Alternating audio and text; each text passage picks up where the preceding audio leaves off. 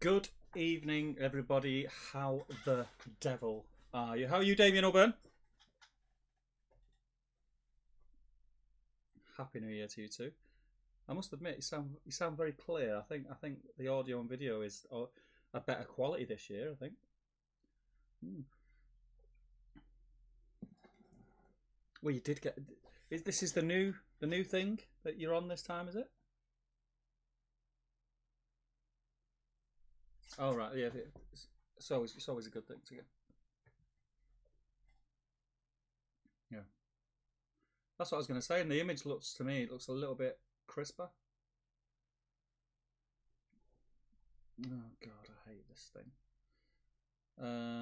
They should be able to hear you.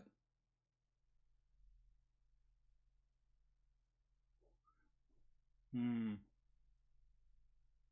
Okay, guys, bear with me. Can you just confirm that you cannot hear Damien? Oh gosh. Right, bear with me. Outstanding. Speak, Damien. Speak, Damien. I'm speaking, Stephen. Speaking. Can they hear you now? Well, we've got to wait 20 seconds, haven't we? I don't know, man. No new quality, no audio. Still no sound. Guys, if you could just let us know if Damien's back on. You'll have to keep talking, Damien. Just sing a song or something. You know that? Fixed. Oh, fixed. Yeah, fixed. boy. Fixed. Can hear him. Hear him. Can't hear him. Can't hear Damien. Yes, that's better. Fixed. It's confusing. I'm fixed. I'm like a technology guru, aren't I? Really? Yes. Now. And we continue in the same fashion that we have for the last 3 years. Can you hear me at the back? There you go. We're off and running.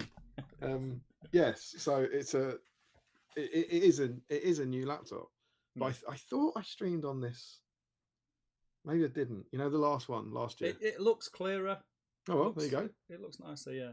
The colours are richer. Yeah, rich. It's nice. How's my blue polo look? They said that it would. It's it would looking add green, mate. It's looking green. They said it would add reds to blues. Check me out tonight as well. Oh, you're on. Oh, I never dared dream. I've only just seen. I'm not gonna lie. It strictly is because I had a white t-shirt on 5 minutes ago, as you well seen, and as I was making tea, I spilt tea on it.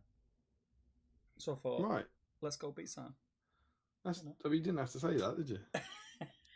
So anyway, Happy New Year! Here we are again.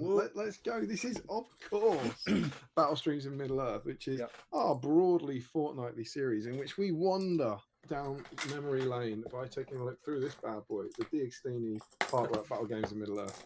And in every episode, of which there are now 75, if you can imagine such a thing, we take a look through one issue and just kind of reflect on the state of the game at that point, and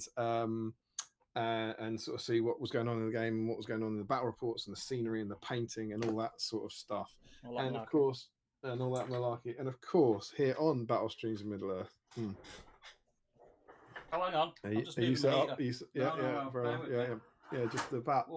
Eager for 2023. Yeah, we've got a lot to get through, man. We've got to get lots to get through. You're on Battle Streams in Middle Earth. The point of the channel, of course, was to try and help you clear your backlog. Yes. So the way this kind of originated was the idea that we would just paint for fun, and we just get together and have a laugh and paint some stuff for fun. So we have a theme every week, and you can get involved and join in. But the whole point is meant to be that you're painting these models not because you need them, but just for the pure love of the hobby, to paint something for fun. Strictly for the lols. Strictly for the lols. Yeah. We've got I don't even know which bit to get to. We've got so much to get through. Well, do we just kick off and say welcome to season 3? No. 4. Oh yeah, 4. Do you see? Yeah, that's how it works. Yeah, that's how it. Do you see? Indeed. Go on, Steve. Have another crack. Go on. You got this. Season 4, welcome. Season 4 of BSIME. That's crazy, isn't it? Because we've been here for 3 years. It's like, what have we got? Nothing better to do with our lives? Nope. Nothing. Can you believe it? Can you believe it? It's mental and stuff. we actually had a little discussion about this. It's always been weird for the last 2 years when we celebrated the anniversary that I think the first ever stream was on January the 19th, I want to say. And so it's never been quite 3 years. We've always had this one kind of an almost annoying stream first where it's like, well, we're not going to celebrate it, and it doesn't, but it's the start of a new year, but it's not quite the anniversary. But this year, because of when we're doing it, it's actually closer to the 19th than the next stream will be. So we're pulling it forward and we're doing it. Our first stream of the year is also our kind of 3-year anniversary this year. Yeah, it's mental. It's mental when you stop and think of it. It's pretty cool. It's insane. We've also got 75 episodes. We will never get them 75 times 4 back. Yeah, indeed. They're gone, man. I wonder how many hours it is. If you average it, average of 4.5 times 75. I mean, I'll just whack it in the old. That's 400, no? Calculator. 75 times 4 is 300. So 337 and a half hours. There you go. Yeah. Every one of them joyous. Yeah. Love being here, you Steve. I know what you're all thinking. We're obviously celebrating, and how do we celebrate here on BSIME? We drink, we eat snacks. Yeah, but when we really want to push the boat out. Oh, Steve. When we really want to push the boat out, like we check the bank, we see what's in the funds, and then we go all out, and we have a display that would rival the firework display on New Year's Eve around Big Ben. Mm-hmm. Via the medium of a party popper. You wouldn't believe it, Steve. You've got to. I haven't got any. You haven't got any? Didn't have any. I think I blew them both on the Aowen special. Oh, that looks dangerous. Oh, TNT.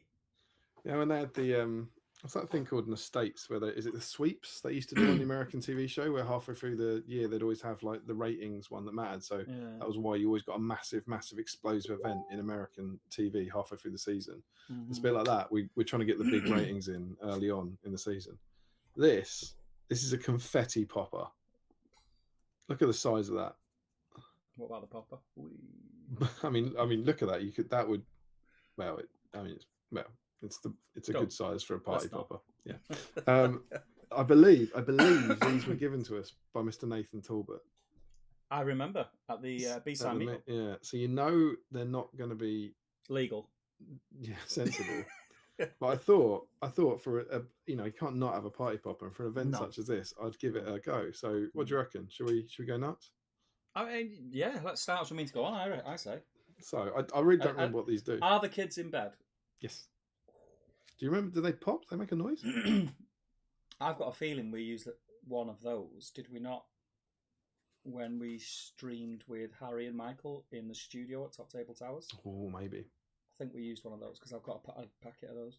Did it make a noise loud enough to wake up 2 children and set a smoke alarm off? I think it woke up the street and set house alarms off. Good. I can't remember. So obviously you can see live. So I'm gonna kind of hand over to you to sort of say, is that what sort of angle are we looking at? Do you think? I can see all your Funko Pops and the money you've wasted on silly hobby stuff. Yeah. Sorry, you're talking to me about the money you've wasted on silly hobbies. What is it that's flying on his way to you right now? Let's not. Do you think that's the height of a confetti popper? Do you reckon? I think I could. Yeah. Let's go with it. All right, so I'm gonna into shot. Are we ready? Yeah. Do you want to sing Happy Birthday to the stream for us? No. Oh, come on, Steve. Do you want to? No, I need to. I'm doing the party popper. I got the explosives. You do the singing. So I'll do a countdown. Everyone can sing Happy Birthday in there. Yeah. Count down from 10, and everyone at home sing Happy Birthday to our stream. Yeah. Here we go. Am I going after 1 or on 1? I think you should go. Yeah. Let me say 1. Yeah. And then do it. Brilliant. Okay. Yeah. 10, 9, 8, 7, 6, 5, 4, 3, 2, 1. Jesus, that was loud.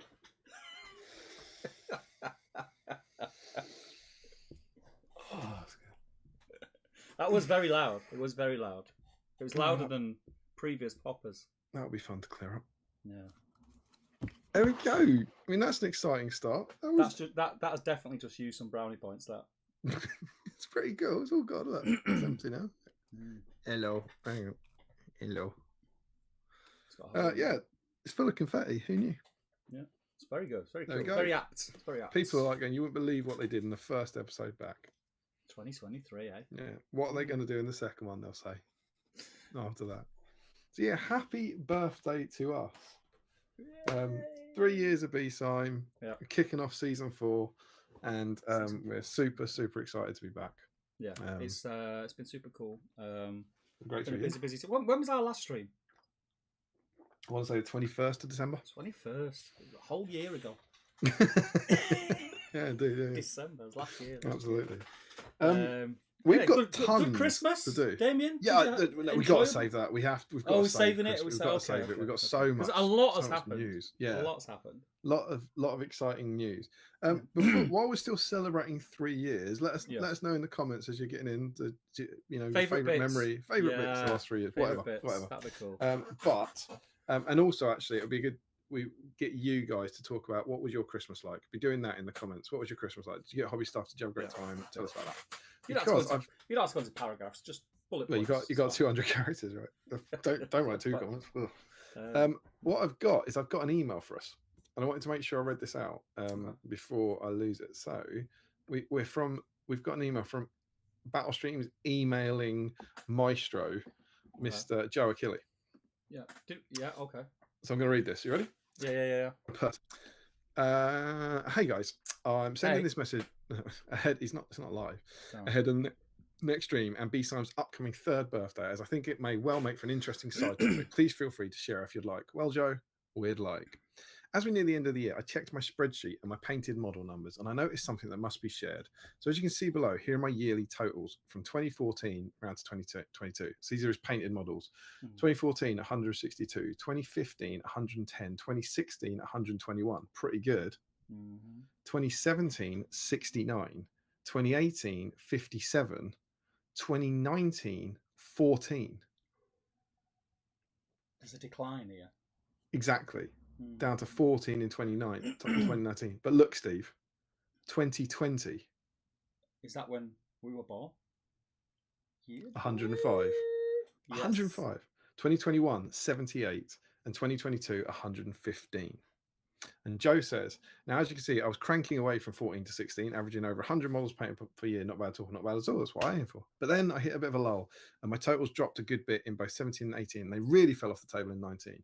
Obviously, a discouraging pattern was clearly emerging as I averaged only 40 or so models painted for those 3 years. Not good at all. But then BSIME came along in 2020, and you can see that my totals jumped up in an amazing way from 2020 to 2022, and I'm now back to averaging about 100 models painted per year.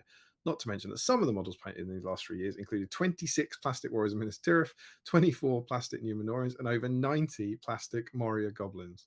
All BSIME models through and through. So to recap, this is just a very long-winded way of saying a big thank you to both of you for 3 years of BSIME, and to illustrate how much these streams have helped to reignite my painting progress and how BSIME has affected my hobby in such a positive way. Cheers to you both, and here's to several more years of stream snacks, deep dives, whip threads, prize draws, flying through the chat, and kicking ass and taking names. Yeah, thanks very much, absolute Joe. Legend. I think I'll just add to the end of that Joe, as much as he's saying, thank you to BSIME, and it's a big part of his hobby now, I think Joe is a big part of BSIME lore. Absolutely, yeah, absolutely, yeah. Without doubt, he's been around and has been a constant supporter of us. So thank you to you, Joe. You're a legend. And more on Joe later. He cooks nice meat. Lovely meat. But I thought that was lovely because it sums up how I feel about streams. It's done the same thing to me. I love that he's painted backlot models, and I'm sure a lot of people kind of share that sentiment about, particularly in those early years of COVID, of just clearing back. Well, my entire hobby's changed because of this, without a shadow of a doubt. So, happy birthday to us. How cool is that? 3 years and 75 episodes. We said before we came on, it's no easy task to get 75 episodes of anything on YouTube, and we're very, very proud of it. So thank you to all of you watching. It's going to be weird when we get to 99 and stop. It is. We've actually got 60 people in for the season premiere. That's awesome. So welcome, lovely to see you. Welcome. Should we give a little bit of an itinerary of what we're going to cover tonight? I think it's probably a good, and then we can. By all means, go. Yeah. I'll let you do it because I get something wrong. I always do. Right, so you've just set me up. Yeah. I've got a great idea. Should we do this? Yeah. You do it. Why don't you do it? Okay, well, I'll tell you what. I'll fill. I'll go on. what's at the forefront of my brain. Go on. Go nuts. And then you fill in the gaps, because no doubt I'll forget something. Yeah. So, as we said, we are celebrating 3 years, and this is the first stream of 2023. So, yay for us. But also, we do want to celebrate the fact that we did, just before Christmas. Oh, what a guess! Yeah, boy. Is yours still in cellophane? Is yours still in cellophane? No. Oh, mine is. You can't actually. Yeah, should we smell it together? The only reason it's in cellophane, I'm not going to give it the big one. I have opened one, obviously, and had a look. I've got 3 of these. I got one from GW. I got one. Oh, that's why it's out of stock. I got one from Element Games to support Element Games, and I got one from Seven City to support Seven City, which is another thing that we could mention at some point in the stream, which is pretty cool. Yeah, I mean, there's so many things to mention. Yeah, so we'll be looking. So good. It smells so good. It always smells good. I reckon they spray them with something. Yeah, we talked about it, didn't we? Did we? I feel like we must have had this box because we talked about it at length about the way they should bottle the smell. Because in reality, they've come out of like a warehouse. They've been sat there for ages. They should smell like rat piss. That's the outside though. That's all on the cellophane, isn't it? You get the cellophane off it, and inside it's just beautiful. Yeah. So we're going to be having a look at the new starter set and what's in it. And I think because we're not going to be going through an issue today, it'd be cool to have a look at the little scenarios that are in there and what they're about and things like that. That'd be quite cool. We will also be discussing later on, for those of you who are getting involved, on the next stream. We're not going to go too deep into it this stream. The terrain competition. Yes. Yeah, because it's. So do you want to say what the theme is today, given that we're here? The theme is Battle of Osgiliath, isn't it? So in the whip thread, I was getting to this. You've just made me like. Now my head's gone. I had an order and you've messed it up, but I'll go with you. So the theme is Battle of Osgiliath. So normally, like anyone who's been here before knows, we have a theme of a certain issue number in the magazines, and we try and paint the models or things that came in said magazines. And anyone that enters in the whip thread and shows us that they are on topic, they don't have to be on topic. You can be painting whatever you want, and we still want to see it. But if you are on topic, you get entered into a draw to win, Damien. Oh, Stephen, I don't believe it. Look at that. Do you know what they can win? Go on. They can't win that. No. These are beautiful, beautiful purple BSIME dice. Yeah. Money can buy those. Yeah, regular payments of money can buy this. Do you know what money can't buy? What can't money buy? This bad boy. Oh yeah, 2023. There's the dice on topic. Yeah. We have a black Battle Streams in Middle Earth dice. Yep. So where are this? Boom. There we go. That will be going to one of you tonight. So the theme that we are going, like I say, is Battle of Osgiliath. So anything from the new starter set, if you're working on it tonight, get a picture of it in the whip thread. You will be entered into the draw to win one of those black dice, which I think is pretty cool. And there's plenty of new stuff in there as well. It's very BSIME. It's very BSIME because there is older models in it, plus new shinies. Yeah. So you've got, if you want to go down the retro, because it doesn't have to be from your box. It just has to be in this box. Yeah. So you've got the choice of Moran and Orcs, Warriors of Minas Tirith, or Rangers of Gondor. I mean, let's be honest, we wouldn't know, would we? Nah. You could have had Moran and Orcs in your drawer for 17 years. Yeah. And you could get them out and start painting them, and you'll still be entered. Well, that if anything, that would be better. That's more BSIME than getting them out the starter set, right? Because you would be. Go on, do it. My hands are covered in stuff. Clearing them up. From the retro point of view, that's smart. But on the other hand, if you're new and you don't have a backlog or something, you've just got the starter set. You got the wonderful new Gothmog. Yeah. You got the wonderful new Rangers. Yep. And you got the scenery. The scenery is super cool. I'm sure we'll be chatting about that, but I imagine we're going to actually have a little dig through this. So that's what's the theme today. So anything, any model that appears in the starter set, including the scenery, you will, if you're working on that, it's there. Is that it? Yeah. That's it, isn't it? Yeah. There you go. Look. But do not worry. Oh, and the troll. I didn't mention the troll. Are not. Yeah, the troll as well. Do not worry if you are not working on any of that. Whatever you're working on tonight, we do want to see it in the whip thread, so get it over there. It's in the Great British Hobbit League. If you are not a member, you need to be. It's the place to be. It's where all the cool kids hang out. So we've got that. What else? So that's the topic of the week. Get involved, get painting. If you are new here, all you have to do is start working on them. So don't worry about it. You don't have to finish them. Just get a sprue out and start clipping away and start assembling them. That'll get you in, and we'll give away a dice at the end. Yeah. So that's that, and then we have news. Someone, I think Frederick, has already asked about the next stream. So why don't we do the date that we think we have for the next stream and why that date is super important, shall we? Yeah. So we spoke earlier this week. We spoke a couple of times this week. It's been nice, mate. A lot of chats. It's been nice, isn't it? Yeah. Nice. We spoke earlier this week, and on both of our schedules, it looks like bang on 2 weeks. The 27th is going to work for us. So the 27th of January is the next stream, and that in that stream, Damien, the theme is. Are we going there? Are we going there? I think we don't have a theme, do we? And you can hear people dropping paintbrushes all around the world. It's going to be a different stream. It is.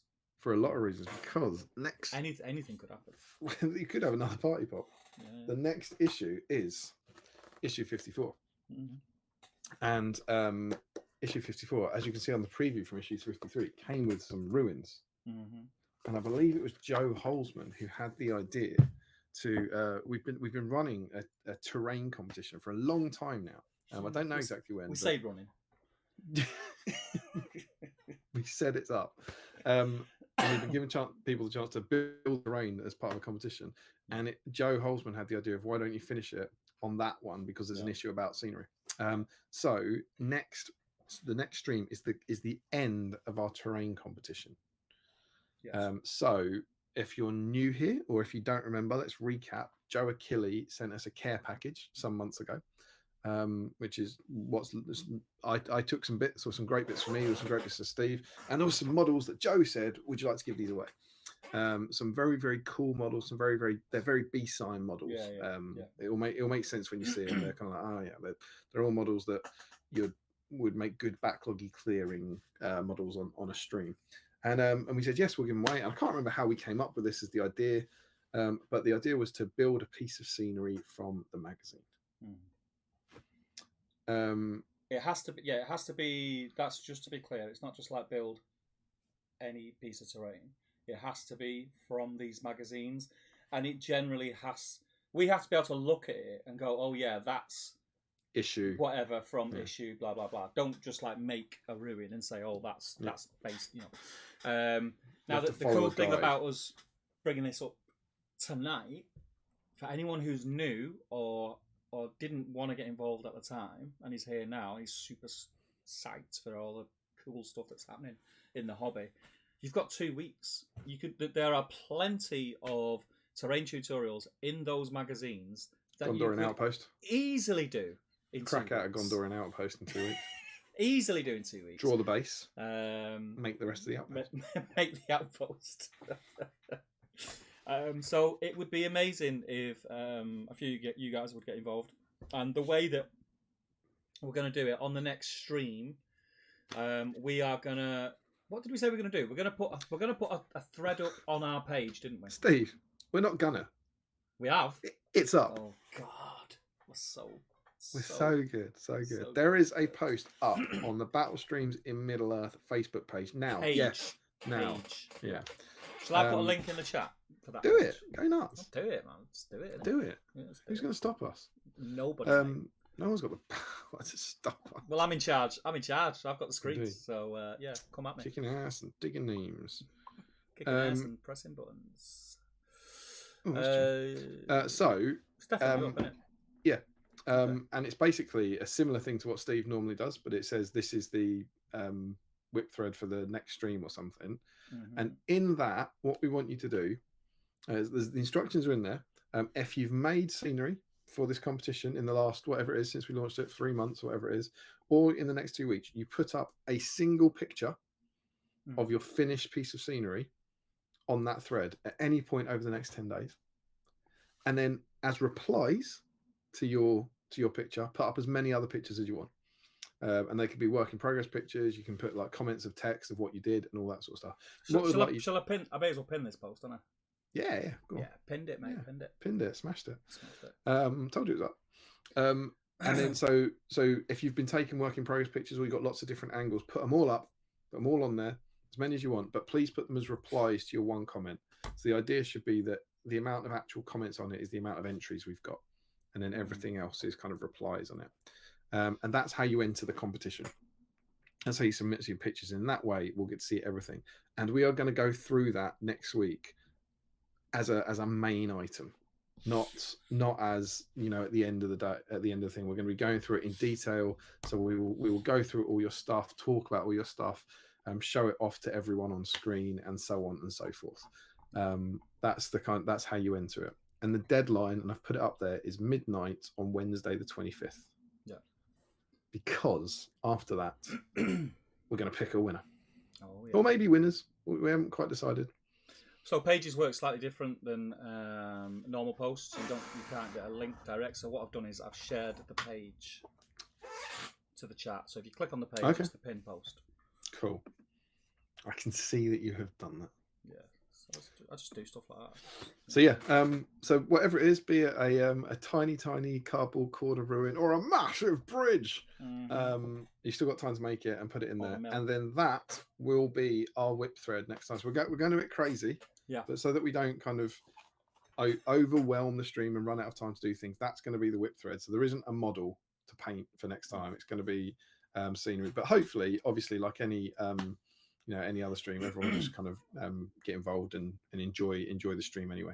But it's gonna be exclusively scenery, and then hopefully you'll enjoy that, and we will have a winner who will win this awesome box started by Joe Achille and supplemented by Steve. And it's going to be we don't know exactly, but it's going to be worth around about £100, we reckon. And possibly more. So it's a prize worth fighting for. So yeah, that's I definitely know that some of you have been doing it. So get those comments in, and we'll be kind of tell your friends about it. Make some scenery over the next 2 weeks, enter it, and you might be on a chance. And that's and you can post as many pictures in there as you want. So you can post the actual whips and the final. Awesome. as replies to your comment. Own one. Don't like pebble dash the thread with random pics. But that was super cool to see. Like the progression. And hopefully in the next stream, one of the main items will be us taking a kind of sexy walk through a whole bunch of BSIME terrain, and we'll see. And if only 2 of you enter, 50% chance of winning. 50-50, mate. 50-50. Not Can I a just problem. say, because we'll probably I meant to say it straight at the beginning, and I totally forgot. Big thank you to Rory Campbell for joining our Patreon. Thank you very much. Namaste. You are most welcome. And I've not added him to the chat yet, Damien. Have you? I messaged him. Yeah. I messaged him in the chat saying, "Message me." I think he's messaged me. Just let me check. Oh, he messaged you? Yeah. So that we could add him live, but he didn't. He ignored him. I'm gonna add you now, mate. Which I find slightly hateful. Probably just wanted to speak to the best one, but Rory Campbell, welcome to chat. He's in, mate. He's only in the chat. And he joined the Patreon scheme at about 8:55. What a time to join on a stream night. Welcome to the family, all our other Rory. patrons. Can you make Rory feel most welcome the way you normally do? Welcome to the Madhouse, my friend, and thank you very much for your support. It is massively appreciated. And there we go. I had a little note on my phone to say that. So yes, the terrain competition ends in 2 weeks. There is a whip thread for said competition on the page. The link is in the chat.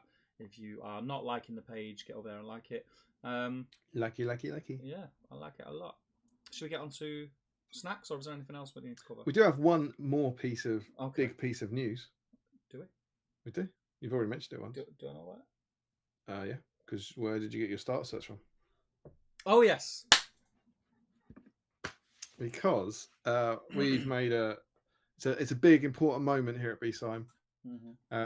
We, New Year, New Us, have an affiliate link. Yeah, boy. And I think it's fair to say this isn't something we've particularly kind of pushed or chased On Battle Streams, we've been very, very kind of chilled out and relaxed on here. But there was only ever one shop we wanted to work with. We would have worked with, and we liked them before it was cool. We were sending you all there over lockdown. But we now have an affiliate link with 7th City Collectibles. Run by, amongst others, our great friends Will Champion and Barney Menzies. So they're an awesome store. I've now had the pleasure of going there. They put on great events, and they've got a ladder's cave full of models, as well as stocking all your favourite lines. And right down there in the description of this video, if you can believe it, the link is already there. And so you know the deal with affiliate links. It's the only one we've got. It's the only one we've got. It's the only one we're going to get. But if you would like to order through them for your hobby products, you help them out. They're a great business, and we get a teeny little cutback as well. So doesn't cost you any more. If you're not sure how affiliate links work, basically you pay the normal price, which is discounted from the RRP anyway, the third-party retailers. So you get it cheaper than RRP, and by clicking that link and buying through that link, what happens is they get like a little ping at their end saying you found them through BSIME, and they go, "Oh, cheers, lads. Is 7 pence. Thank you very much." I do, and we need that 7 pence. We do. We need it. And so I thought it'd be great as a kind of fake community activity, but really a way of making money out of you all. Why don't you all go and buy something right now? You could just test it out to see if it works. All you got to do is pop down there on that link and go and order like a starter set for the Battle of Osgiliath. And I'm sure you'll correct me if I'm wrong here, but they do have a pretty awesome second-hand section. Yeah, that's the Aladdin's Cave I mentioned. They've got an amazing second-hand section. I'm not sure how much of it is online at the moment, but it used to all be online. But if you can get there, they're based in Nottingham. Go and have a wander around it because the stuff's amazing. But yeah, they've got tons and tons of second-hand stuff at really good prices. But why not all go on there and spend £100 on there tonight via that link? And then they'll be like, "What's going on? It must be those awesome Battle Streams guys." Yeah. And then that would be pretty mega. So go on. You know, whatever you want to spend, £100, £200. It's easy with us. £500,000. But yeah, go on there, bombard them. You know, make their online store crash with the power of your sales. And then they'll be like, "God, those BSIME guys, they're really awesome, aren't they?" But yes, so we're very excited. Can I just another point on 7th City as well? I think it's fair to say they're not just another third-party retailer that just so happened to sell Middle-earth because it's cool again. Will Champion, the GBHL League champion of last year, is manager of that store, and he promotes a really good, really cool, really big, which some of our patrons are part of, community in and around the store. So they're big supporters of SBG, so it's well worth spending your money there. He's also running the what's it called, the 7th City GP. Yeah, what it's called. On the 4th of February, I want to say, like a mega event. And last time I checked, there were still a few tickets. Looks like it's an awesome venue. Looks like a wedding venue or something. It looks very cool. Risley Hall, I think it was. Yeah, very cool. And you'll also see Mr. Will Champion, funnily enough, over on Top Table Gaming. I've got to see him at the end of the month when I'm in Nottingham, and we have a couple of things that I need to speak to him about anyway, and some content that will be going on Top Table. So you get to see him. It'll be very cool. Very cool. I'm looking forward to it. Very cool. So we go, get shopping. And anytime we do, should you wish to, you'll be helping us out. So there's some exciting news. Loads of exciting news from us. Stuff. We still have other stuff that we need to talk about, but I think we'll get to that as and when kind of thing. I think that's our news. Do you want to do snacks and then jump I think we should do chat? Snacks because we've been going for nearly an hour and we've not even got snacks yet. It's like crazy. It's all these. We haven't been going for an hour, mate. We started half an hour late. But it's all right. We've been going 40 minutes. You know, what's 20 minutes between friends? I'll go first because I'm running out of tea. And one of the snacks I want with my tea. So I went to the shop. First off, I'm on these because I've been ill for 2 weeks. And I keep getting a very dry throat, as you can just my I like the way you put it on for that. That was nice. I didn't actually. That was weird, but it just disappears.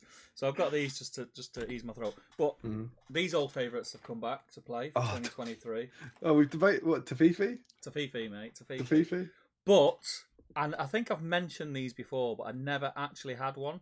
And then it's so 2022 when we were talking about it. And then I was in the newsagent earlier, and on the till, they had a big box of them. So I picked up Cadbury's cream egg.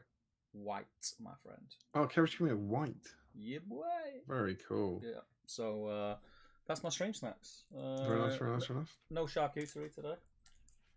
No beer. Oh yeah, I've got beer. You know the dance. I thought you might have been being like careful because you drunk. Well, I have doped myself up on cold and flu capsules. So in reality, you know, I didn't want to promote that.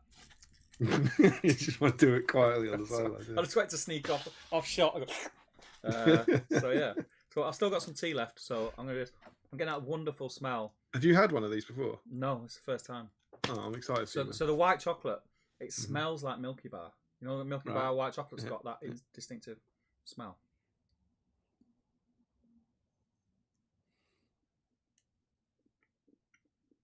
Oh, it's good, mate.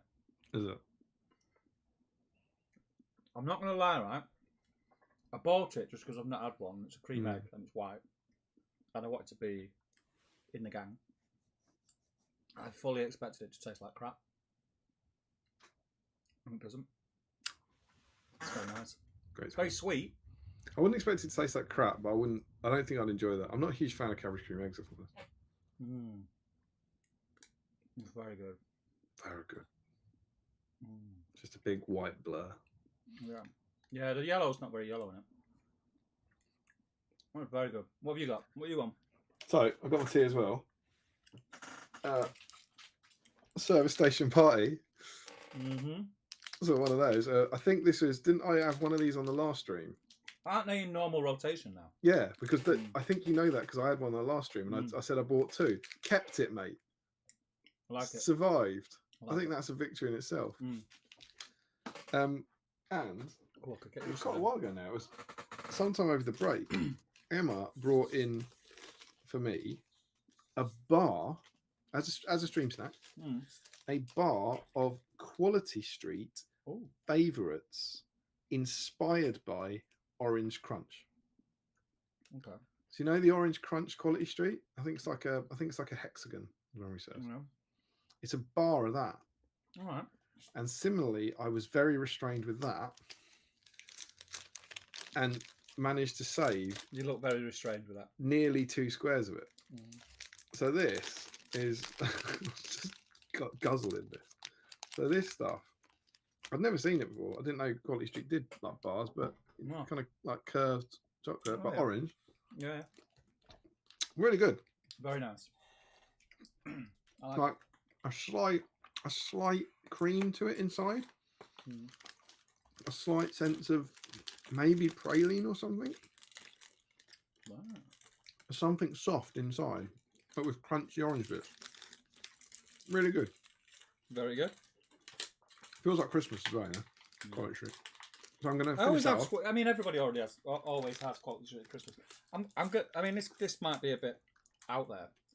I'm not a fan of the chocolate around Quality Street or Roses. I think it has a funny taste to it. The chocolate. A different chocolate, aren't they? Like Roses, Cadbury. I don't know. It's not like it. Did you watch the documentary on over Christmas? I think it was the magic behind Cadbury's or something. It was about how Cadbury's worked over Christmas. Really good. It's probably an iPlayer. The numbers were just frightening.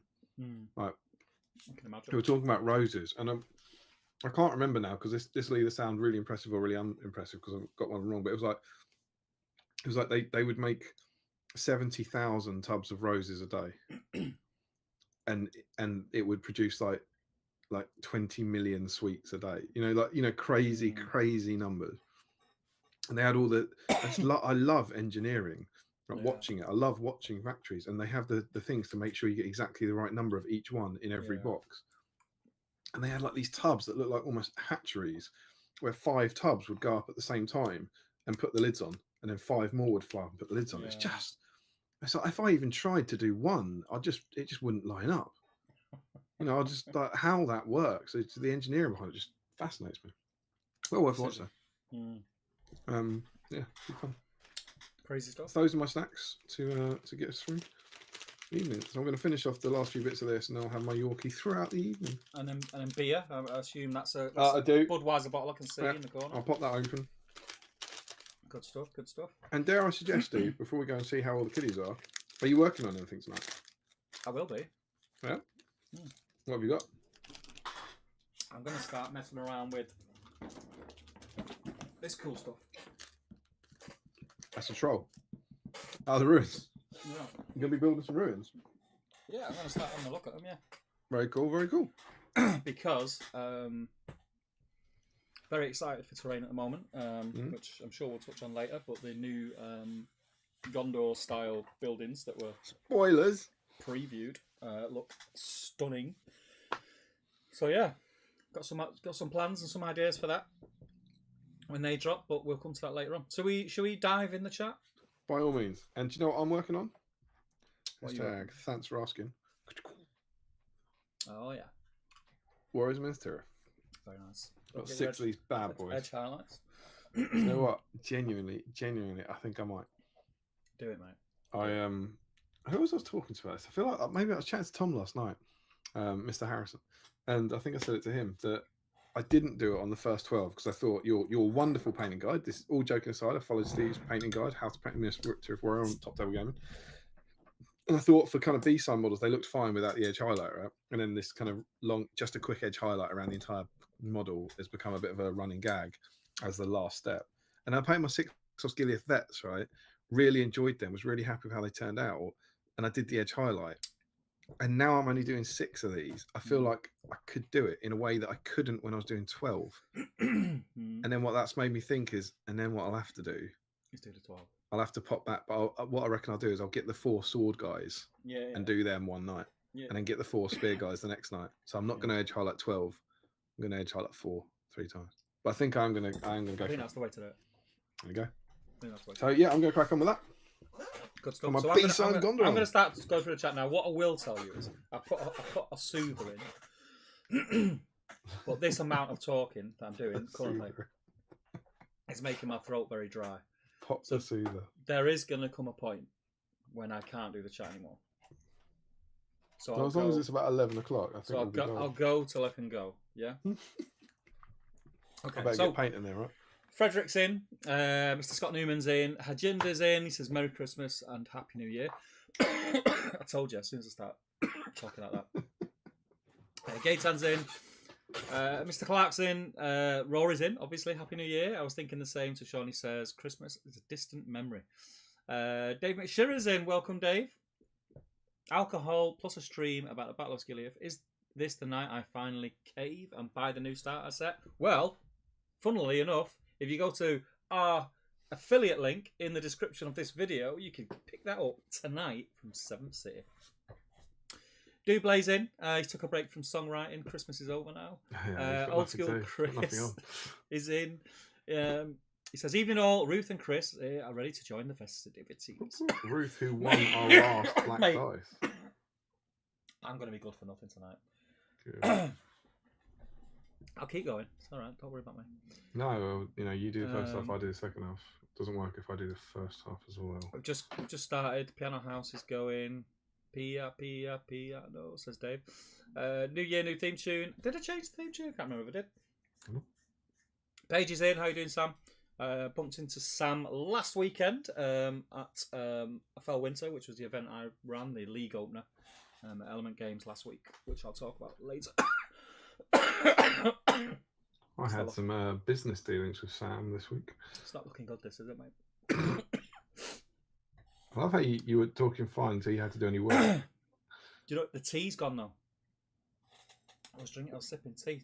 The alcohol doesn't seem to be having the same effect. It's funny, that. I had this problem the other night because I also streamed on I Can You Can Cook. You did. And I used beer, not in the intention of it being like a BSIME where I was just going to drink and get drunk. I used beer in the batter that I battered the fish in. But I had to save some so I could get through the stream and keep talking. And keep sipping it and wetting the whistle. Where are we? Sam Page. Yeah, Sam Page is in. Rory Campbell says, has everyone got the deep fat fryer on and the potatoes peeled? So he tuned in the midweek. Smaug, says Frederick. Mark Greentree's in, he says, Chish and Phip stream, question mark. What's going on, fellow Brits, says Harry Bates. Welcome, mate. Joe Holzman says, good evening, everyone. Hello, Mark Fry says, hello from Guernsey. I've watched since all streams, but the first time in the chat. Well, welcome, Mark. It's great to have you in the chat, my friend. I hope you're well. That's I can say it's funny. It's not funny because Guernsey's not that small, but of course we have our very own Mark Stone, one of our patrons who's from Guernsey, and well, your name is also Mark. Is everyone in Guernsey called Mark? That's all I've got. But there's another lovely Mark in Guernsey who plays SBG. So if you are, he's a legend. You should hit him up. He's one of my teams, one of the Wanderers. Dan Scott's in. Matthew Allen's in. How you doing, Matt? Let's scroll down. Bit of a late one for you guys, says Harry Bates. Yeah, it's a bit later than normal. Only about half an hour, though. Bit of an early one for you, mate. You're up early, aren't you? Oliver Craven has just subscribed. Thank you very much, Oliver. Oh, subscribers, we need them. That's cool. Hit the like button, peoples. It can't hurt, says Mark Greentree. This is correct. Stephen Ryan says hello. Janelle Mo's in. He says greetings. Destro's in. Hestonian greetings all. Welcome, pal. Jakey is in. He says evening all. Gary George. Jakey? Just Jakey? Just Jakey. Do we know a Jakey? We know Jakey. You know Jakey, don't you? Jakey from Ends. Right. Gary George. Good morning, folks, from down in South Australia. Oh, the Australians are in. Yeah, they love it. Marcus Bader. Good evening, everyone. Dave Walker. Yo, Dave. Damien's muted. Yay. Oh, here it comes. Oh, you guys are 2 minutes early, says George Galloway. No audio from Damien. Best stream ever. Says Green Tree. Sean Clark says no sound from Damien. Love it. Sam Page says we can't hear Damien. Keep this going. Rory Campbell says starting to doubt some of these. No sound from Damien. This could be the one to beat the rest. Right. George Galloway says no sound from Damien. It's the best stream I've ever watched. Yeah, good. David Shearer says love it. Can't hear Damien. No sound, Damien. Oh, they started early. New quality on the audio. No audio, says Sean. You'll never guess what. You never guess who's in and couldn't hear you.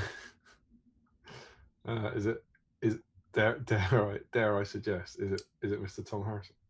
It's Mr. Tom Harrison. What a time to be alive! I don't even know if to say hello to Tom because this was. He's gone at 9 o'clock. So, is he still here? Probably not. But if you watch it back, which you won't, welcome. He's painted. You know, he's currently batch painting 38 Dale models. Oh, is he? It makes me feel ill. He's been doing it for like months. I struggled with 10. That is grim. He does it with oil paints as well, doesn't he? No. He hasn't used. He's using normals. Yeah, he hasn't used those humble paints in years. Oh, good. Dan Nelly's in. When started there. Frederick says, "Are you trolling us?" Harry Bates says, "Only the best. New quality, no audio." Says Max Beta. Let's skip down to where we can hear you. Let's have a look. Fix. Cannot hear Mr. Burns. Frederick. Ta-da. Great. There he is. We can hear him now. Works now. There we go. Morgan Morris says, evening everyone. How you doing, Morgan? Any update on the foot map theme and maybe dates? Old School Chris says, oh no, we can hear him. I like that you just ignored that one. We've answered it, haven't we? Yes, I suppose. We know the next one. So, you know, I just try to get through it, mate. Say that rather than. I don't know how long I've got. I mean, now we're wasting valuable voice here. Wasting words. We're wasting valuable voice. Well, you've got 473 characters left in me. Old School Chris says, oh no, we can hear him. Hey. Mark says, new uniform, Steve. It's not new. This was from our last BSIME meetup. Boom, boom, boom. I think, do you not think it's a joke about the fact that you're never wearing it? It could be. Don't know. I'm going to go with a good intention. Gary George says, you guys. Cal's in. Calman Steele's right. Calman Steele's right as I live and breathe. Good evening, guys. I hope you're well, my friend. That guy is immensely attractive. He is very attractive. Great beard. Great beard. Strong beard. Looks like good as a miner. I'd let him mine me any day. He did, though, didn't he? He did mine. He mined me good. He's the one that caused all that trouble with that tracking. He did. Good evening, guys. He says. George Galloway says, just cracked open my Osgiliath set for the first time. Boom. Perfect night to do it. Crack open a Budweiser, Damien, says Harry. I did. Oh, my throat. Evening all, says Katie, not painting, as Kristen and I are away from home, missing painting along to the stream. Oh, well, I hope you've had a very nice break, and we're absolutely flattered that you're tuning in. Well, they're heading to an event. She popped in the Patreon chat earlier. They were going to an event tonight, but were hoping to catch the stream. So I don't know if it's when they're driving or what. But lovely to have you in. The matters have us on the Bluetooth in car. Season 3+1, lol, says Frederick. Annie season 3 in the title, lol. No, wait, it says 3-year anniversary, says Frederick. Yeah, get your facts right, Frederick. God, season 4, mate. Yeah, he only screwed up how he said it. He didn't screw up how he typed. Tom Spate says, evening all. Carl's in, he says, evening all. So glad you're back. So glad to be joining in love again. Hope everyone had a fab Christmas and a great New Year. Me too, we did, mate. Hope you're right. Josh Crosby says, Damien should sing happy birthday to BSIME. Dublé says, my first stream was the 2nd anniversary, so first birthday for me. Oh, brilliant. Frederick says he's seen bigger poppers, he says. Yeah. And he says, I actually have some SBG Santa Party poppers. Might pop them or one of them. Mark says, has Damien used a textured rolling pin on his ceiling? That's the old Artex, that is it? That's an Artex that we moved into that has never been redone. Love a bit of Artex. You gotta love a good bit of Artex. Yeah. Ryan Cuthbert says, evening all. Sam Page, happy new year. Ryan Cuthbert says, hope everyone is well. We are well. I hope you're well as well, my friend. Matt Hudson says, evening all. Hope you're all good. And Is that Matt Hudson? That's Matt Hudson. Matt Hudson, one of the winners of our Christmas competition. We need to go shopping, don't we? We haven't forgotten you. We need to get on that and go shopping with you all. Yeah. Dale says, good evening, friends. Not been able to catch the last two live. Happy birthday, BSIME. Dale Groves, I live and breathe. Luke Johnson's in. He says, evening all. Bon anniversary, BSIME. And Larry says there was supposed to be one on the 24th, but for some reason it never happened. Classic gag. Every year. Every fucking week. Ian Whitehouse is in. Welcome, my friend. He says, what super smashing great content for those 3 years too. Well done, lads. Who was that? Mr. Ian Whitehouse. Oh, thanks, Ian. Eric L says, happy anniversary and afternoon / evening, everyone. Hope you're all well. I need to wrap up work, but looking forward to joining the stream in 2 hours. Cheers to 3 more years. Whoop, whoop, whoop. And Carl says, well, we all know the answer to this is Damien jumping out of his skin multiple times. Oh, that was your favourite moment. Where are my glasses? Strong moment. Strong. It'll never happen again. George Galloway says, my favourite B-side moment was Emma scaring Damien with a beard. Don't think I've ever laughed so hard. Frederick says, got the Alan Lee illustrated Lord of the Rings / Hobbit novel box. Very nice. Mm-hmm. Carl says, the Aomer and the Bin journey. Good times. Andrew Pennington says, 3 years. Where the hell has that time gone? Fond memories of you two keeping us sane through the madness of COVID. I feel like we haven't heard from Andrew in a while. No.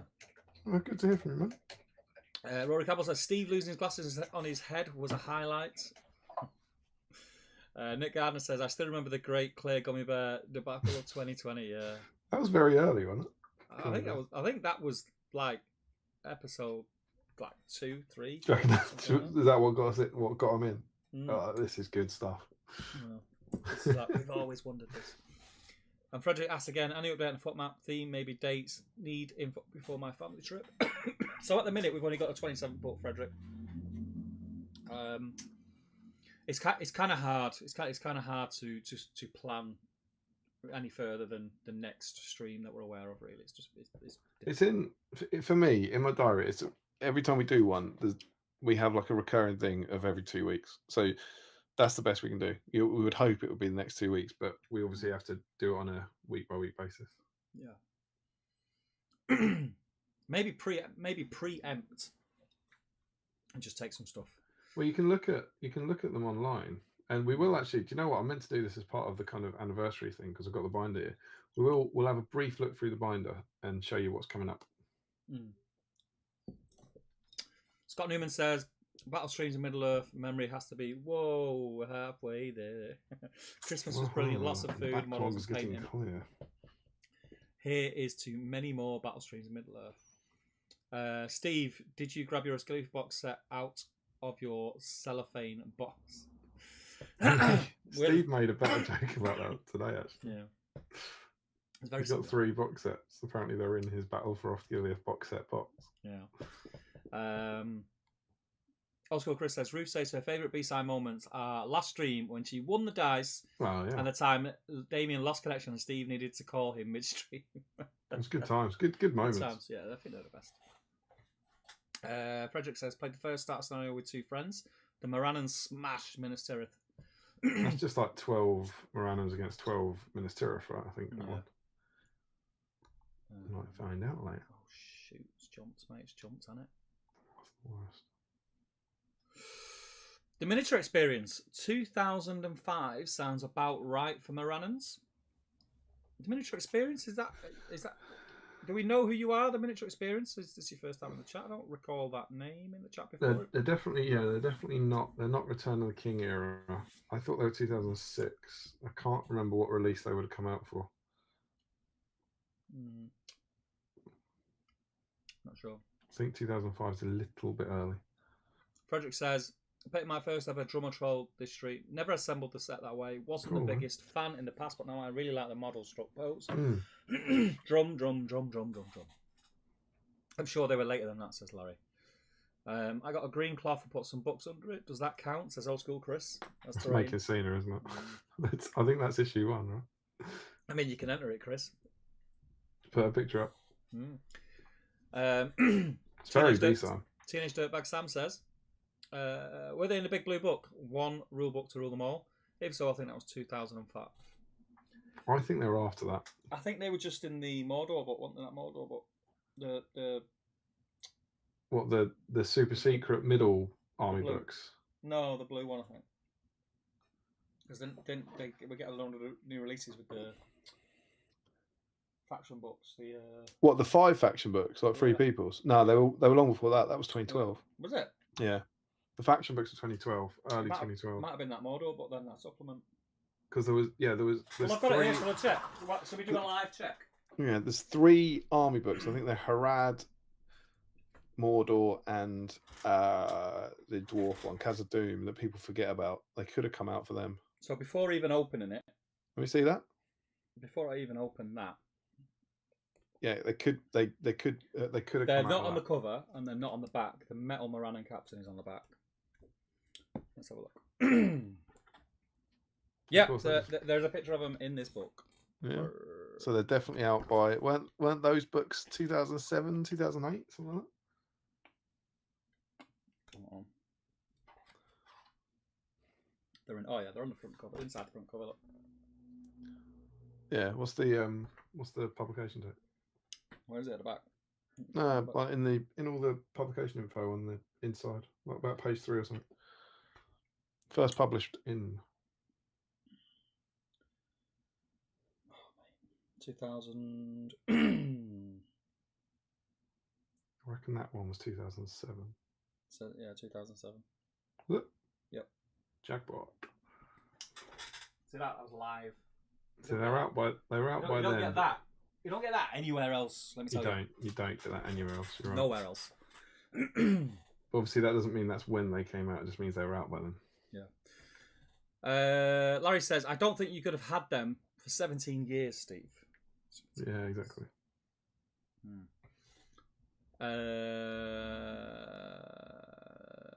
Done that one, I know. Done that one. Done that one. Done it. Done that one. Mr. Michael Haskell is in. Welcome, my friends. Good to see you at the weekend. Legend. Christmas rundown. 1, new box set from my wife on the day itself. 2, lovely. Won a lovely wetter wintry hobbit hole and an Entmoot draw. Class, lovely. Like it. 3, finished my Witch King on Felby's first outing in Felwinter last weekend. It was great to see you, Michael. It was great to see you. Always is. Yeah. Didn't you link to some George Michael? Yeah. Yeah, he went nuts before 7 Stones last year. Me, him, Harry Parkhill, Tom Harrison went for dinner on the Friday night. George Michael tribute act in there. Haskell lost it. Oh, I love crazy. George Michael. Yeah, I love George Michael. He went crazy like you've never seen Haskell before. I can imagine. He was 3 Riojas in, and all the regret. Careless Whisper comes out. That's it. You know, Jesus to a Child. It's a classic, man. It's a classic. Larry says, I think that still had metals. Twinkle Caves in. It says, morning all. I'm just dropping in after a run. New personal best. Nice. I'll catch up on the archive later. Keen to see the announcement. Larry says, Sprue is dated 2007. Larry is right. Boom, boom, boom. Egg 1 is not Sven. Ah, so he's eating Kinder eggs. His stream snacks must be Kinder eggs, and they're frozen and/or Jurassic World ones. Affiliate links, asks Frederick. Wow. Sell out shills. Get a German affiliate. Try Taschengelabadabadabadabadabo, like Peach of the Paint Phase. Read that again. I can't read it, mate. It's Taschengel. No, the start of it. The start. Get a German affiliate. No, the start of his comments. Read. Affiliate links. Question mark. Wow. See, I think you said. I think you said something like affiliate links asks Frederick Schultz, which sounded like there was someone posting in there called affiliate links. No. Who was asking Frederick Schultz, and I was like, that's a really well timed user. I think you misheard that. To come in. I'm pretty sure that's what you said. No. Because I think you played the role of Frederick Schultz. I think you said affiliate links asked Frederick Schultz. I think you were playing Frederick Schultz. But by the magic, hilarious wonder of the British language, that made it look like there was someone called affiliate links asking Frederick Schultz a question on the very night that we set up an affiliate link. Imagine. Oh, you know what? While we're on the subject of funny names in chats, when I go into the Patreon chat now, I have not got a clue who's saying what. No. We talked about this. The nicknames, terrible. I have not got a clue who's saying what. You know what you are, don't you? Nope. Oh, do you not? Oof. I assume it's something to do with glasses. If only. I can check it. I'm going to check it live. Yeah, no, it's dreadful. It's a dreadful feature.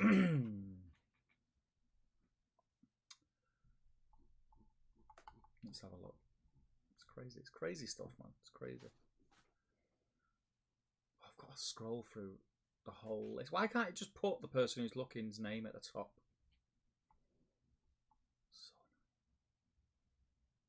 Terrible snacker. Where's that come from? I can't remember. Jeez. Anyway, terrible snacker says. George Galloway says white cream eggs are uncomfortably sweet. They're very sweet. I couldn't eat more than one. One is far enough. I like the phrase uncomfortably sweet. Pagey says. Pagey. Nick just let out a cheer when that white chocolate cream egg appeared. They are a favourite in our house. They're class. I love that you're watching together, guys. Yes, I love it. Jolesman says, one of the boys in my class is determined to find one of those cream eggs that wins you 10 grand. He claims to have eaten 16 of them. Yes, oh my God. It's not a good strategy. No. You can't just keep eating 10. You can't keep eating Cadbury's cream eggs in the hope you win 10 grand. No. We won't be around to spend it. You need to buy them and throw them away. He'd win 10 grand and have to spend 10 grand at the dentist to get a load of veneers put in. Frederick says, Steve just asked the alcohol. Steve just asked the alcohol stroke meds for forgiveness instead of permission. That's the one. Stoney's in. Ahoy, ahoy. Hey, Stoney. Mark Stone. Got a friend of yours. Yeah, Mark Stone. Mark Stone from Guernsey. Mark from Guernsey. You should go and down to St. Peter's Port and have a party, man. You'll love a bit of that. Party. Party. Katie says, I love cream eggs and love white chocolate. I will have to hunt one of those down. They're very nice. Frederick says, excuse me, a big white blur. The yellow is not very yellow. Do mug thing. Too many minis is in. Man, I don't have any snacks. Pain. That's Mr. Ozzy Hurst, isn't it? It is Ozzy Hurst. And it's funny, Ozzy, that you're in, because literally just before we went live, I was looking through YouTube Shorts on the Top Table YouTube channel, and your short came up showing your Slow Grow campaign, the little gaming group that you've got of Middle-earth players, which looked very cool, by the way. Really like the venue, and I noticed quite a few patrons in that little short. So, really? Yeah, keep flying the flag, man. It looked awesome. Yeah, I watched his video about getting into his Slow Grow, because he's doing basically what I'm doing at this time of year, just painting like ministerial stuff. It was very, very cool. That's very cool.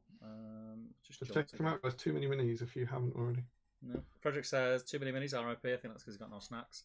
I hope that's because he's got no snacks, Larry. Frederick, I mean. Larry says Damien was supposed to have some extra stream snacks, but there was a complication that was definitely not at all avoidable. I'll tell you this, right? So Larry, legend that he is, has sorted me out a model I was after, and I'll read you. I don't want to misquote him, right? I don't want to lie. Don't ever want to do that. Particularly because I'm fairly confident I'm in the right, not the right, but okay. So we said, I was like, yeah, that'd be amazing. And I said, have you got my address? And he said, I hope so. You haven't moved, have you? And I said, nah. And then I wrote the first line of my address, which, because I'm not you, I'm not going to read out. Yeah. I wrote the first line of my address. That was on Wednesday, right? So he checks, you haven't moved. Then I say I haven't moved and confirm my address. And the next message, it's highly possible I might be an idiot who was a hurry to get packages sent before having to get to work. But I didn't think about what is and what isn't actually Twickenham. So it's possible I may have accidentally sent it to your parents. And then I sent him like my parents' address. I'm like, this one. He went, yep. He sent me something there before, and to use Larry's own words, just scrolled up until I hit an address and didn't question it. So my mum, Larry, I haven't told you this, it safely arrived because my mum sent me this arrived for you today, which is weird. And it was zoomed in, so I couldn't tell, but I assumed, Larry sent me one model. I kind of assumed it was going to arrive in a like really useful box like this. Yeah. For old time's sake. So I don't know. I'm actually going back to my parents tomorrow, so I'm excited to see what it is. But he seemed disappointed that we wouldn't have it. So what I think I might do, if he can confirm that it's not a puppy, I might save it for the next stream. That's 27th. Yeah, it's a good shout. But thank you, Larry. Thank you, man. I appreciate it. It's a good shout. Who doesn't like getting posts? So thanks for making my mum happy. Sean Clark says, excuse me. Again, excuse me coughing. I've got a terribly tickly throat. They do a purple one bar as well, says Sean. Yeah, I've seen that one. Can you hear that? What, you gargle? Yeah. Yeah, I hear you gargle, yeah. Oh, because I was doing that to, make you angry, but I was also now curious what things you can hear. Well, so because you can't hear dice, right? I think either this software or the microphone on that we use. Should we try it? I've got built-in sound gates. Because can you hear this? Yeah. All right, so that's weird.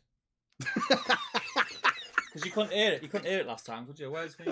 You said so you can't hear it. Oh no, you can't. All right, should we try it? Because people loved it last time. Yeah, go on. So here's some dice. Yeah. See, now I can hear it. Can you? Yeah. Were we on Zoom last time? Weren't we on Zoom? No. Did something go wrong? No. No? No. You can hear it now? Yeah.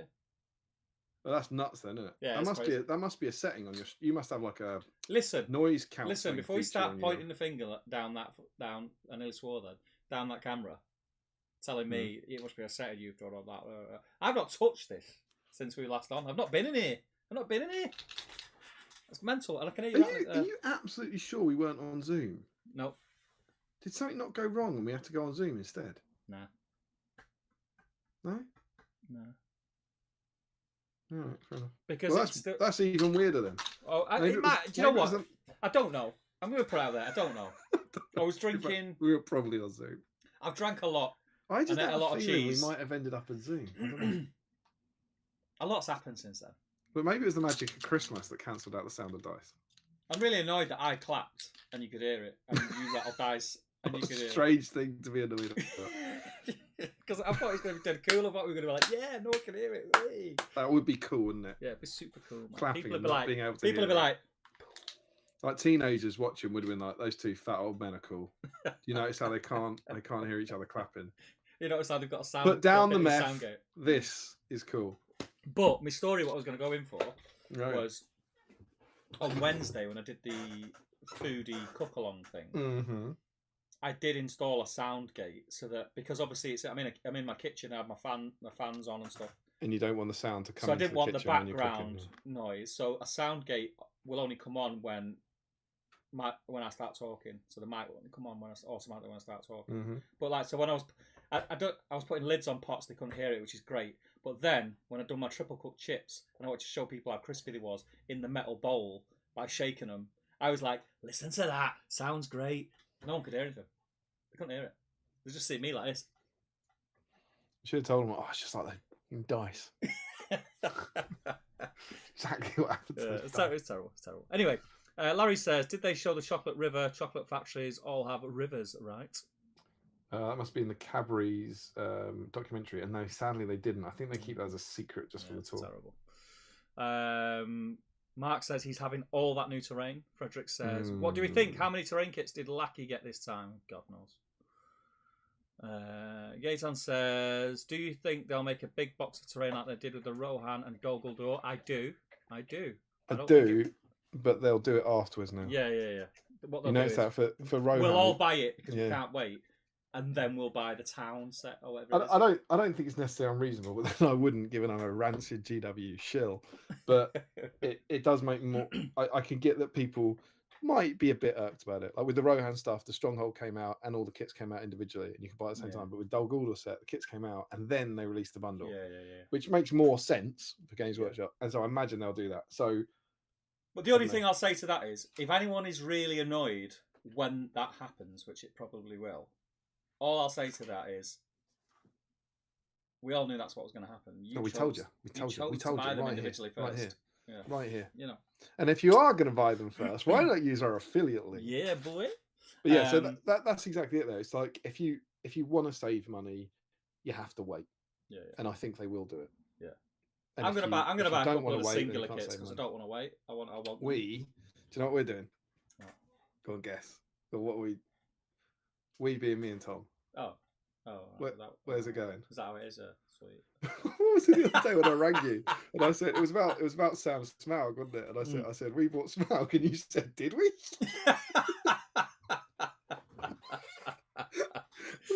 No, I would have talked to you, mate. I would have mentioned it.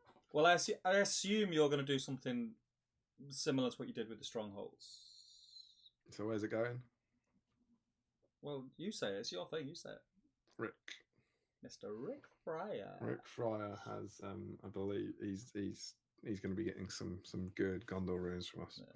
So actually, the next one, which I think Steve's involved in, we're finally going to be showing off all the Rohan terrain that Rick finished. Yeah. Honestly, I think he finished it 2 years ago. Yeah.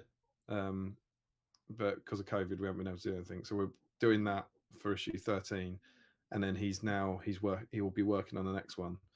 He's agreed to do it, which is awesome, and there'll be the Osgiliath to end all Osgiliath. So I can't wait to see what he comes up with that. I've got a plan of picking up, because I've got some of the ruins now. Probably get some more ruins, pick up a few of the sets, and I want to do. I've been threatening to do it for ages. And I was going to do it with my Strongholds or my ruins, which I've got absolutely tons of. I want to do like a community build in the Element Games. I remember you saying community, and I want to get a day where I just get everyone down, everyone can come in the studio, or I can speak to Element and we'll be able to use their painting tables, and we all just paint it all up on one weekend, like paint all the ruins the same, so they're the same colour, they all match. And then a different weekend, I want to get everyone involved, and I'll like show them, they can all like be hands on how I make my boards. I want to make 2 boards, 2 4x4s. One of them will be the dock with the ruins bit, and then the other one will be intact. But they'll go together, and then I'll do a big, like 2,000 point battle report live on top table. And I feel like the further you go into the city, the less ruined it is, kind of thing. So I've got the idea. I've just got to work out the details, but it'd be quite cool. And like anyone who wants to get involved is more than welcome to be involved. As long as you can get to Stockport, you can be involved. And obviously I'll have to foot the bill and pay for everything. So I suppose it depends how much they cost. Yeah, they're not going to be cheap. No, they're not going to be cheap. No. You look at the size of that mansion. We'll talk. I think let's talk about it soon when we get to the box. What I will do is I'll go to 7th City and get it with some percentage off RRP using the affiliate link. Already making me feel ill. Reese Taylor says, "Hey guys, almost missed it. Don't you dare, Reese. Good to see you as well at the weekend, mate." Josh Coles is in. He says, "Good evening, guys. Just managed to get back from my football match in time for the stream." What was that, a motorbike? You can hear that. You can't hear a fucking dice, can you? Can you hear it? It was loud. The new terrain GW showed off recently was a good surprise. It was super cool. Sam says, "Sorry, just recovered after Damien said he doesn't really like cream eggs." I mean, to me, the 5-pack is basically a serving. I couldn't do that. Good God. Larry says, "I'm not a big fan either. In your houses." What does that mean? Is that Larry saying that? Yeah. God knows. Two separate comments. The first one says, "I'm not a big fan either." I'm assuming that's cream eggs. Yeah. And then, "in your houses." No idea. Sam says, "I'm stunned, Larry." And Mark Stone says, "There's another Guernesian. How do you say it? Guernesian. Guernesian. I don't think it's a real word, but I think it's pronounced Guernesian. I'm going with it, yeah. Sam says, 38 Dale, thoughts and prayers, Tom. Harry Bates says, "What beer are you drinking, Steve?" I imagine it's Moretti. Always the same, mate. Always the same. Italians know what they're doing. Mark Hudson says, "I had forgot. Could have got away with that." I think you'll find that's Matt Hudson. I think you're getting some of the. You said Mark Hudson in a very Mark Woods style. It's because everyone's called Mark. I'm getting confused. Oh man, mate, this chat's bouncing around tonight. Katie says, "We made it to the Premier Inn. Yes, event is tomorrow. Looking forward to it. Love a Premier Inn. Nearly as good as a holiday." Mark Fry says, "I've never played the game, but painting and collecting for a few years. The streams have been a huge help over the last few years." Well, I suggest, Mark Fry, that you get some games in, my friend, because I think you'll thoroughly enjoy it. And the good thing is, you've never played the game, and Mark Stone can't play the game, so you'll get on really well. Yeah, you'll probably beat him. Oh no! Oh no, he didn't. Larry says, "I think that was my first." I think that was my first episode. What was his first episode? Could it be related to In Your Houses? Could it be the chats that what did we mention? The gummy bears, possibly. Yeah, it could be. Yeah. Andrew Pennington says he's not missed a stream, just usually fingers deep in models, trees, or tufts. What about your hobby, mate? What about your hobby? That's a horrible sounding phrase. Christine O'Neill, "This is the first stream I was able to watch live. I'm new to the hobby, but I'm just about finished with my Rohan Minas Tirith army." Christian, welcome, my friend. Please do get some pictures in the whip thread and let's have a look at what you're working on. Yeah, I'm glad you said hi. It's good to meet you. Sam says, "I remember a great debate about the difference between cups and mugs." Good times. That was much more recent, though. Cups and mugs. Was it much recent? Much more recent than gummy bears. Was it season 1 or 2? I think cups and mugs was season 3. That was last calendar year, I reckon. Nah, no way. No chance. No chance, mate. No chance. Carl says he's taking a break from the Gondor runes and starting James's recipe for the new Ranger heroes, plus the Forge World Rangers 2, such gorgeous models. James Barrett, who's one of our patrons, who posted up a lovely looking version of the new Faramir. And certainly myself and Carl, who had Rangers on the table, like, "Can you tell us how to paint that, please?" So I'm going to be following that recipe as well. Larry says, "Little disappointed the affiliate link isn't Hot Girls and Boys yet." They would be, yeah. That would be a better connection for us. Dave Walker says, "I've just knocked over Black Templar's contrast carpet ruined." Disasters. Look at my Black Templar, so standing up straight. Oh God! You know what you need, a makeup sponge. That's what you need. Kenneth Vick says, "Hey everyone." Excuse me. The Moran and Hawks came out with the Return of the King Journey book, 2007. There you go. Frederick says the blue book still had the Metal Moranans. Didn't read their profiles at the time and thought their upside down spears were throwing spears. Josh Crosby says, "My 4 favourite BSIME moments were the 4 times I won a black tie. The only thing that will rival those special moments will be if I win another black die." That's such a flex. Such a flex from Josh. Just like black dice over here, guys. Larry says, "My favourite was the time I won it." Oh, wait. Frederick says, Frederick says his least favourite BSIME moment was the cutlery debate. That was a long time ago. That was early days. Larry says Steve doesn't have live chat on. I am on live chat. Crazy person. I am. Frederick says like a subtle way of telling you that you've missed his compliment to me. Yeah. I don't do any cutlery juggling, says Frederick. And the miniature experience says outside of the new terrain kit announcement, it's been pretty quiet about what's going on in the hobby since the Twitch stream. Yeah. Give us a 2023 roadmap, GW. That's not their style, though. It's not their style. I like surprises, me. I agree, though. I do think I was saying this to someone. I think maybe it's actually to you that it feels like it's been a long time since we haven't known what was coming next in some way. Does that make any rearrange those into a sensible sentence? Well, do you know what? I know exactly what you mean, and do you know what I think? One of the main reasons that we feel that way is because the seminars have stopped. Yeah, possibly. Because we had a couple of seminars a year at least normally, and they've gone now. So I mean, it would have been nice to get to get another Twitch stream. Like they did that one, and we kind of hoped that was the start of, at least you'd like to think quarterly Twitch streams would be nice. I mean, I don't think we'd get anything like that. I think the only reason they got one of those is because they had a starter set coming out. Personally, but, it'd be nice though, wouldn't it? Never say never. Just because they haven't done it before, I mean, they can't do it. Double says Faith is George Michael's best song. It's a good song, but I have to beg to differ. Mike Haskell says can't deny Seven Stones Eve was a lot of fun. George Michael wrote many damn fine sing-along tunes. Yeah, he knew what he was doing, Michael. He knew what he was doing. He knew what he was doing. The Miniature Experience says you consider painting any of the Jurassic models, Damien? I did have a look at it. I don't know exactly which one you're talking about, but a few years ago there was a Kickstarter for a strategy game that I remember. I looked. I think Larry's got it. I think Larry bought into it, and I was like really into it. But I was just like, I'm never going to do anything with it, and I don't have the scenery. I don't have the opponents. It's just not worth it. Frederick says lol. Nicknames again. Larry says don't think there are any now. The company doing it went bust. What's that? The Jurassic models? Must be, yeah. Frederick says, Steve, you said you're a terrible snacker. Oh, did I? I am a terrible snacker. On stream, apparently I said it. On stream, it's kind of something I'd say. Larry says, who would have thought something Jurassic Park related would spectacularly fall apart before its official release? Very on theme. Or very on theme, I think it should say. Last Lines of Noobs and Men says, sup, boys. How you doing, pal?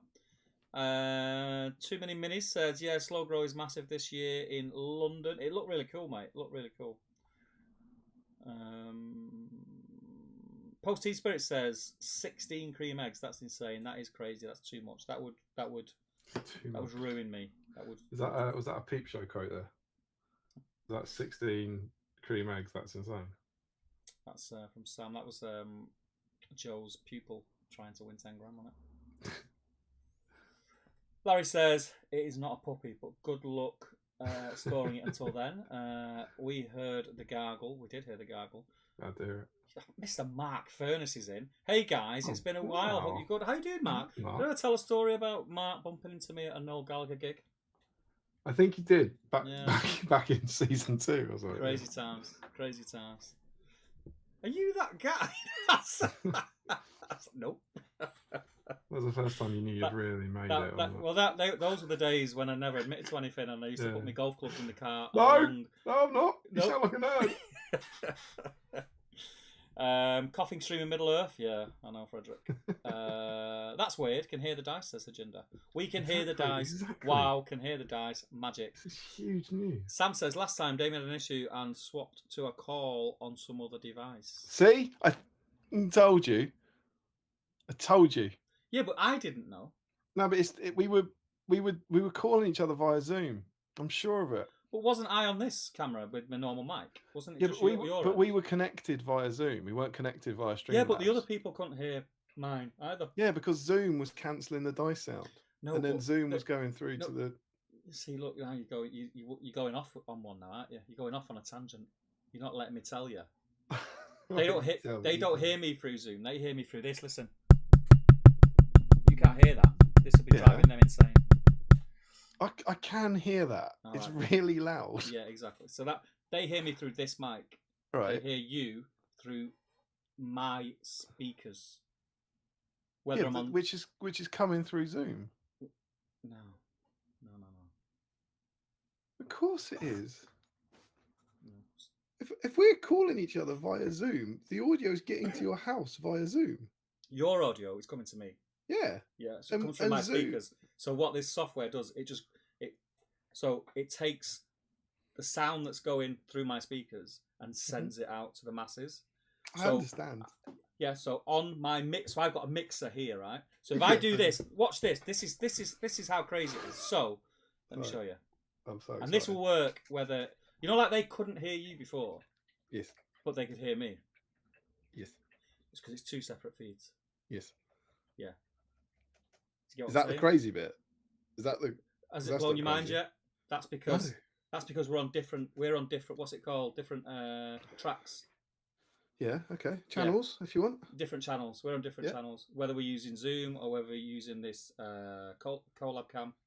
Yeah. Collab Cam is on one channel, or Zoom is on that channel as well. And then my microphone is on another channel. That's why we're separate. That's why one can be muted and one can't. Yep. Yeah. So in that case, why couldn't they hear me through this microphone when I was that bit? I don't know. Well, that's what I'm saying. No, wait, babe. That's what I'm saying, man. I would imagine.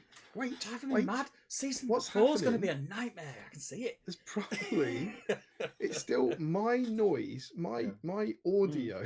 The noise is getting to your house. Yes. Down the tubes. Yes. Via Zoom. Yes. Right. Yeah. And Zoom is cancelling. It's got a built-in sound gate. It seems. And that's why it's cancelling it. Yeah, so that's fine. I agree with everything you've just said. But what I'm saying is they couldn't hear me when I was rattling down. But that's probably because the Zoom call is still affecting your audio. Because they weren't hearing me through Zoom. They were hearing me through this. No, I don't know. That's obviously why that's obviously the difference though, isn't it? But it's not, is it? That's the thing. You see, because that's the difference in the phone calls, isn't it? It's the Zoom call, so it must be that. Do you see? No, I understand that, but that's why I'm saying it's strange that now they can hear me. I can understand why we can't hear you because you're on a different medium to when that happened. A different thing, right? But I'm on exactly the same thing. That's what I'm saying. I'm sure it's a Zoom call, dude. Yeah. There'll be someone technical screaming at the chat right now. I'm doing it. Anyway, where was we? Everyone's gone on about they can hear this, that, the other. Imagine if someone just tuned in then and just seen two guys having a tiff. Like a married couple. You're going to love this. You're going to love this. This explains a lot. Larry's trying to help. Last time, and he's screaming this in capitals, they could hear your dice. Well, they said they couldn't. Well, I've never had direct pleas from Larry Miller before. That would explain a lot. Yeah. On that note, I need a toilet break. Go back and watch the last stream. No, it wasn't. That's what I'm going to do on the toilet. I'm going to go back and watch it. Right. How is that? Can you take over? Of course. I was up to Tobias Goldner's come in. Welcome, my friend. He says, "Hey guys, greetings from Germany." So if you can take over from there, my friend. I will try and find it. Oh shoot! Right. It's just jumped, and we've got 69mega.com in as well. Oh, brilliant! So paddy. Right, I'll be back in a minute. Oh, that's a lot of comments.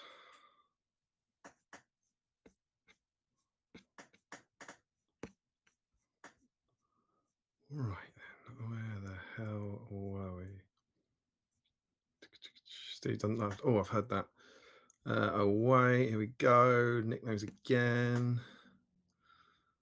Not a puppy. Mark Furnace. We can hear the dice. We can hear the dice now. Magic. Other service. That's when Steve went nuts. I don't know if that's it. Tobias Goldner is in. Hi guys, greeting from Germany. Michael 2 Play saying, pretty sure you did go on Zoom. I know. Frederick Shorts, did you change something for your cooking stream, Steve? Pretty sure you said you're on Zoom. I'm pretty sure Steve was off playing Zoom last time. And Frederick says the clapping plus Damon's reaction is another instant BSIME classic. Can you hear this? Clap should be the new official BSIME greeting. We'll put it on a mug, shall we? Who won the first I Can, You Can cook dice for the stream? I will ask him. When's the new terrain out? We don't know. Didn't put any date on it. I'd guess in a month, I suppose. I would think. I don't know. Tobias Golden says, how's it going with the Ministerial Warriors? Very well. They're B-side models, so I'm just painting them for kind of fun. I'm not stressed about them. I'm not worried about them, but I've got I better close this if I'm taking over for a bit. I've got 4 colours left and they'll be done. They're very chilled out stuff, all to add to the BSIME Gondor army, which is cool. Larry says, I haven't done anything to mine, still cleaning mould lines. What's that? Ruins, maybe? Ryan Cuthbert says, do we think any new models will be coming with the starter release? Either sculpts or unavailable models, i.e. Citadel Guard mounted, or new profiles with the starter release? Maybe. Don't know. That's what I mean. We don't know what's coming. We don't have a clue. There's no sign of what the next supplement is. The new terrain kind of, I think people were expecting it because the sprue numbers and the little teasers that were in the scenario booklet, but I don't know. There's no sense of what's coming next. I'd like a plastic Frodo, Sam, and Gollum. That'd be kind of cool and would fit in with the box. But whether or not we'll get it, who can tell? Joe Holzman, I've got ideas for making a Kirith Ungol I can use for the narrative scenario out of the tower and a couple of mansion bits. Oh yeah, that'd be cool. You could indeed, because it is quite a Kirith Ungol tower, isn't it? Sean Clark says 100%. I'm there. Steve sounds class. I think that's saying that he'd like to do the build along or the community build as opposed to just commenting on how good Steve sounds, but we don't know. Posting Spirit says, for a brief minute, I thought Damien was about to announce the plans for episode 100. No, we did. I did talk about it with Tom this week, actually. We said we did want to do it at some point. Frederick Short says, going to 7th City to buy your stuff and then asking Element to host your event. I don't ask Element to host my events, do it for me. Larry, he's been planning something for, I think this is for Planting 100 for 84 years. You asked where I was. I was streaming from my parents' house. Is that what that is? No, I was here. Is that? Don't know. The last one was here. Well, I think about it. Any World on 7 Stones. We're doing 7 Stones. It's the last weekend of May, I think. It is 27th, 28th, 29th of May. So the tournament will be the 28th and 29th. We'll have the usual kind of open down the 27th. So we'll need to get onto that now, I suppose. Clear gummy bears, says Larry. Oh God, he's answered about 4 questions. I don't know. You asked where you were. Don't know. Luke J, where does Steve revealing he dipped his toast in his tea come in the BSIME timeline? Absolute madman. Yeah, he's a drunk. I don't know what that's about. It's just abhorrent. It's quite early though, I think. Because of Dragons is in. Hey Ben, good to hear from you, sir. I'm enjoying your content as ever. If you're not aware of it, go and check out Ben. He does really nice, positive, chilled out chats about all things Middle Earth on Because of Dragons. It's awesome. I'm away to the stream after an evening in the pub. What? Good to have you on. Green Tree, have you tried Quillies for the sore throat, Steve? I'll ask him. I don't know what Quillies are. Throat Shorts, you keep saying the affiliate is in the description, but I can't see it there. Should be. I checked at the start. Show more. Yeah, it's in there. Maybe refresh. Try refreshing the page. If it doesn't cause you disasters, I promise it's there. But it might be that you launched it before. I think we put it in off. You were in early, weren't you, Frederick? I think so. You might not have seen it. George Galloway, he's back. Stephen Crow is back as I live and breathe. George Galloway, I'm aiming to match Joshua in Black Dice. He's got 3 so far, hoping for a 4th tonight. Well, that would be a hell of a flex to call it out right now and say you're going to win one and then win it. It'd be like, are you a snooker fan? Not really. I used to be a few years ago. I'm not like up to date. Did you ever see when Ronnie O'Sullivan asked what the prize was for a maximum break before he potted a red, and then he gets a maximum break? Yeah, it's the biggest flex you'll ever see. Did you ever see that? Did you ever see the one where he doesn't get it? He was. I can't remember if it was he got to the black, or he was in the middle of like a big break, and I think he got a 147. Or no, he got someone come on who said they were dying to meet him. They just walked up like they like invaded where the tables were, and they were dragging him off. He's like, I just wanted to meet or something, this woman, and he got her to take the shot, and then he continued and cleared up. No, well, I haven't seen that. I thought you were going to say there's another one where he's on for it, and he asks what the prize is for getting a 147, and I think it's 10 grand, and the commentators are talking about how sort of cheeky it is for him to ask, and he on his, I think it's his last color with a red before he does all the colors, he pots the pink, like intentionally, because he doesn't think it's enough. And he sort of says, I'm not going to give you a 140. You need to pay people more for doing the best thing you can do in their sport. And he sort of makes this stand that sort of deliberately scores a 146 instead of getting a 147 to try and make a point. But yeah, he's very good at snooker. He's too good. I think that's kind of why I lost a bit of interest in it, because he's still like, no one even gets near him. Yeah, it's effortless stuff when he's on form. Yeah. Larry says, my favourite moment was Steve doxing to Electric Boogaloo. Steve doxing to Electric Boogaloo. What's that? I don't know.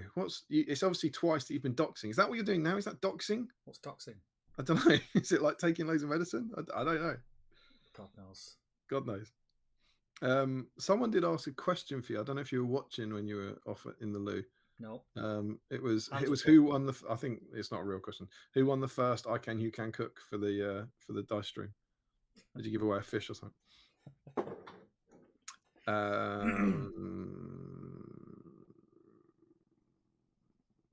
Let's go on. Joe Holzman, what's a roadmap? Is it anything like a foot map? I think they're very similar. This is a new saying, the roadmap, that everyone keeps coming up with. It's only like started at the back end of season 3, didn't it?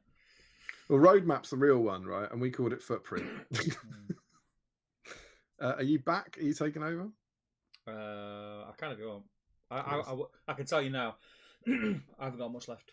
I've got so much book to read later. Where are we up to? We have... Oh, it's gone. Where's it gone? Joe Holzman, my favourite moment is either one of the times Emma made Damien soil himself or Where's My Glasses. Yeah. Michael Haskell, one stream highlight for me. Have you done Michael Haskell's? No, that was be a great point for you to take over. He says, one stream highlight for me was season 1 when YouTube fell over, then Facebook Messenger video did, and we ended up doing collective audio Zoom, I think it was. Yeah, that was cool, that. Do you remember that?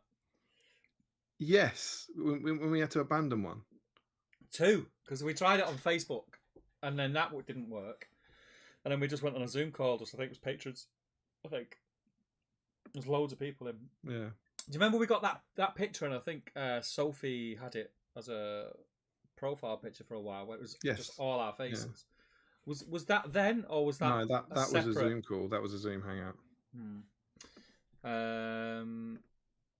They were in the days when we could do it, because there was only like 6 people in that chat group. Now there's like over 100. It's like insane. Jolson says, I would say when I won my black dice, but the downside of that is I can no longer win priority.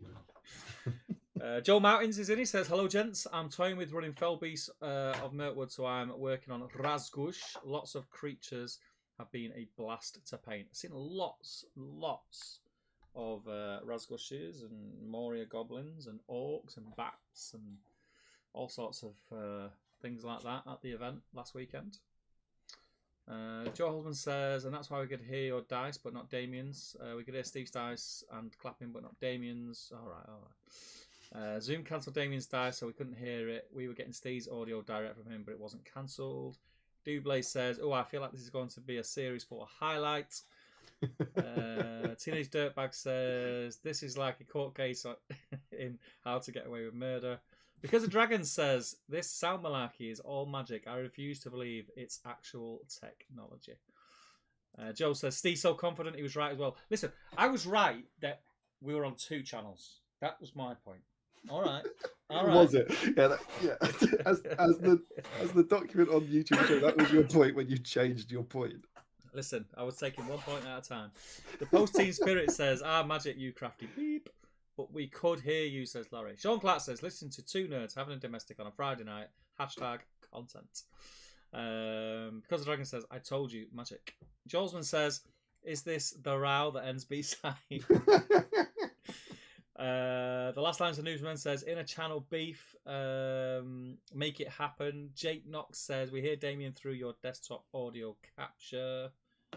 Oh, now we've got 69mega.com. Great content, this says I've just Dale. kind of nailed them, so I've reported and hidden and all that Done stuff. all that stuff.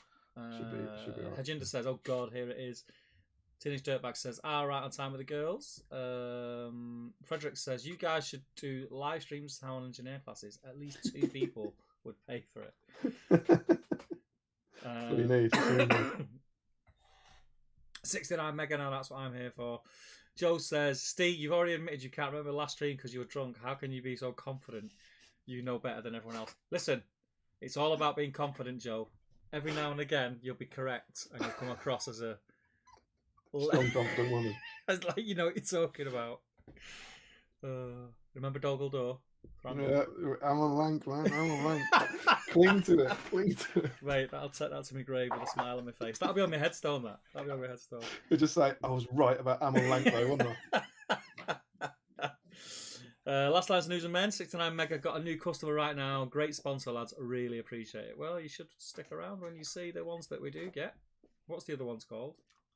Sexy Boys and Girls. Sexy Boys and Girls. A lot of stuff to love. Why does the mounted shield have a spare magnet hole? Asked Larry. I'm not prepared for square magnets. Why does the mounted shield have a square magnet hole? So what's talk about Gothmog? You must be talking about Gothmog.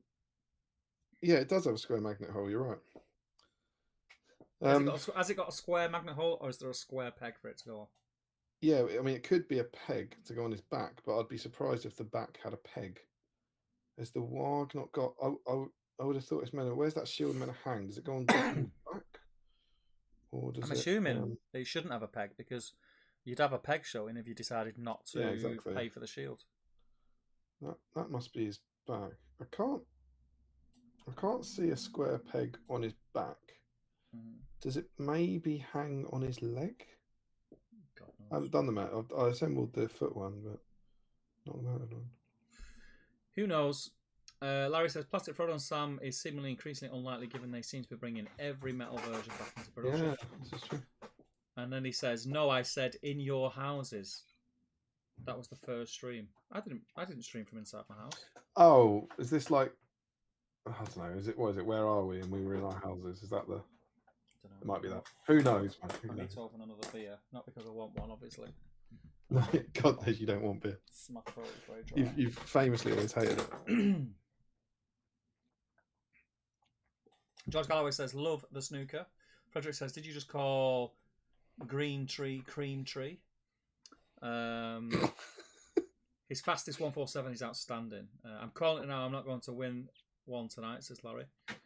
They'd load the prize. With that attitude, you won't. Right. So George Galloway saying they load the prize from 147,000 to 10,000.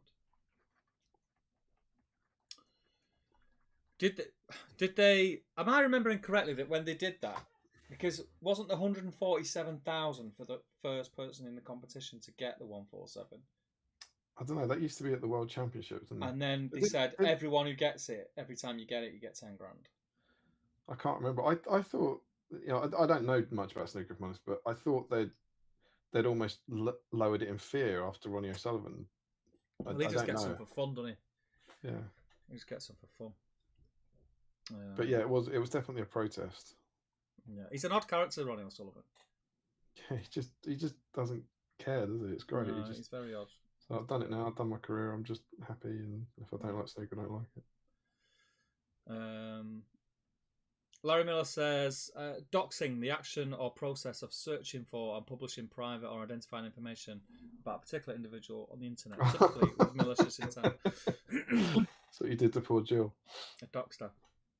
Agenda says, doxing, revealing someone's address, drop personal info. My favourite moment, says Larry, was the time Steve showed the box for the second time after everyone had joked about it the first time. The second showing was very strong. Just making sure, Larry says, my favourite other moment was the Halloween stream where Damien redacted. This says Green Tree. The great audio failure feud of 23, says Sam. Yes, Damien. Steve said, "Where are we?" And I hilariously answered, "In your houses." There it is. That is funny. Clear Gummy Bears is what my other thing was about. And George says it was really 147,000 for every 147. Then changed it and he protested. Oh, right, okay. Bloody hell, well, I'm not surprised if they're giving away 147 grand for every 147. But they're incredibly rare. Yeah, that'd be Ronnie O'Sullivan. Yeah, exactly. I think that's the point. Yeah. I've caught up on the chat, mate. No. I'm caught up on the chat. And I can't believe it. My throat is killing, so I think that's probably going to be me. Is that me? Yeah. Well, let me finish my dryad bark. Which won't take very long. What is the next? Are we going into this bad boy? I think we should have a look through the book. The box. The book. I was going to say we can dig through the box first if you want. I'll find the book. We've got the magazine-esque deep dive into the book.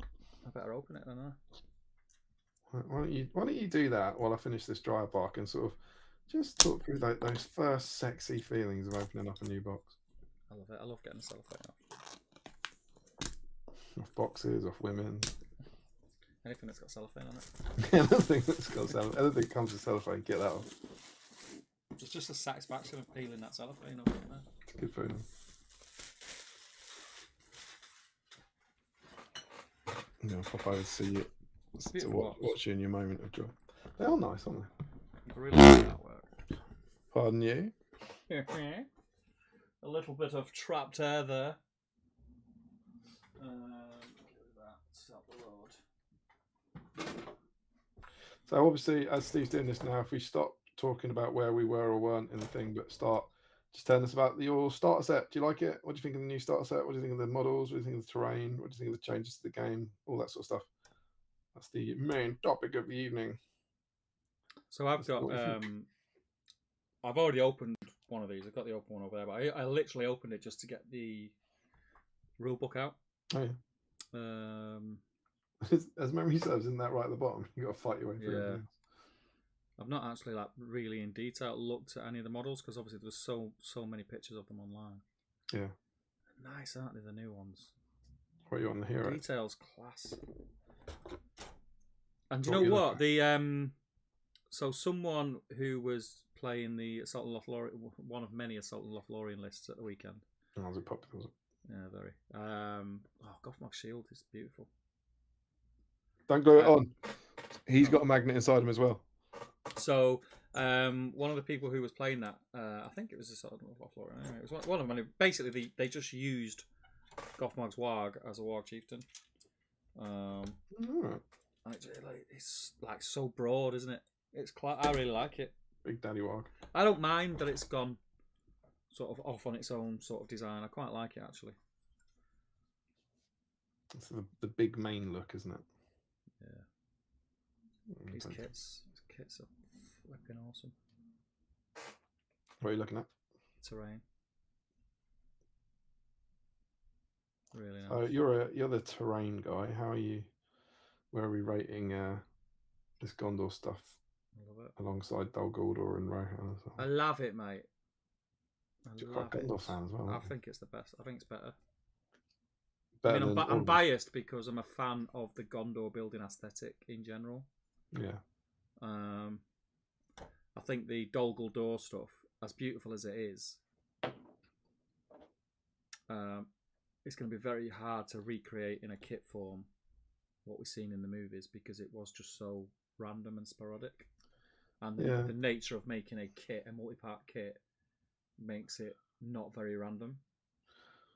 Yeah, I know you come from, but also if it's beautiful. I'd love it. I think it's a great kit for the system. But even if you know what I'm saying, don't you? Yeah, even if you take it just as Dol Guldur and just as Osgiliath, the amount of people who will want to play games over Osgiliath and be motivated by that is far more than the Dol Guldur ones. Yes. The people that are kind of, for one thing, less people like the Hobbit films, but I think just Osgiliath feels more generic Middle-earth ruins in a way that the spooky ruins won't. Yeah. I think they're going to be extremely popular, particularly now, given we've got the new buildings. Yeah. So we didn't know about last time, although we pointed out the roofs, didn't we, in the scenario book, so we knew something was coming. We've seen the stairs and the roofs, don't we? Yeah, but not Sal, what do you think of those new ones? I love them, mate. I think I'm going to go in with you. I think they're really good. I was chatting to a few people at the weekend at the event about it on the Saturday night. A few of us ordered Dominoes and spoke away for many hours about our great hobby. And yeah, I just really like the fact that there is so much coming out just based around Gondor buildings, because it just gives you, you can have a lot of variation then on any boards that you build or any boards that you put together. Or yeah, I think it's great, and I think it's a great. You still get people going, oh, I thought that game was dead. I thought they were losing interest in it again. You still hear that. The fact that they're bringing out that many kits. Isn't this piece? I can't see quite how it works here because how does it go on to that one? But I can't remember reading it. But this little magic piece. This is the non-ruined one, right? Yeah. Oh, it must go between those two. Yeah, I can see it now. So this magic piece. Do you know what that is? The little floor tile bit. Yeah, but it goes between these two. To stop it being ruined. So it's not ruined. Yeah. That's just mega. Yeah, it's class. That's absolutely brilliant. They're cool, aren't they? Like the recessed windows on the. I suppose it is the back. There is a clear back of the sprue, right?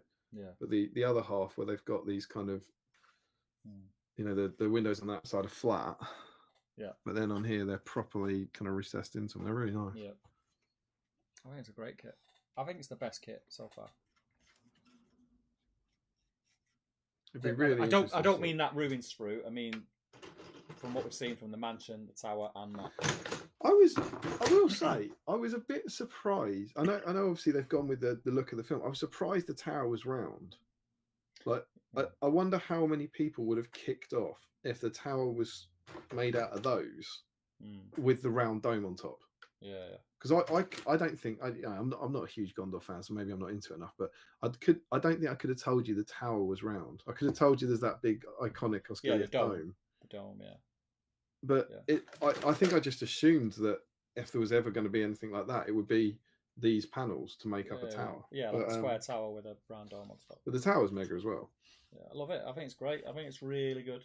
Really good. And you said you're gonna go big on it and buy a load to make tables for your stuff, are you? I'm gonna buy enough. I'm gonna buy enough to make 2 4x4 tables. What, that bump into each other? That will butt together, and I can film, and they'll match up seamlessly, and I can film a 2,000 point. Because there's no point me now. There's no point me building random terrain that I cannot use at events. Yeah. There's 0 point. If whatever terrain I build from now on will be on boards. You know what you could do?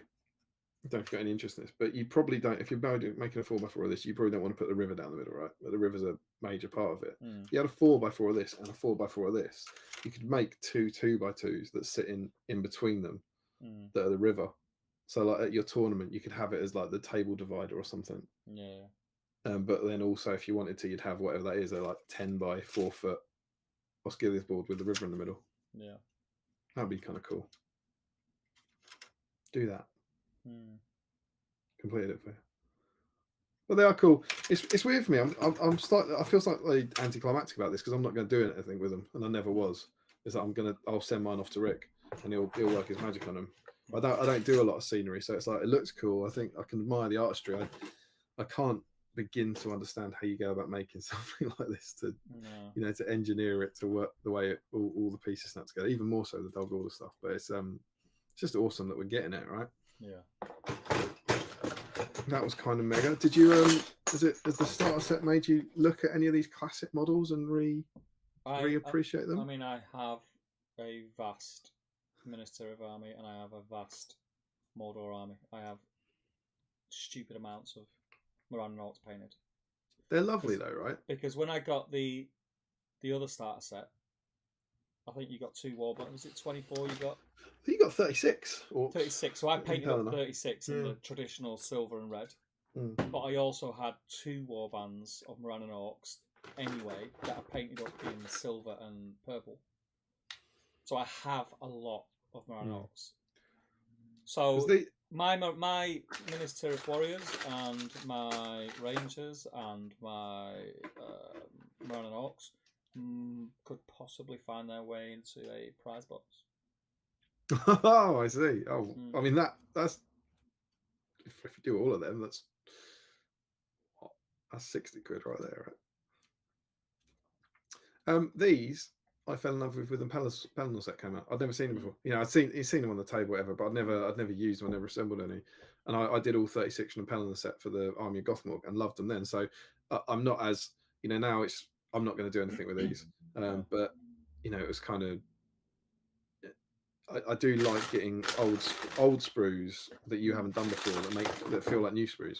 Yeah. And for me, this time it was the Rangers, because I had the same with the Warriors Minas Tirith that I'm painting up when I got them out of the backlog last year, whenever it was. Yeah. It was like these were new models because I'd never gone anywhere near them. Yeah. And for me, it's the Rangers. I've never had any Rangers, never painted them, and I've assembled my Rangers from this box set. The Rangers, yeah, lovely Rangers. Yeah, these were for my fiefdom's army. Yeah. Oh. Not annoyingly. Don't like to talk about it. No. But mine are. I can't get to them because I'm tethered. But mine are on a stick. They're on the spray stick. I sprayed them white. And they're next. And they were like, you know, I think they're about 2006, 2007 as well. But I've never assembled any of them, and so it was genuinely to me like they were new. Like, you know, I'd never played with those models, and I got really excited about painting up this BSIME Gondor army I've been working on for ages. So they bizarrely, I think, gave me the most joy of any of the models in it. Like, you know, the 15-year-old Rangers, because I was like, this is great. Finally, I've got a reason to do some Rangers. I love the troll kit. Like, how many of these you built? Right. For some reason, right? I mean, this is the annoying thing about troll kits. I've got 5. Before this start set was released, I've got 5 of them sprues. I've now got 8. Any assembled? Don't know where they're from. I've got 1 plastic troll assembled. You did 1. So I did it again. Pelennor starter set. I did this, painted them up for Mordor. I loved it. It was awesome. And I had 1 more in the box from ages ago. Now I've got 2, so I've got 2 more. I'll definitely do an Isengard one because I've got that massive Isengard army. And, you know, I might do another Mordor one at some point. Maybe I'll do the drummer. Someone was talking about the joys of the drummer earlier. Yeah. I think that was which would be cool. But it's a nice kit, right? Yeah, it's fun. I saw Ozzy actually was doing. I haven't watched I think it's a video. I haven't watched it where he did his little community thing about the models they want to bring back as made to orders, and the metal Isengard troll was one of them, and it is cool. It's a nice chunky model. I do think it's probably better than the plastic Isengard troll you can make out of this. But I would like to give the Isengard one a go on it. I just think they're cool. And then we've got the new guys, right? What do we think? Gothmog and the 3 heroes. I think the new models are class. I think they're beautiful models.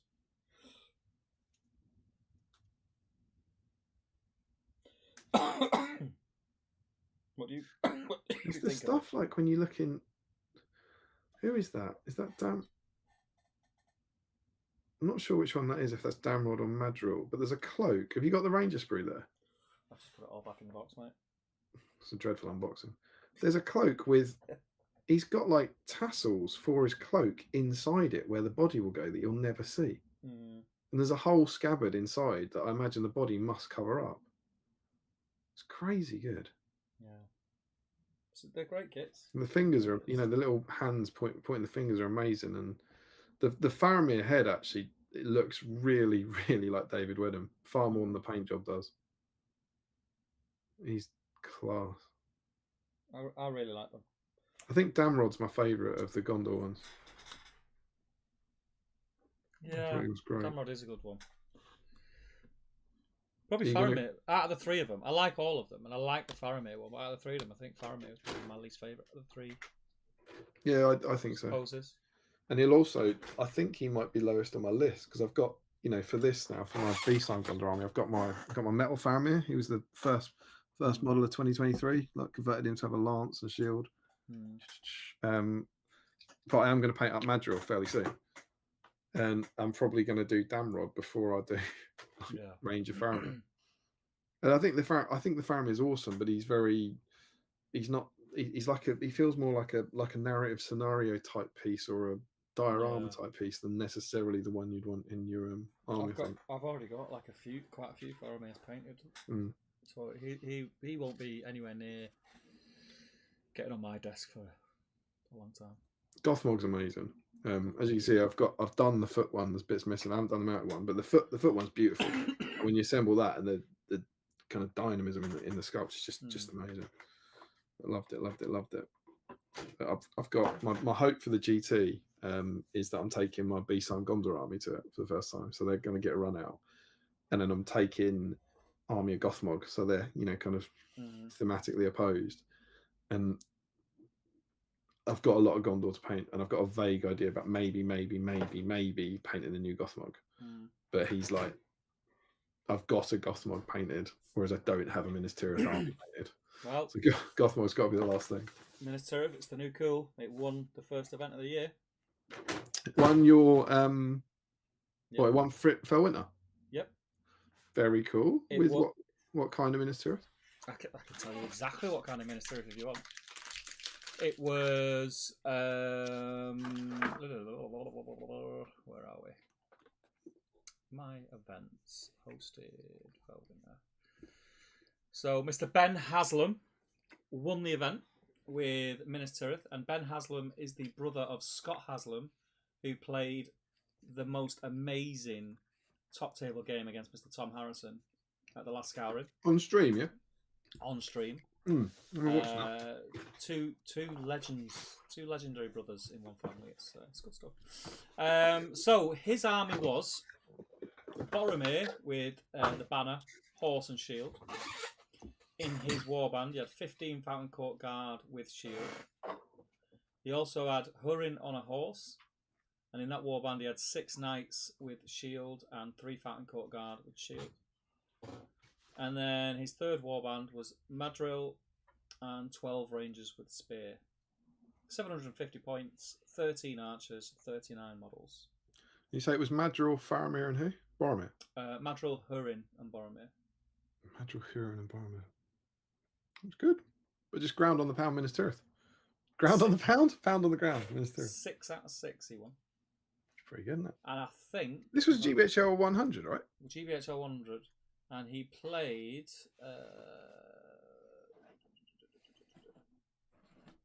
Attack on Lothlorien lists against 3 very good players.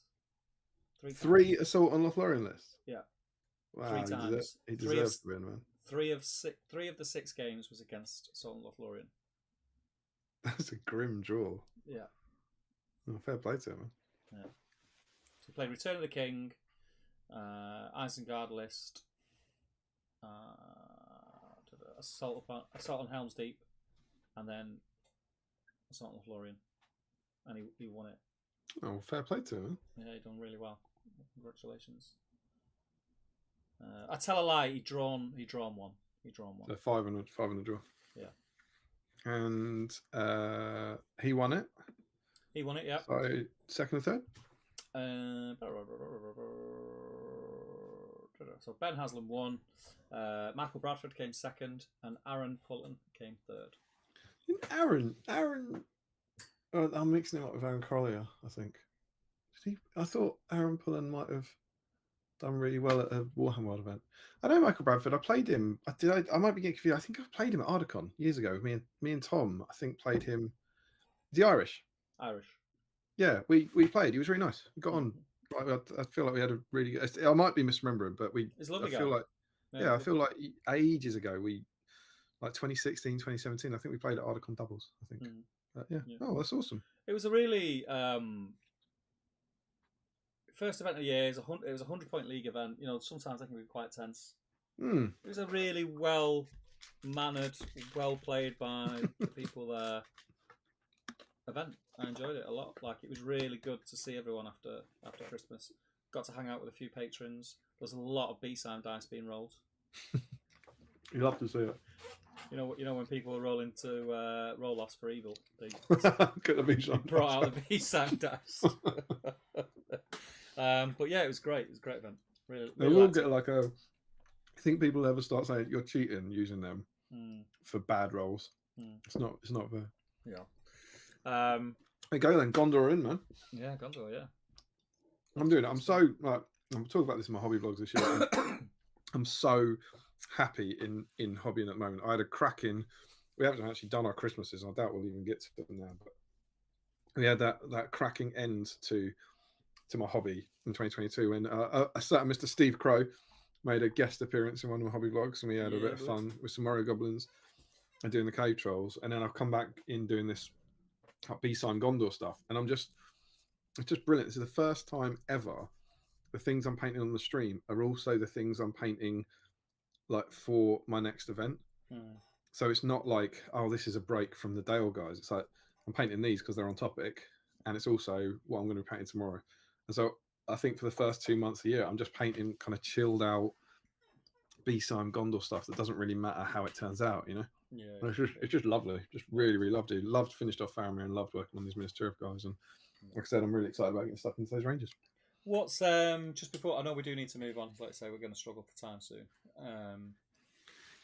What is have you got any other than Warhammer World events?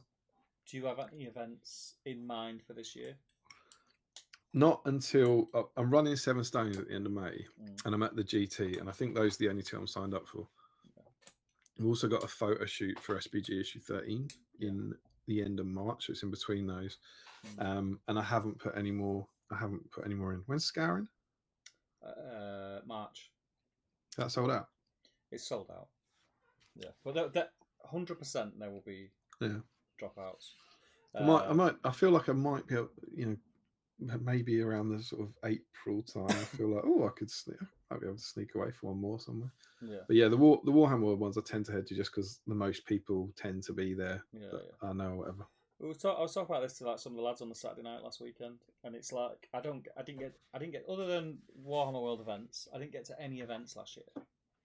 No independent. 7 Stones this year though, surely. Yeah. Change the weekend for you. Change the weekend. All you need is a friend. Yes. They're hard to come by these days.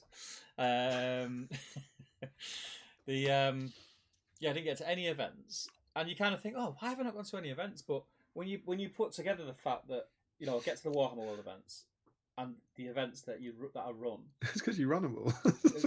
That's a lot of weekends, and I don't like to take the mick. You know what I mean? I agree completely. It's one of them. Like it's a big ask, to sort of say, can I have possibly 10 weekends to myself this year? No, totally. Yeah. Do you know what I mean? When you've got kids, it's... Well, the Warhammer World ones are 4 now because I've added teams. So that's... Like, I'm in exactly the same situation to you, that huge spoilers, I quite like my family.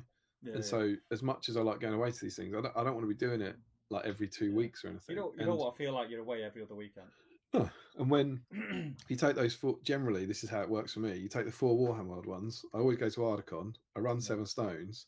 That's 6. I have 2 SBG photo shoots. That's 8. And we have the BSIME meet up. That's 9. So that's 9 weekends, which is nearly 1 a month. And even that feels kind of like, well, that's quite a lot to be away from my wife and kids. If you think about it in like a 12-month period, in a 12-month period in a normal year, you can pretty much write off over like, if you take your holidays out of that when you're away with the family, if you take like Christmas out of that and birthday weekends, that it probably is at least 1 a month. Yeah, definitely. I need a wee. Do you want to jump into the chat and then I'll do the deep dive into the book? I suppose I'll have to. And you can have some fun with some ruins. Did I finish? I finished, and go on away. Go on, do one. Snooker Streams Middle Earth says George Galloway. Mr. Haskell says 1985 World Snooker Championship final. Okay, the black ball final between Dennis Taylor and Steve Davis. The pinnacle for me, Dennis Taylor. Dennis Taylor was always my favourite. I think it was because he was my dad's favourite. My dad was a big snooker fan, and I just always remember. My dad was a big sports fan in general. He loved darts, he loved snooker, he loved football, and I just always he used to watch snooker all the time. And because my family's Irish, Dennis Taylor was kind of the favourite. And then just prior to Dennis Taylor, I think the end of the 80s you'll know this, Michael. Was it? Oh, what was his name? Alex Higgins. Alex Higgins. And in them days, they'd be smoking on TV. They'd be smoking cigs. They'd be drinking pints on camera, like not bothered. Alex Higgins was a good player, but he was a bit moody, wasn't he? Yeah, I remember them days fondly. John Virgo is another good one. Reece Taylor, speaking of sports, you're looking forward to the Derby Day tomorrow, 3-1 United, I reckon. I've tried not to mention it, Reece, so thanks for bringing it up. So where I'm at with the Manchester Derby is, obviously I'm a Red. As anyone who watches regularly knows, I think we're on a really good roll. City are... There's a bit of a chink in the armour, but they did play under strength. But it's Manchester City, and to write them off would be a massive mistake on anyone's behalf. I would, if offered now, Reece, for tomorrow's match, even though we're on such a good roll and City are coming out the back of from their point of view, a really bad loss, I would take a draw now if you offered it me. Yeah, obviously. Without a doubt. I feel much better about it than I have for a couple of years, though. Oh yeah, I feel much better. I feel much better. First time, I don't feel like we're about to get embarrassed necessarily. Yeah, get absolutely mullered. Yeah. There was that really weird bit in the middle of Solskjaer where he seemed to lose against everyone below the top four, but managed to beat all the top four. There's a really freakish bit where we had that. Yeah. But yeah, it's the first time I think you could compete. You could do it. Oh, I think we can compete. We're looking strong. I think the problem we've got as a team, United, they are looking really good. I'm not sure what's going on with Sancho. No one seems to know what's going on with that. Yeah, it's all a bit quiet. But the thing that I'm worried about with Manchester United now is if Rashford gets injured, we are goosed. Yeah. Because no one else is scoring goals. And I can't. I look at the team and I don't see goals in the team. We've got what's his name? Woghurst? Is it Wog? Is it a done deal? Is it a done deal now? Yeah, he was signed. They think he might be able to play. Tomorrow. Last I read, I thought they. I mean, if he can, great. I really wanted him. Wog's head or something, isn't it? It's weird. It's a weird name. Woghurst or something. I really wanted him in my heart of hearts, and I'm sort of going back on things that I've said in the past. I really wanted him in my heart of hearts for Anthony Martial to turn it on this season. Yeah. I just wish he had something. When he eventually leaves United, which I think he probably will in the summer, I think United will get rid of him if he doesn't do anything between now and then. I just kind of wish that he had something to look back on where he had one great season. Great season. He just hasn't had a great season. He's had like spits here and there, and when he's on, he's really on as well. Yeah, but yeah, it's a shame for him. I do like him. I just think he's a bit of a mad ass. I just think they're fun. They're fun to watch again, which is just enough. I don't really care if they lose now because I don't hate watching them anymore. Oh, and I really like Ten Hag. I like him a lot. Yeah. I loved what he did with Rashford when he's like he overslept and so he missed a half and then they were all like fine. But it was like that felt like good parenting. You know, it's like made a mistake, punished him, gets on with his life. Compare that to what happened to Ronaldo. Well, it's the business that he's done. Yeah, it's good. It's good. He's done really good business. Casemiro has changed the team. Dallo is just amazing. Yeah, Martinez. Everyone I love it, wasn't it? Look, Shaw was playing centre back, wasn't he? Yeah. When you're like for Maguire, when you're now third choice, like you must be in trouble. The rumours he's going to Leicester, aren't there? Anyway, we could talk about football all night. Football streams in middle there. Reece, you got us off track. Do you want to keep going, or do you want me to jump into the book? I'll do a few more, and then we'll do it because then we're not got loads to catch up on. Where do you put the back magnet? Asked Larry. There was no guide hole. Starter set is good. Square holes are bad. Because of Dragons, I really like the new starter set. Didn't have the Mariner Orcs or Gondor, so it was a solid way to plug a hole in the collection. Plus, that terrain is lovely if fiddly at first. If you didn't have any of them kits, then it's a great starter set. George Galloway says, I wasn't alive for that Black Ball final, but watched it fairly recently and it was amazing. Michael says, final? The Black Ball final between Dennis Taylor and Steve Davis. Oh, I see, Black Ball, sure.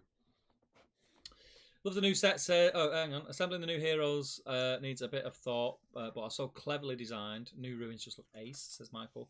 George says, "Look, the new set. I just cracked it open for the first time tonight in honour of the stream. Nice one, dude.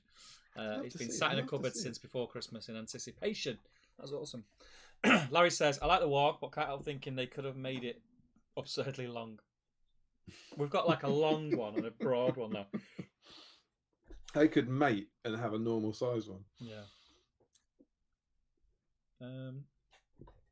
Excuse me.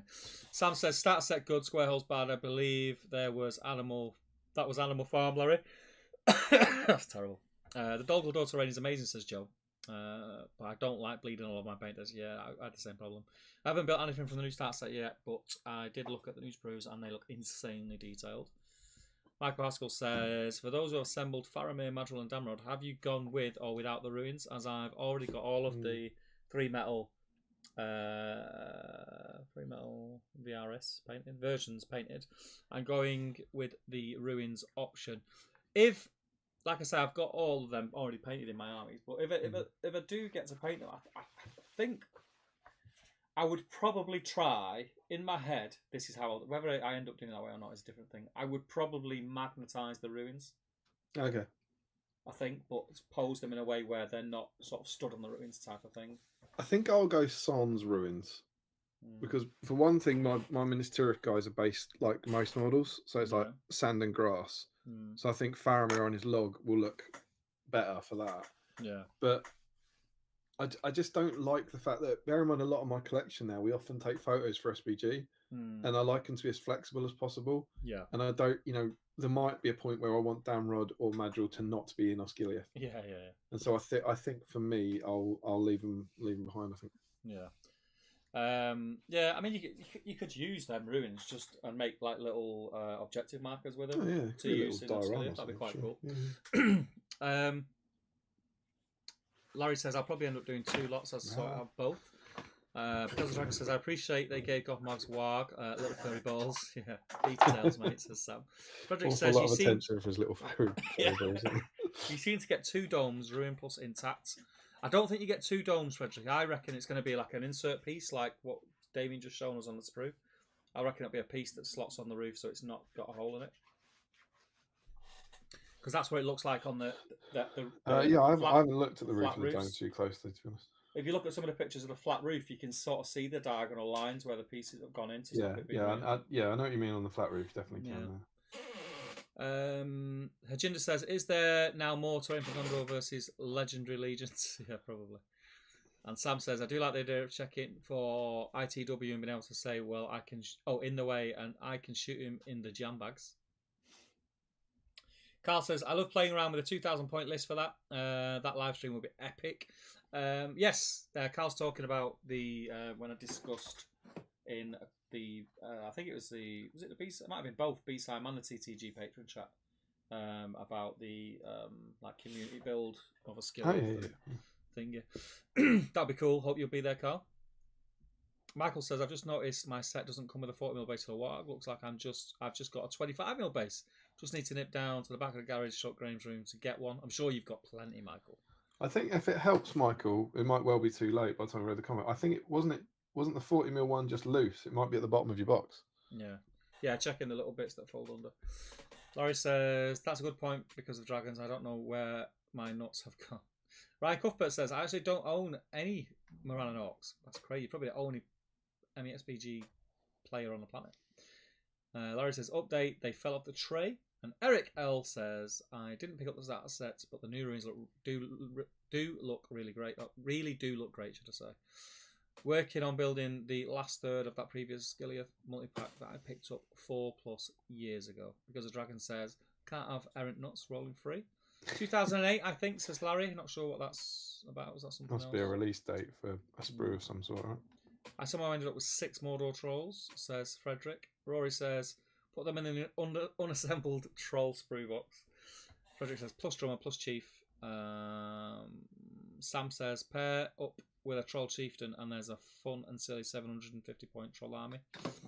I remember at one time thinking I want a troll army, and that might be where I just picked up loads of them and then got some with, because I think I had about 3 of the Pelennor starter sets as well. So, but I have got 2 troll chieftains built and painted, and 2 Mordor trolls built and painted, and an Isengard troll built and painted.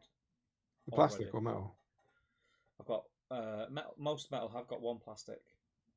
I mean the Isengard one. Oh, the Isengard metal, yeah, metal. Oh, nice.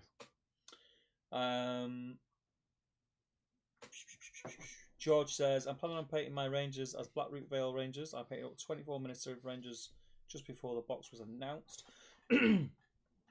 Larry says, I have Hank and Keith painted, but I have 2 more from the Pelennor and will eventually have 2 more from Osgiliath.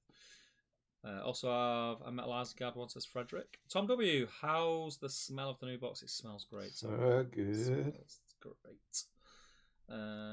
Jumpy chat. 2 of my Mordors are metal, says Frederick. 1 still in cellophane. 1 of my paint desk right now. Tom says, has GW spent the money on making this box set smell like happiness? Eric L says, scenery question. What trees are people using and that are not homemade? Anyone using wooden sceneries, for example? Thinking of switching out my plastic GW trees for something that doesn't need assembly. Trees are a funny one. They're a funny one.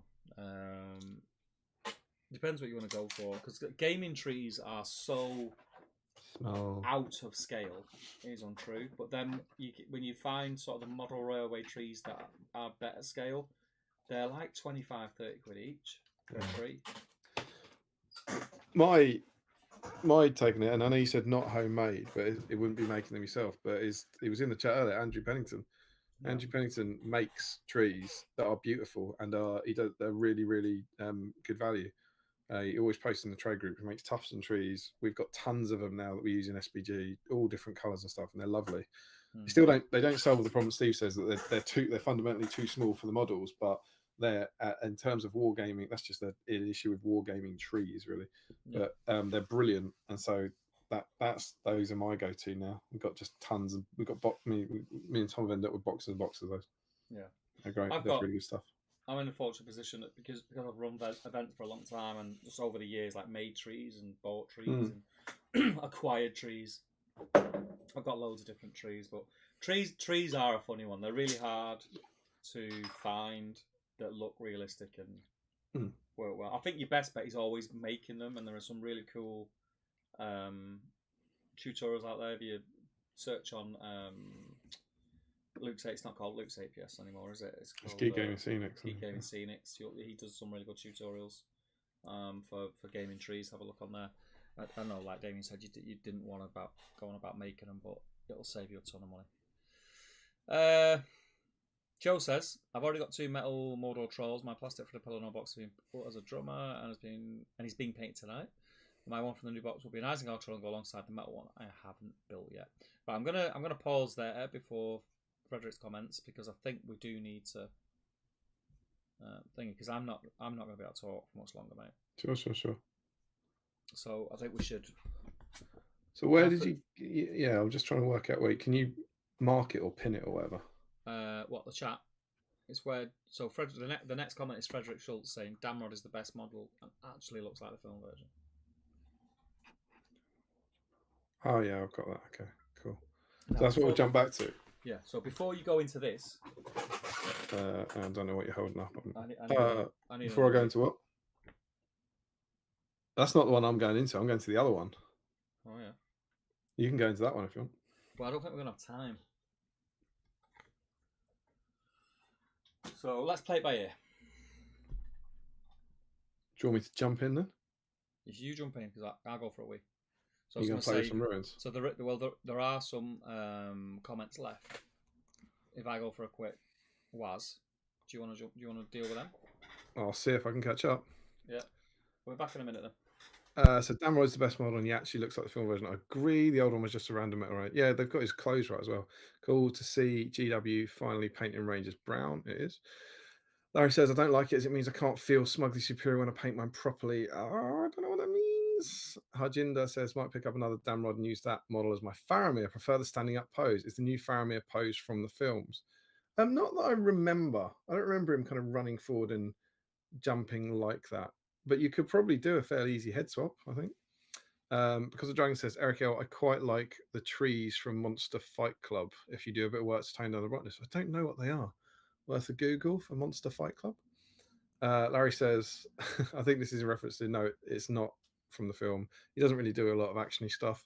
Though Hammer says he doesn't love a sword. He doesn't love a sword, that's sure. He certainly doesn't like it for he likes only that which it defends, I believe.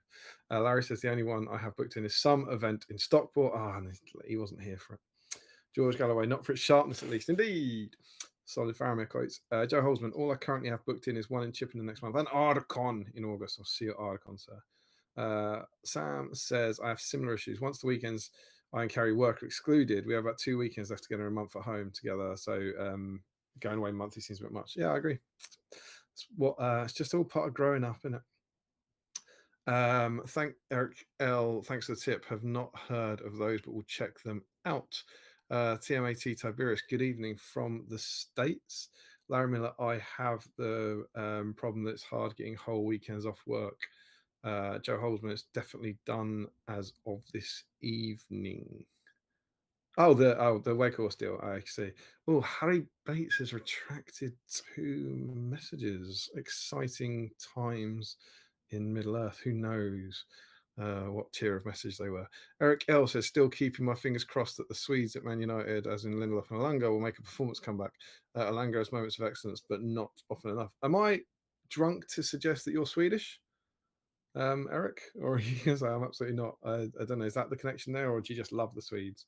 TMAT Tiberius says, seems to me that if you go with the woodland basis of the Ranger heroes, you get some scatter training for free to go to the buildings. I agree. Harry Parkhill, as I live and breathe, is in saying, hey chaps, join just in time for the football, dipping in and out over the next hour after date night cinema.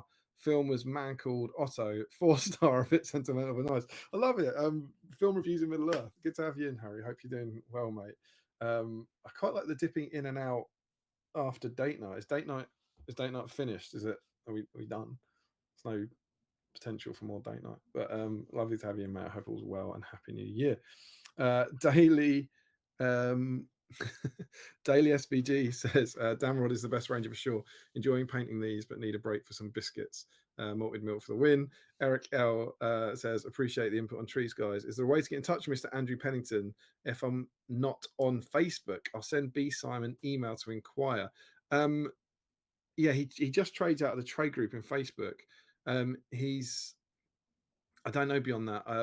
Yeah, if you drop us an email, maybe I could send him a message or something and see. We'll see what we can do. Matt Hudson, I really like the Rangers. I've never painted them. Going to use for Arnold, but the Ranger heroes for captains as Arnold only has one post. Yeah, indeed. It must be tough if you're trying to do a varied Arnold on a particular moment.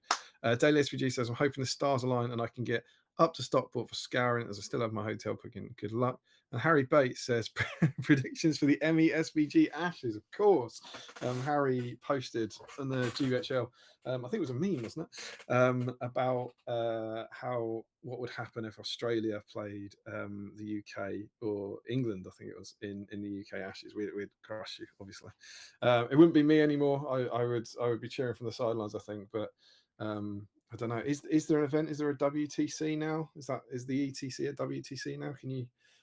Have Australia put out a team? I think you should join the ETC and see what happens. But I'm sure it'll be a laugh. There's an awful lot of good players in the UK, and as far as I'm aware, there's an awful lot of very good players in Australia that I'm sure will be delighted we're not on that way. On the Ashes. No. Harry says, "What's a meme?" I believe it's a quite amusing small graphic designed to make people smile and sometimes confuse people. Yeah.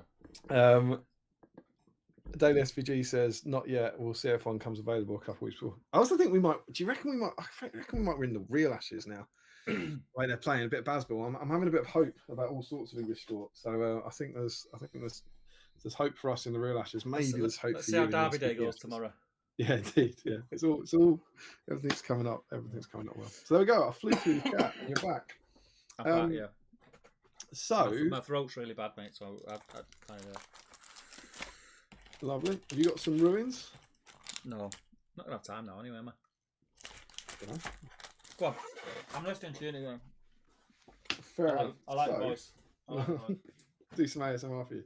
So, we wanted to, instead of a magazine, I wanted to have a look at this bad boy because I don't know about you, but we had a new starter set, and I found this really, really weird thing where normally, I remember when the Pell in the Fields came out, we got it early from G-Bat Show. We got one of the review copies.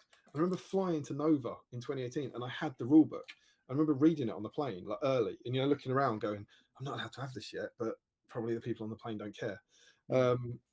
And reading it and just being fascinated by everything that was in it. I was like, "Oh my god, it's a new edition!" All that, and then this starter set came out, and I was like, "Oh, it's the same thing. I can't wait to read it." And you get the book, and you go, "Oh, it's the same." And there was this really slightly weird thing where, of course, it's it's 1.5 edition, isn't it? So it's the same rule book with all the FAQs, and you're like your new book thing, which still smells fantastic. There was something like, "Oh, there's not a lot to read in it," and so I took it to Throne of Skulls as my rule book and stuff, and I kind of flipped through it, but I kind of ignored this. I ignored the big old book. It's got new pictures though, right? Well, indeed, Steve. Oh, don't you worry. We're going to have a look at the new pictures. Obviously, watching everyone sort of unboxing and reviews of the set and all that. Someone, I want to give these guys a shout out. I don't know them, but do you know Tell Me a Tale, SBG? They've got a blog, right? And they're American. I think they're based out in North Virginia. And because North Virginia is incredibly close to Virginia, which is where Nova's held, I might have met them. And so, on the off chance they see this, apologies, but I don't, because they use code names essentially for who they are. They're like Tiberius and Centaur. I don't know them, so I think they're American. I don't think I know them, but one of them put a blog article up where he took this and he's read them, and I mean properly read them. And he's put a big blog article about like with the differences and how they incorporated all the FAQs so that you don't have to, essentially. I think the wonderful Unexpected podcast have done a similar thing as well. But so whilst I haven't done that, I read that and I just wanted to give them a shout out basically and say cheers for doing that. And he goes into quite a lot of detail on how it's almost all the same in terms of the FAQs, but a few of the changes. And so because that sort of stuff doesn't really interest me these days anyway, in terms of the rules and all that, what I decided to do was I actually spent about an hour with this book this week in preparation for the stream and went through it visually to see what else had changed in it. Because, you've heard a few things. And I think mostly people have been, I think people have been positive about it, but they've been quite quiet because it's just not that new. I don't think, there's been lots of chat about the starter set and the scenery, but not a lot of chat about the book. With one, the gripe that I've heard in a few places is about the scenarios and kind of more on that in a bit. So what I did was I've gone through them, and the first thing to notice, this one's bigger. No one's mentioned that. Everyone's mentioning that the stuff that's missing, but this is 16 pages bigger. So the new one is 228 and the old one's 212. And I was kind of like, oh, that's interesting. Well, let's see what's in it. So I kind of went through it. And the first thing is that, these ring pictures, these kind of circular pictures you get at the start of sections, they've changed all of them. Nearly, with some tiny caveats. So almost every ring picture has changed, and they're all accompanied by a quote, right? And almost every quote has changed. So and I think it's a fairly small, there's this and something else. There's a fairly small amount of people saying it's a cash grab and stuff. It's not a cash grab because they're not reprinting stuff, and more on that in a minute of some of the really crazy unnecessary things they did in it. But what they could have done, do you remember, I meant to dig it out, is it in, I feel like in one of these, I feel like in one of the original rulebooks they had an FAQ at the back. I might be thinking one of the best of, but they could have released this, the rulebook, and put the FAQ in the back, right? An FAQ section, and done it like that. That would have been a cash grab, fair enough, I think. But they haven't done that. So most of those are different, with the exception of the priority phase, same picture and same quote, which is the board is set, the pieces are moving. And I guess there's no way this is a mistake. I guess they just went, no, we have to have that quote. Yeah, that fits. It's the quote that sounds like a game, and it's Gandalf that says it there, so we'll leave that. Similarly, the Courage one on page 54 is the same picture. This is going to be Aragorn, right? Charging out at the Black Gate. It's this one. Same picture, same quote, but in a really weird twist, they removed "by all that you hold dear." So in the old rulebook, it says, "By all that you hold dear, I bid you stand, men of the West." And now it just says, "I bid you stand, men of the West." Which is kind of fun. The cavalry 1, page 59, is the same quote with a different picture. It's just a different picture of kind of Rohan stuff. Page 113, which is the advanced rules, is the same quote, which is, what do we do now? Hold your breath. But it's a picture of a different dwarf in barrel. So like we must keep the quote. We must have a dwarf in barrel, but let's change the barrel. And the scenarios page changes to a, where is it? Double page spread instead of a single, for reasons that will become clear later. So other than that, though, all the section titles are different picture, different quote, which, you know, it's unnecessary. You know, they didn't have to do that, but they've clearly gone, let's freshen it up. Let's get a new picture that fits and a new quote that fits. And I think that's kind of cool. So there's a bit of change there. So the first major change is that we get 2 extra pages because we get the code of conduct, which I believe they've been doing for Age of Sigmar, but it's now in here right next to the most important rule. So this is, I think this is cool. We get a lovely picture of Boromir and Faramir being nice to each other. Boromir and Faramir. Boromir and Faramir together at last. Boromir. And the cardinal rules of SBG, Steve: always tell the truth and never cheat. Well, essentially, and always be polite and respectful to your opponent at all times. They're good cardinal rules. And then, as well as those, we get loads of important principles, which are basically like, you know, arrive on time. I think Ten Hag's written this, you know. It's like, don't be late, avoid using offensive language, offer them a handshake, ask permission if you want to swap models.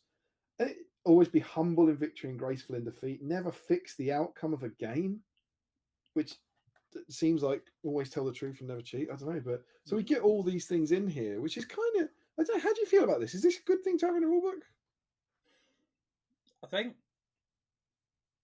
for 90% of people, it goes without saying. It doesn't need to be said. I think that's for the 10%. It's quite a lot, 10%. Well, I know quite a lot of 10%ers. It's just, I think it's an interesting. I think they are doing it in all their games, and it's. I don't think there's anything wrong with it, but it's just like it just feels. It shouldn't be necessary, I suppose. It's one of them. Who knows why they put it in there? But I suppose it stops that dispute of it doesn't say in the rules that I can't or shouldn't do that. No, maybe, yeah. I mean, whether or not it would actually stop anyone who would do that in the first place. Yeah, if they're that kind of person, they're going to do it regardless. Yeah. But it's kind of cool. And also, maybe if this is aimed at people who are new to this hobby, right? Say you've only ever played Ludo, and you come and go, what the hell is this? I've got a ton of plastic and some dice. And you're a right scumbag at Ludo. Imagine you're an arsehole at Ludo. But you know what I mean? I think maybe it's like when you're looking at a book this big, go, what? I don't even know what I've got myself into here. And it's like, just so you know, there's a whole kind of social contract you might want to get involved in. But they add that in now. So that's a brand new. I love a social contract. You've got to love a social contract. You've got to have a brand new page. And as a result of that, the basic principles are now 4 pages instead of 3. Okay. To add the extra 2, you know, they've got to keep the pages even. Yeah. There's some obviously FAQ stuff put in here, but it's literally just to even out the pages. There are no new basic principles essentially. Okay. So then, and jump forward to page 46 because I saw something that I thought was mega cool. What they haven't done in here is, do you remember when Escape from Goblin Town comes out? All the examples were in Goblin Town, yeah. So in that rule book, they're all Thorin's Company v Goblins on planks, right? Yeah. What they haven't done in here is redo all the example pictures. Okay. So you know all the pictures with the dice and all that. These have not all been redone with like Gondorian miniatures in Osgiliath or anything like that. But check this out.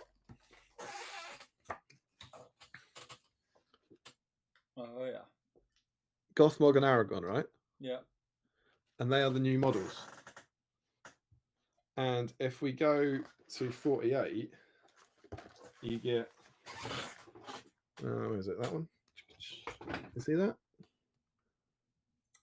Yeah. Merry, Eowyn, the Theoden was out, and the Witch King. And what they've done is for every example, if they've released a model for it in the last 4 years, it's the new one. They've updated it. And that's not I know how this stuff works, right? I know how InDesign works, and I know how file management. That's not easy. What they've had to done, but it's probably linked, but they've had to gone, and that's looking at a file called Theoden in a folder somewhere probably, and they've had to go and replace that Theoden file with a different Theoden file. So then that'll update all the Theodens throughout the magazine. But still, can you imagine the designer going, "Sorry, you want me to what? Could you replace all the tiny Theodens with our new tiny Theoden? Why?"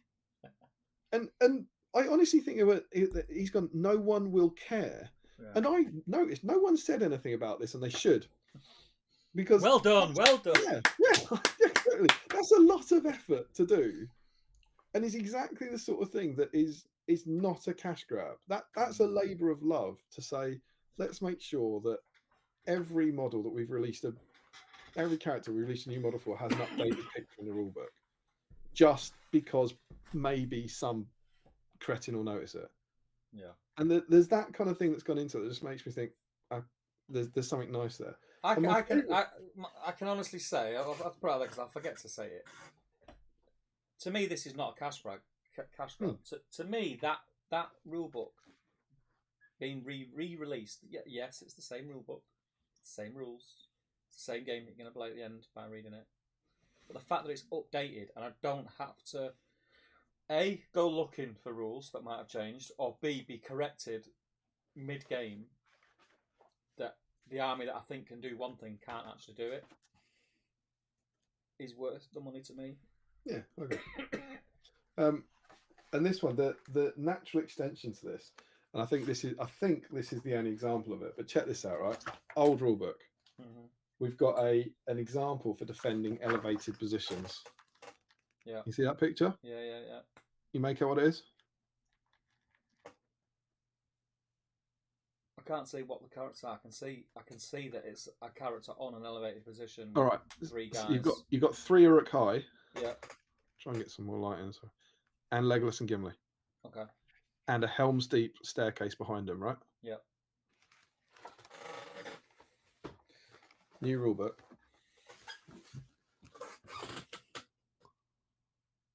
Three Uruk Hai. Yeah. New plastic Legolas and Gimli. Nice. And a Helm's Deep staircase behind them. And that, like, it's the only one I've seen them do it in where they've changed. And that's someone's got, what? No, I can do this on the computer. I can use the files. You want me to go and take a new photo of that with the new plastic models? Yes, please. We could use that one. I would rather you didn't. Yeah. And I just think there's a clear labour of love there where they have gone through it and gone, okay, well, which pictures should be updated now? And there's no need to do that whatsoever. Yeah. But I don't know. I thought that was kind of cool. Yeah. And then what you also see is that, as I said, there's no FAQ section at the back, but they are just worked into the text. So there's no kind of, it's become part of the rules. And again, even that isn't easy. They're not putting the Q and the A in. They are working it into the main body of the text and then adjusting the layout of the rest of the pages for every one of those FAQ questions. It's a big job that I don't think has got enough credit. I think we've had that many FAQs. Huge. I much prefer an updated rulebook now. Yeah, of course. It doesn't deal with the FAQs for like the other books and stuff, but as a kind of, we're going to make a new starter set, let's put a new book in. This is a big undertaking as a design project. Yeah. And the way they deal with it is this. So you see these 4 columns. This is on page 61. So this is the sort of stuff that I think working on the magazine, it just kind of fascinates me because me and Tom go through all these kind of pains for our stuff. If we go and have a look at it here, this is the old rule book. Yeah. Look at where Yazneg is. Yeah. And look at all this grass over here. Yeah. He's under the 3rd column. Yeah. Can you see how far? You see how far this column comes down? Yeah. All right. New rulebook. Yazneg jumps over a column. Yeah. Because that column now comes down further. Yeah. Because there's now more text about separated mounts. I guess that's one of the FAQs, isn't it? And so almost every page they've had a look at and redesign the pictures and all that sort of stuff. On 64, you got them riding down the causeway. Yeah. In the old rulebook, you had a slightly different picture of them riding down the causeway, which is really, really odd. And the only thing I can think is in the old one, you've got the 2 white horses, so you've got the double Legolas. Yeah. And I just want, I mean, it's literally from about a second or two after that in the film. And I just wonder if they've looked at that and gone, that's the 2 Legolases. Let's replace that with... While we're here. Yeah, exactly. Let's replace it with Baxus and Royal Guard. But again, that was one of the ones that jumped out. Oh, that's weird. On page 71, we're on heroics. I don't know what was added here. It's heroics about with me or heroic combats, but there was a photo of Boromir down here who's gone. Boromir's been deleted, and the way that's what Boromir feels. Yeah, exactly. That's how they've done it. The FAQs have actually, as we'll see, they've added, so far we've only added 2 pages, and we're at the heroes thing, right? So the FAQs don't actually add much in the way of page count, but the design changes, and what they've basically done is removed some pictures and kind of scaled down pictures as in the Yasnag example. Yeah. And in the war gear section, you got banners. And do you remember this was early BSIME? I don't know if it was season 1 or 2. Do you remember the Great Banner debate where we blew up the banner situation? It was the idea of if a banner's in range of the spear support, can any model support? Yeah. Remember the whole thing, and then that caused a big row on the internet, and then it got put into the FAQ. Yeah. And the question was basically it wasn't even a question; it was the fact that if a model's in range of fight, is it the model or the combat that's in range? Yeah. So, but it was the point was that the way everyone plays it is they measure to a model to find out if the fight is in combat, and then they re-roll any of the dice. That's what everyone does. They don't only because no one knows which model it is when they roll the dice. Yeah. And that's what we had that big debate ages ago.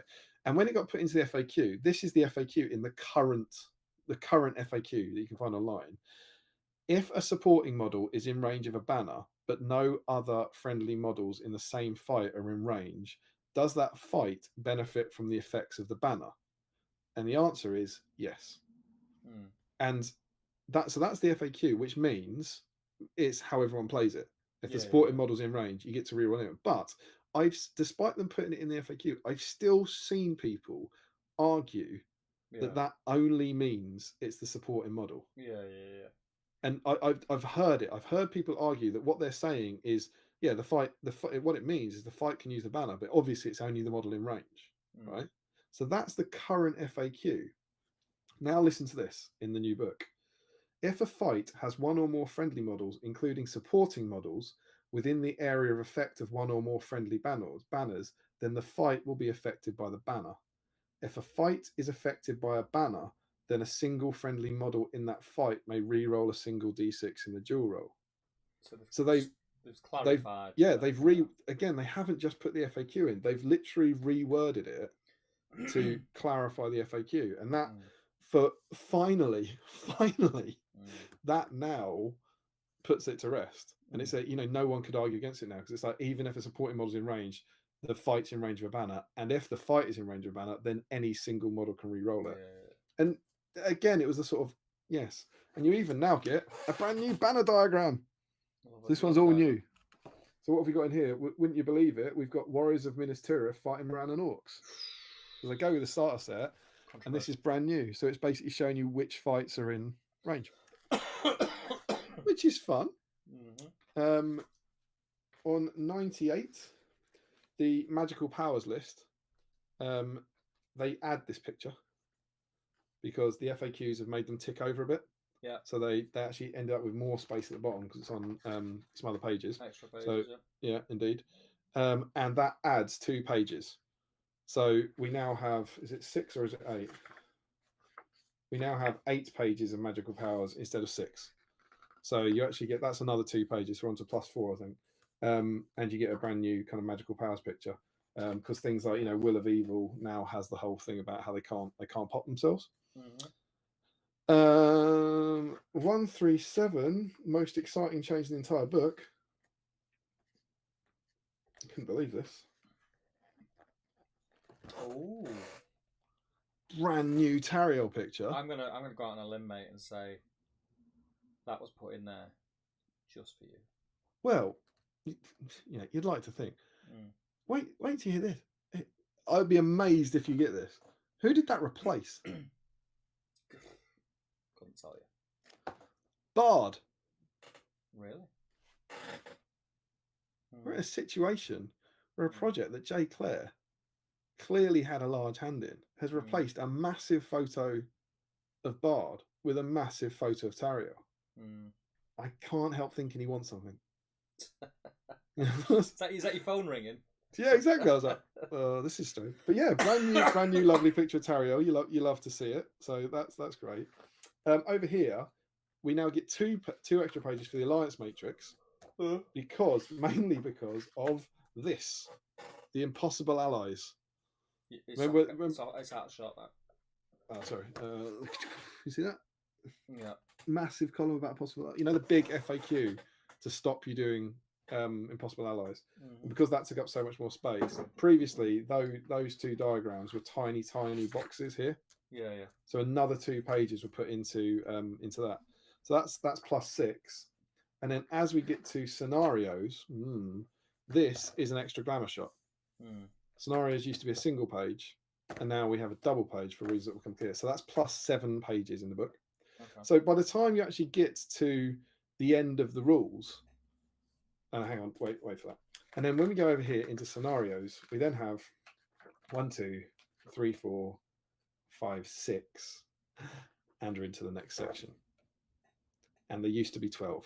And I'll come back to my particular thoughts on that at the end. But you then lose 6 pages for that. Okay? So you gain 6. Oh, sorry, no, you lose 7 because Heirlooms was a double page spread. So by that point, by the time you get to the actual end of the rules, you've gained 7 and you've lost 7. Right. So, and you've seen what they are there. The extra. I do have a thought about that as well. Okay, well, yeah, as I said, I think it's worth talking about. We'll come back to it. It's not the FAQs. It's the code of conduct, the extra grammar page of Thranduil, 2 extra pages of Alliance Matrix. Do you know what I mean? So most of it, what I found really quite interesting was the FAQs haven't added that much space. Yeah. There's a few like knock-on effects on magical powers and stuff. But so I was like, hang on, if that we're now scratch, we're more than halfway through the book, and it's the same pages. So where do the extra 16 pages come from? And they come from the armies of Middle Earth. And this is the section that changes the most, because what you get in here, the sexy glamour section. Yeah. You now get a page for every single faction. Very nice. So big kind of glamour photos of I think of every faction that's in the Alliance Matrix, which everybody loves to look at, beautifully painted. I don't care what anyone says. I could look at that book if every page I painted things on it. Well, here's the thing, because I agree with you now, but I still didn't when I got it. I was like, I've seen all these models before, and it's only now going through it like this week that I was like, oh, these are nice. And I think a brand new picture of the Mimic. Yeah, it might not be, but I don't remember seeing this before. But in this, you now get that you didn't get. It's really weird. If you go and look at this, I'm not quite sure what the criteria was. It's not starter set armies, but there's a kind of fairly arbitrary selection of armies. Yeah. And what we now get in here is we get extra pages for the Shire, Fiefdoms, Dell of Dunharrow, Arnor, Rangers, Fangorn, Khazad-dûm, Misty Mountains, Angmar, Dunland, Sharky's Road. 2 new pages for Easterlings. The Easterlings went up. They had 4 Easterling models in the old one. Now they've got double page spread in this. Corsairs and Harad, Dol Guldur, and the Trolls and Dark Denizens. They're the new pages we get. And then you lose 1 from Iron Hills, Halls of Thranduil, Mordor, and Azog's Legion, which all have kind of double page spreads in that, and they all lose a page now. Yeah. So that means they gain 12 page, they gain 16 pages in this, and they lose 4. So there's this is 16 pages bigger, and an extra 12 of them are those pages. Yeah. The glamour photos of models, to make sure that there's a page of every every faction has a page of models in it that you can look at now. So we're now at plus 12 pages. And then at the end of that, you get to example armies, which are cool. Yeah. And again, I'd ignored these, but I've now read them. There were 4 in the old book. There are 4 new ones. in this book. So it's just, it's nice content looking at people's armies. Nick Baton's Rohan, Jason Lee's Moria, Jay Clare's Erebor Reclaimed, and Rob Alderman's Goblin Town Ally. So it's just quite fun content, but exactly the same. And then we get on to what's next. In the old book, this was Armies of the Lord of the Rings and Armies of the Hobbit. And then here we have 4 pages for supplements. Gondor at War, Battle Companies, Scaran of the Shire, Match Play Guide, War in Rohan, Quest of the Ringbearer, Fall Necromancer, Defense of the North. And that's your 4 last pages. Yeah. So your 16 extra pages are 12 extra pages of glamour photography and 4 extra pages of kind of adverts for other supplements, essentially. And there we go. I found them all. And I was delighted at the end when that added up to 16. So there are 23 brand new pages in here, and they take out 7 pages. Yeah. Essentially. So that's the new book. You said you had a thought. What do you think of that as a trade? What you effectively lose is 6 match play scenarios. If you compare the books, you lose 6 match play scenarios, and you gain. I think I've made it conversations that I've had online and with people made it clear. I'm really happy that we've got a book that is an up-to-date version of the rules, so I don't have to troll through FAQs or realise, after I've already built, bought, painted an army, that it can't do some things I thought it could do, or it can't do them as well. So I'm really happy about that. The scenario thing, I think that we might be getting a new match play guide, and some of the scenarios have been updated. That's why they're not all in there. That's what I think. Because the thing that some people said is there are 6 scenarios in here instead of 12. Yeah, and that's I think that's the only negative criticism I've heard. Right. Yeah. So you might be a new match play guide. Here's my take on this, right? And again, I was I think I come around to this to a different place where I thought I might end up, but it's still, I'm sure I'm a GW shill, so we know how it will go. Obs. But yes, you don't have 12 match play guides in here. Let's say we can be angry about that. Steve, do you use the scenarios in this book? No. See that I don't.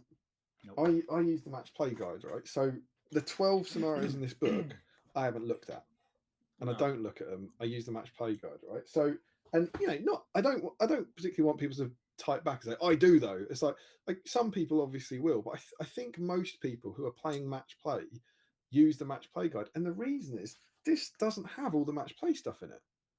So this thing, which has 12 scenarios in it, it doesn't have the 18, and it doesn't have the pools. Yep. So this doesn't allow you to play all the match play stuff, and that's always been the way. So when Hobbit book came out, that had 6 in it.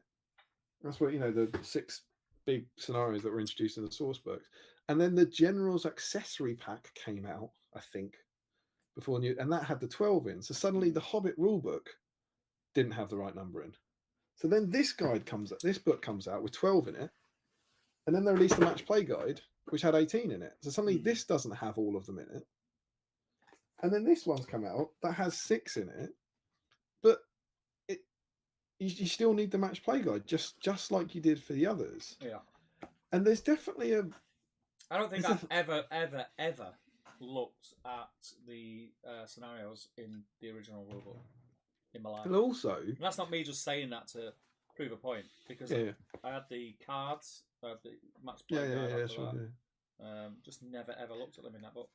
But also, I don't know this for sure. I know it happened at one point with maybe heirlooms, but I think the match play guide changed these ones. There was definitely a couple, whether it's the General's Accessory Pack. Some little things changed. Yeah, whether it's General's Accessory Pack to the Hobbit book or the match play guide to this, some things changed. So you can't even use these ones because some of them are outdated, right?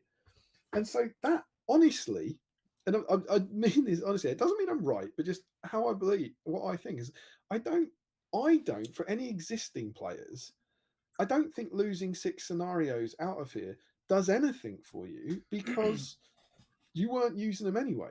No, I agree. I agree with everything that you're saying. But I do understand that it's odd that there is only 6 of 18 in there. It doesn't affect me because I never looked in there for them anyway. And the only thing that I can think of is why they put them 6 in is because they are fairly sure that those 6 sets of rules for those scenarios are not going to change anytime soon. Yeah, maybe. Yeah. Whereas the other 12, there could be slight changes to them upcoming. But there's one from each pool, right? There's one from each pool, so then they're meant to give you an idea. So then that's how I see it. That even if you're annoyed, and you're allowed to be annoyed, of course you are. But even if you're annoyed that 12 scenarios are in there aren't in there as an existing player, I don't think it's affected you because you would, if you're an existing player going to match play, at the bare minimum you need the guide to roll the pools for, right? Anyone who's going to events has got a match play guide. So, anyone who doesn't go to events doesn't need all 18. Yeah, well, then you go to what about new players? And so it's like, so new players who don't have the match play guide will have less, right? And fair enough, I agree with that. But what do new players do? Right? Imagine that you've bought this set and you're getting into this game and you're reading all the rules and you're going to play it, and for whatever reason you don't want to play the match. We are specifically worried about a group of people who really like it, get into it as new players, and don't want to buy the match play guide, but do want to play match play games and play those 6 scenarios so much they get sick of them. But I mean that's the only group of people that this affects, isn't it? People who go like, I love match play, I wish I had more in here, I don't want to play any of those 6 again, but I don't want to play the match play guide. And between you and me, I don't think there's many of those people in the world. I don't think they're a demographic that exists. And also, it always boils back to the kind of point that a lot of these arguments fall down on is Games Workshop want to sell match play guides. Yeah, of course. Yeah. So if they put everything in the rulebook, then they'll not sell match play guides. Yeah. But they weren't, the criticisms aren't wanting them to put everything in the rule. They're wanting to put a bit more. It's not even like I'd have more understanding of that viewpoint if people were saying, why not put everything from the match play guide in here? Do you know what I mean? I kind of get that. Like, sell it as one rule book with everything, because at least then you're going, yeah, well, I can see what you did, as opposed to being forced to buy 2 things. But then the last bit on this is that actually I then started thinking about, imagine you are a new player, what is going to be better? 6 more scenarios as you get into the game that you may or may not play, or a page of every single faction of beautifully painted models that might show you the factions you might want to buy and inspire you to. Yeah. And genuinely, as I now believe this, and again, people will yell at me and say I'm a shill, and people might disagree, and both of those things are fine, but I genuinely think this is better for new players. Like, if we are talking, it's a starter set. If we're looking at new players, then more pictures of things. What did we gain? Arnor, the Shire, Dead of Dunharrow, Khazad-dûm, Dol Guldur. Having those in here, a page of those, and make you go, oh, I might buy that instead. I might like that faction. I think that's more useful to new players than another 6 scenarios. And I might be wrong.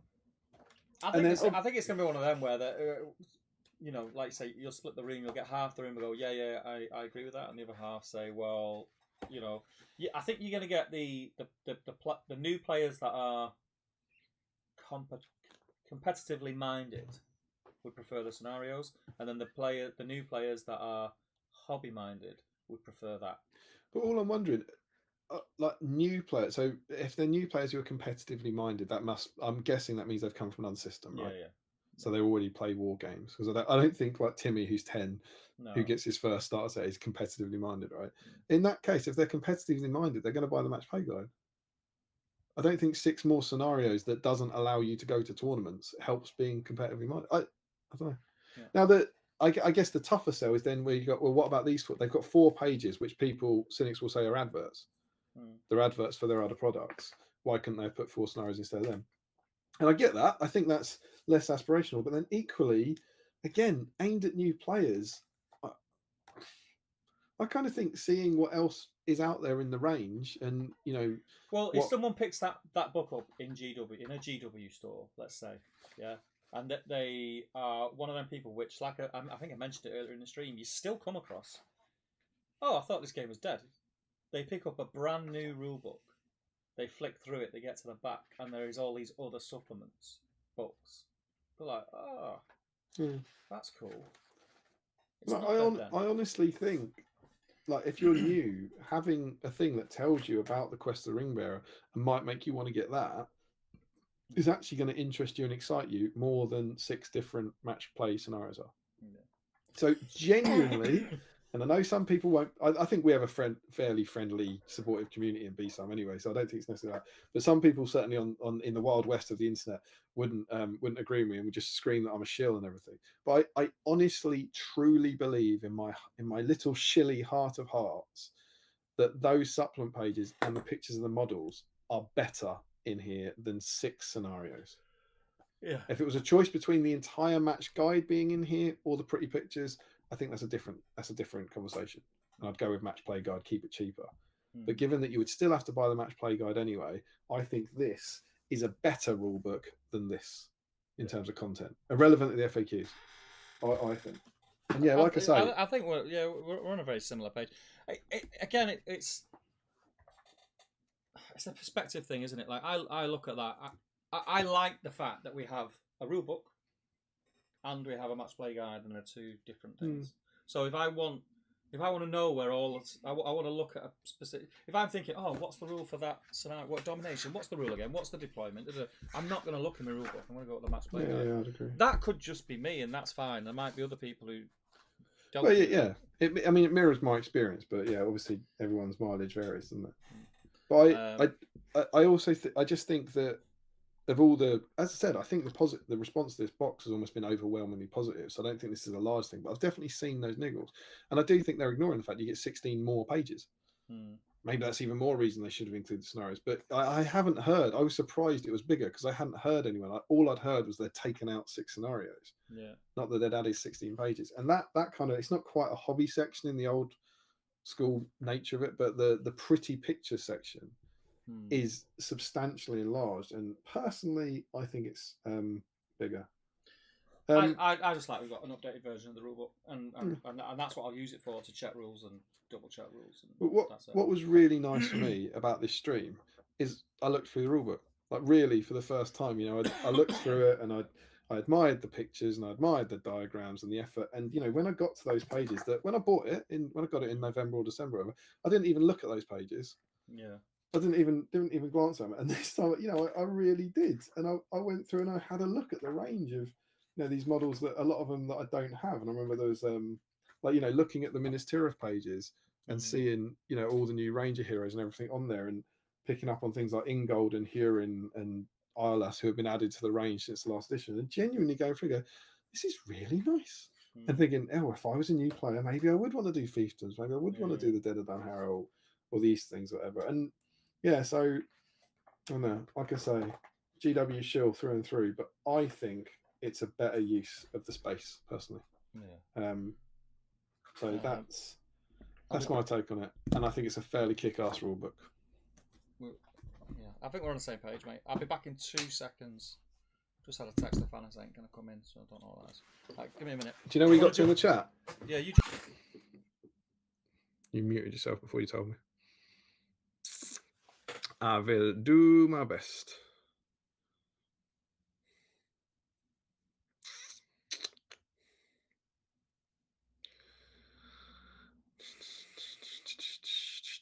There we go. So we were about here.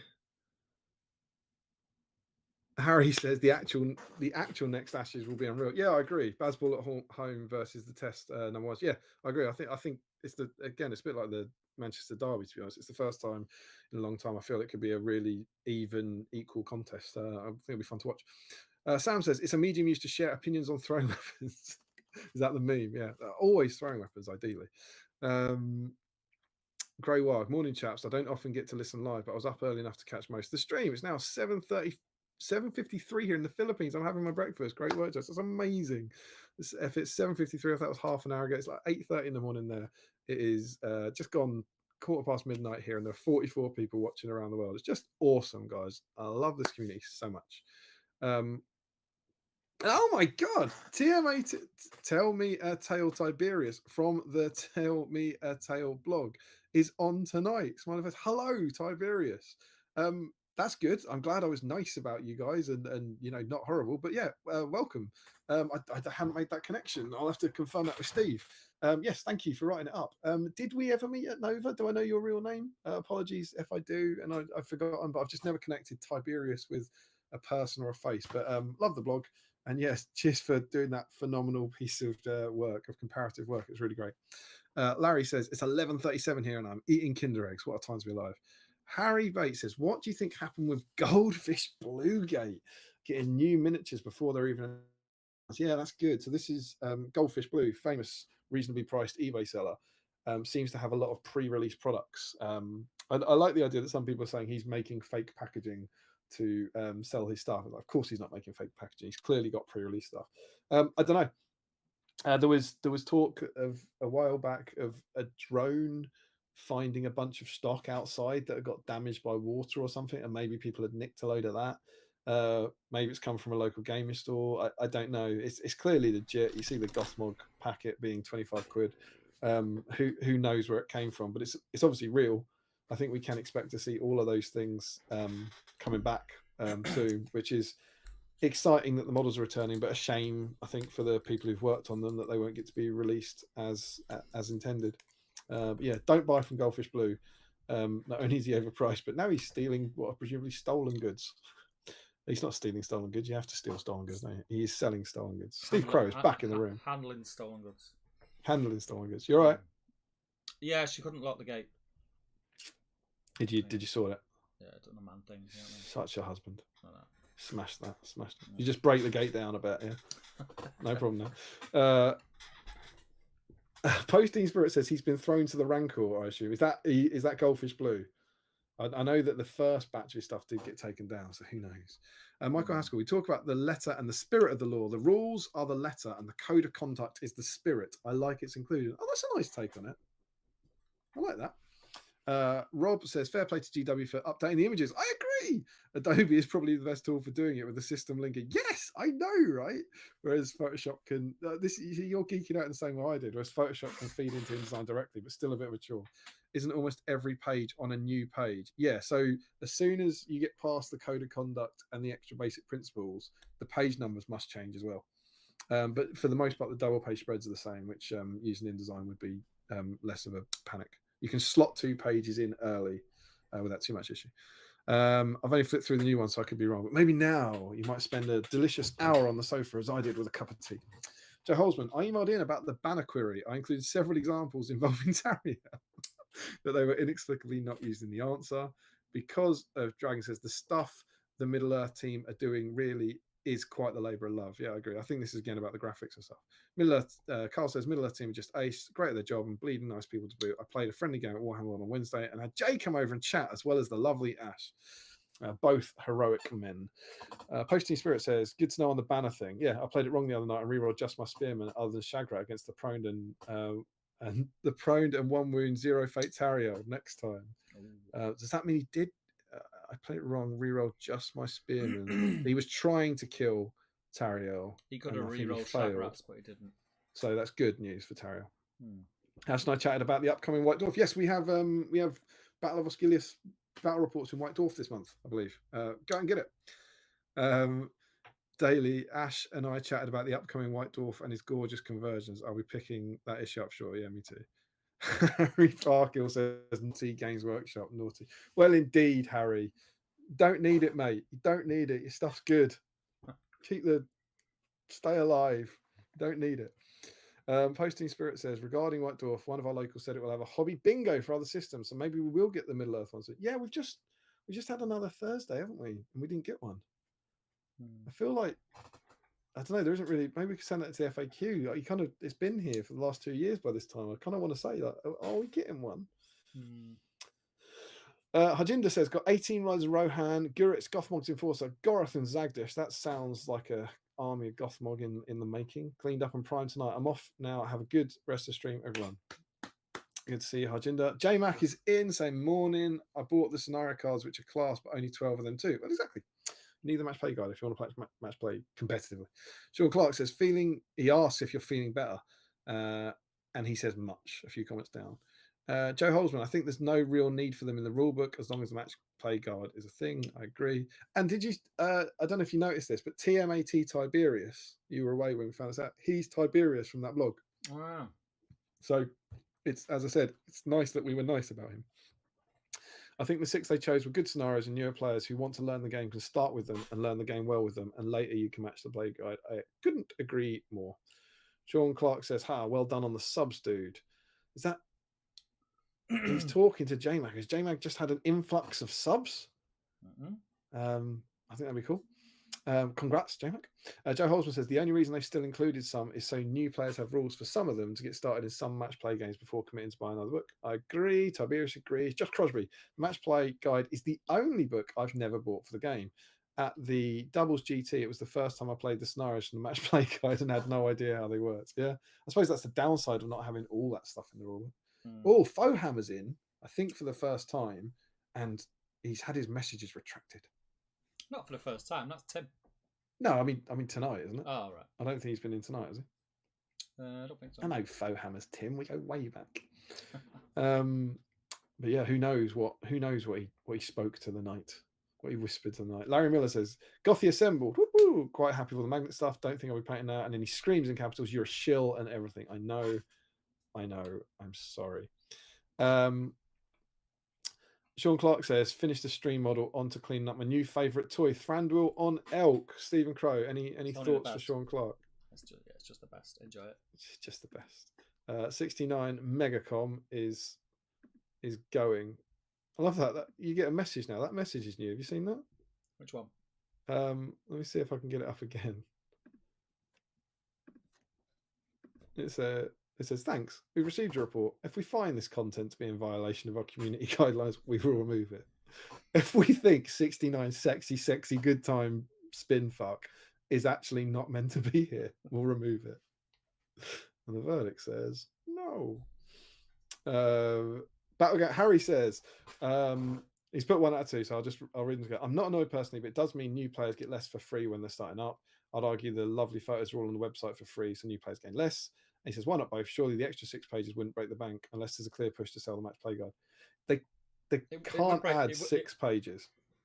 If you look at like the way I'm not disputing that it's the best use for them, but they add 16 pages. All of their books are divisible by 16. That's the way GW's those hardback books. Same reason in SBG we can only add 4 pages at a time. So you've either got to add 16 or take away. Now, whether or not I as I said, I tried to, as much as careful be, this is just my opinion, whether or not 6 extra pages of scenarios is better than 6 extra pages of pictures, that's obviously debatable, but I think they are. Sorry, Steve, you jumped in. Yeah, it's a tough one, because it is just a point of view. To some people, they're going to prefer the scenarios, and then other people are not going to be that bothered by the scenarios. But also, he says unless it's a clear push to sell the match play guide, and I think it is, which is like, how business works. Yeah, I mean, I think part of it is, but I don't think having the extra 6 stops anyone buying the match play guide, which is agreeing with Harry. I don't think anyone's going to go, I'm not going to buy the match play guide because I've got 12 here. But equally, I honestly believe that 6 of those pages of pictures and the 6 pages of adverts might get them more inspired for something else in the hobby than 6 different scenarios would, personally. Well, what's the argument for it being another 6? Like, I don't like. I can't remember now. Like, why? It's either... Yeah, that's what I mean. It's I don't get the point. If you get another 6, you've still not got them all. If you put 12 in, you still need the match play guide. Yeah. But I think Harry's just saying you'll get more for free, right? You get more. You get 6 more that you could play, 6 more to try around. And I get that, but I don't know. I agree with you about the website. The pictures are on there, but I don't look at the pictures on the website. And I know what the range looks like, but I sat and went through that book and looked at all the pictures for the first time in ages. And I was looking at them for this stream, and clearly, as an experienced player, when I bought this in November, I didn't do that. But this time I did, and I was like, oh, these are nice. And it just made me think a bit about it, and I think they made the right call. And you can disagree, and that's cool. And that's what makes the world go round. But yeah, that's my take on it. Naughty Games Workshop. And then he screams in capitals, also, you shill. It's quite Harry. True that. Tiberius says, got to step out for a bit. We'll try and come back later.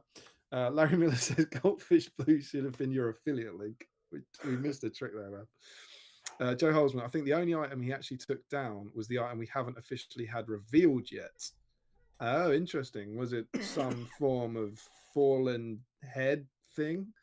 Everything that was in packaging, it's not been in before, was still there, and another one added since. I thought all of his first batch got taken down, but I could have been wrong. He also had some Cadians up, didn't he? I think they got taken down as well. Good fun. Larry says, hopefully they'll do the same with Armies of Lord of the Rings, and include my question about knocking Treebeard prone in woodland terrain when no other models are nearby. Do you think anyone hears it? Joe Holzman, we usually get an article every other Thursday, don't we? We've got Osgiliath terrain last Thursday, so next article should be next week, maybe Hobby Week. Yes! Yeah, that's a good point. It's not weekly anymore, is it? I just associate with Thursdays. But yeah, keep the faith, maybe next week. J-Mac likes pretty pictures. Larry says, also, if they put the scenarios in the book, then it would make less sense to sell match play guides, so you'd need to get the new book. It would make less sense to sell. Yeah, I think, yeah, is that meaning that you'd be more annoyed at, do you mean you'd be more annoyed at buying the same 6 pages again in the match play guide? And Tiberius is back. That wasn't long. See what I missed later. And then Frederick's furious with me. Spent so much time with my trolls, I almost forgot to comment. Sell out, shill. Sell out, DW, shill. GW, shill, sell out, shill. And then, which is all fair. Sam says, hey, you leave 6969. Sexy time, spin fuck alive. Frederick says that he thinks, I believe, 69 sexy time spin is one of his top 69 Canadians. I wonder if he includes Brian Adams in that. Larry Miller, they could have added the scenarios and then 10 extra pages of Thorin to make up the extra she-elf. Yeah. I was quite happy with the new content. Pretty pictures and extra Tario. What's not to like? Too Many Mini says, knackered. Enjoyed the in-depth book breakdown. Oh, thanks, dude. Sleep well, gang. Iceman Searle comes in. Is that a new name? That's new. I know you knew. Hi, Iceman Searle. Thanks for joining us. Don't know if we know you or anything. I think that's a new name. Random question. Looking at Arnor, hopefully in the next expansion. Oh, that'd be cool. Why do you think Arvidway was the only character they rolled out of his brothers and fathers, bar the Seer? Thoughts on the next expansion? I don't know. I think, do you know what? I think Rune of Arnor's one of, I think it's the only book I don't have. So it's not one I've delved into really. I guess at the time, and we're going back, what are we, sort of 2006, 2007-ish maybe? I guess they just went with the most identifiable characters. I suppose they would have only had so many models that they could make for it. He also says, great stream. Thanks, you. He's put thoughts on next expansion, Steve? I don't know, you know. Big new picture of Tariel in the rulebook could be a hint. No, I think there's lots to talk about. Khazad-dûm, wasn't there? Yeah, that's good. It's one of those weird things that when they did the live stream and Adam said, like, I can't remember his phrasing, but they said we've done a new Elrond, and they said, will we be getting a new Gil-galad? And he said something like, maybe. And everyone went, that means it's coming now. And it's like, if anything, I think it means it's not anywhere near. It's like the very fact that even, that was my, I think it really means nothing, but I was like, I don't think that's the confirmation you think it is. And that the Khazad-dûm stuff comes that Rob went and did an interview, right? He did an interview with Nerd of the Rings. And Nerd of the Rings went like, what would you like to do? And he spoke quite a lot in depth about doing Khazad-dûm. I'd love to do Khazad-dûm. And I think that's absolute categorical proof that they're not doing Khazad-dûm. Because I just don't think he'd go anywhere near it. Do you know what I mean? I think he's literally going, that's what I'd like to do in the future, but I don't want for a sec. But I could be wrong. Maybe it'll be out to drop tomorrow. But we must hear something soon. Yeah, I think we're due something. Now we're not getting these seminars. We're due some tasty goodness. Because I know the scenery's dropped, but the scenery's, and I know it is new. I'm not trying to pretend it's not new, but it's clearly part of the Osgiliath set, isn't it? And when was that? When was the stream? Was it like August, September? Yeah, it was a while. It was summer, I think. And since then, I don't think there must have been. Have there been models since then? Obviously, they. I know they unveiled all the elves and Glorfindel and Elrond, but have there been new things that weren't in that stream since then? I don't think so. I don't know. So I think we're due to have some hint of something coming. Yeah, maybe. I don't know. I can't quite remember, but who knows? Yeah, I really don't know now. Maybe they'll do another. Maybe they'll do another Gondor one. Another, enhance the, do more in Gondor. Do a fiefdom stuff using the scenery. That'd be cool. Yeah, Niceman says great stream. Thank you so much, sir. Frederick says, will we get a BSIME hobby bongo if they don't do an official bingo? Would even do the bingo and a bongo. You know what? It's not the maddest idea. The bongo's a bit crazy. It probably won't happen. But I think, because I want to do it, I love it. I think if they don't release one, I'll cobble together one from all the old ones and put it up on our page and sort of say, does anyone want to join in with this? Because I love doing it. Michael Askell, the page number references to the rules manual in the match play guide are now out of date. Shred it. And then he says he agrees with Mr. Crow. New match play guide soon, surely. Yeah. But then maybe the new match play guide will only have like 12 of the scenarios in, and then there'll be a new rule book that has the other 6. And there'll be another match play guide. And it's kind of rule book. How crazy would it be if it had 17 scenarios? 17, can you believe it? But you can buy the match play expansion, which contains one new scenario for £100. Maybe it's scenarioception, and it just keeps going in on itself. It could be though, maybe. Joe Holzman says he's talking to Ice myself. I say it's because the entire expansion was themed around the fall of Arnor, which is why I had those heroes. Ben said if Arnor came out, I'll be happy to champion. I think, Ben, it might be one I didn't comment on your what's next for SBG video. Didn't you? You mentioned Khazad-dûm and Arnor, I think, were your 2 speculations, as memory serves. So that would be cool indeed. Tiberius thinks they'll do Arnor eventually, but Last Alliance will probably come out next. Hoping Khazad-dûm too. I'm going to repeat what I've said for the last 3 years. I don't think Last Alliance will come out. I don't think they'll go anywhere near that stuff now that Rings of Power's out. Sam, immediate thoughts for next expansion will be Last Alliance. It's been delayed so long now that Rings of Power has been. Might be right. I'm swimming against the tide, maybe. Larry Miller.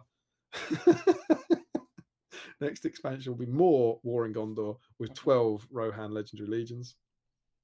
Joe was thinking Fiefdoms and Barkanda's next expansion because the most recent releases, but given the products listed, I'm beginning to see that. Yeah, I think he's talking about the Goldfish Blue stuff. That's what GFB is. I'm beginning to think Arnor Angmar. Yeah, it could be. It definitely looked that way with some of them. They did confirm Last Alliance and Plastic Gilgalad were going to be the next release, definitely. Harry says, FYI, I love the new book. It's much less Folia Party than my old one. This Damrod is Ace 2. I didn't know, but I think my old one's been all right. Maybe I think Harry goes to more events than me, so maybe it gets more Folia Party. But if it is less Folia Party, that's great news.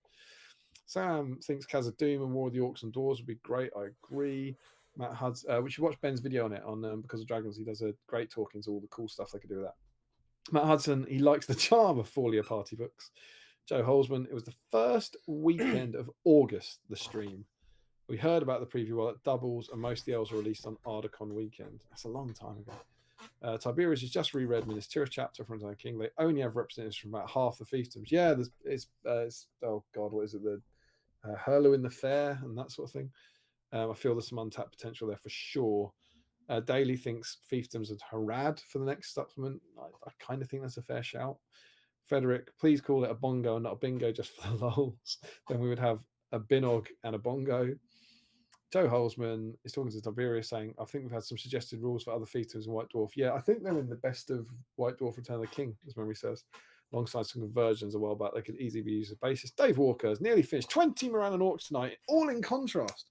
You posted, Dave, am I remembering correctly, you posted a picture of that on the comment, I think, on our thread near the start of just before the stream, saying I'm going to work through these. If so, well done.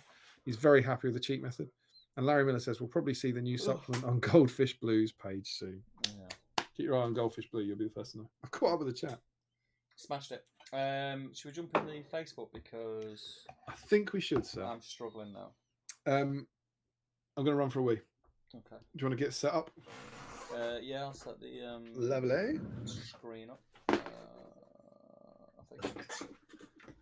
Bloody hell did I do this now? Dashboard. For God's sake. Oh, there we go. Facebook. Bear with me, folks. Refresh that.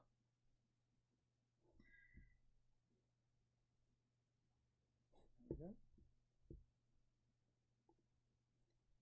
Come off that now.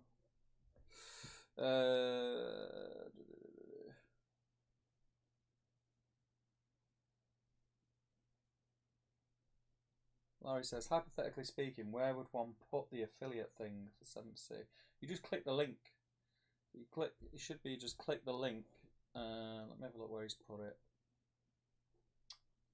Don't know if I can view it that way.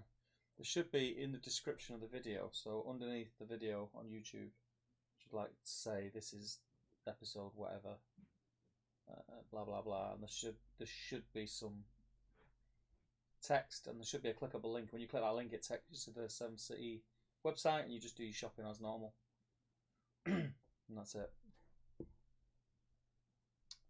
Checked out the whip thread and couldn't and found out Harry Parker is a filthy brown cloak hater. Justice for brown cloaks. Stop greenwashing. Justice for Tamrod. Real heroes wear brown. Carl says, can't wait for Hobby Bingo to come. Was made up to complete the last years. Good man. And Joe says, it's in your bookmarks to Larry. Oh, you can make it a bookmark though, right? Hi. Yeah, all caught up, mate. Did you tell Larry where to put the affiliate so they can send us tiny amounts of money? I said just go and click the link and do your shopping as normal. Just sort it out. Just go find it. We have to do everything for you. Alright, get this up. Refresh that. No, we're cooking, mate. Oh, God. I can hardly see, mate. I'm not going to lie. My eyes are all, like, misty. Misty? They shouldn't get misty, man. When I get tired. It shouldn't get misty. Tired eyes, man. Tired eyes. Sure someone's can I just say, I know we'll go through this. We've already had an entry for the competition from Mr. Scott Newman. Oh, I've seen a notification before, yeah. On the Battle Streams post. So it started. Scott, you are currently winning. It's currently yours, mate. Right, okay. You ready to go with these names? I'm on the GBHL. I'm loading comments now. Let's go back to the top. 78 comments. I love the starter set. Obviously, not allowed to be a record-breaking week. Am I right in thinking that Sean Clark is first? Yeah.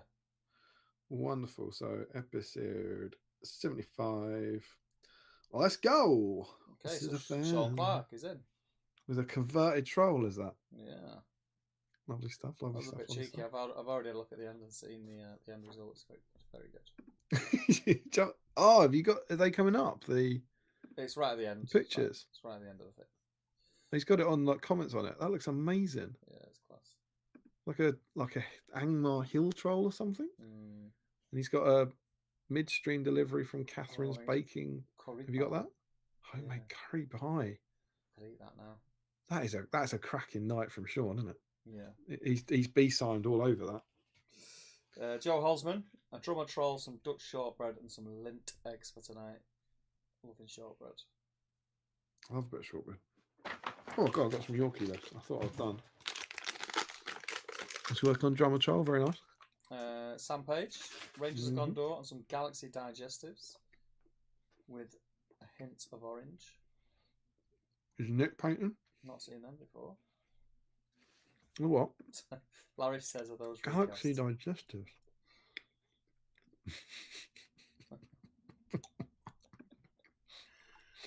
I'm going to need that on a mug. Michael Curtis. Look at that. That's what you like to see. Primed models and then painted. Have you done them in a night? That's crazy talk.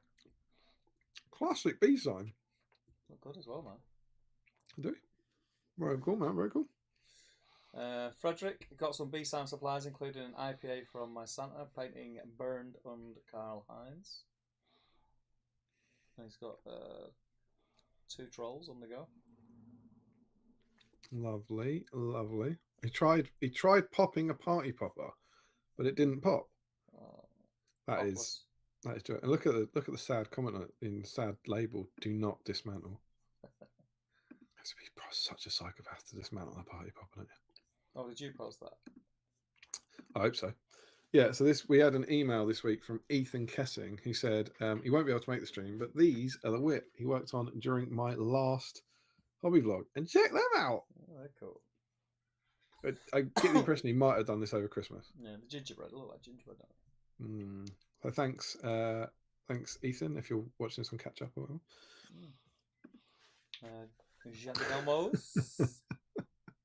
Working most on my Hobbit force, but for theme and Minister of Shield for Pippin.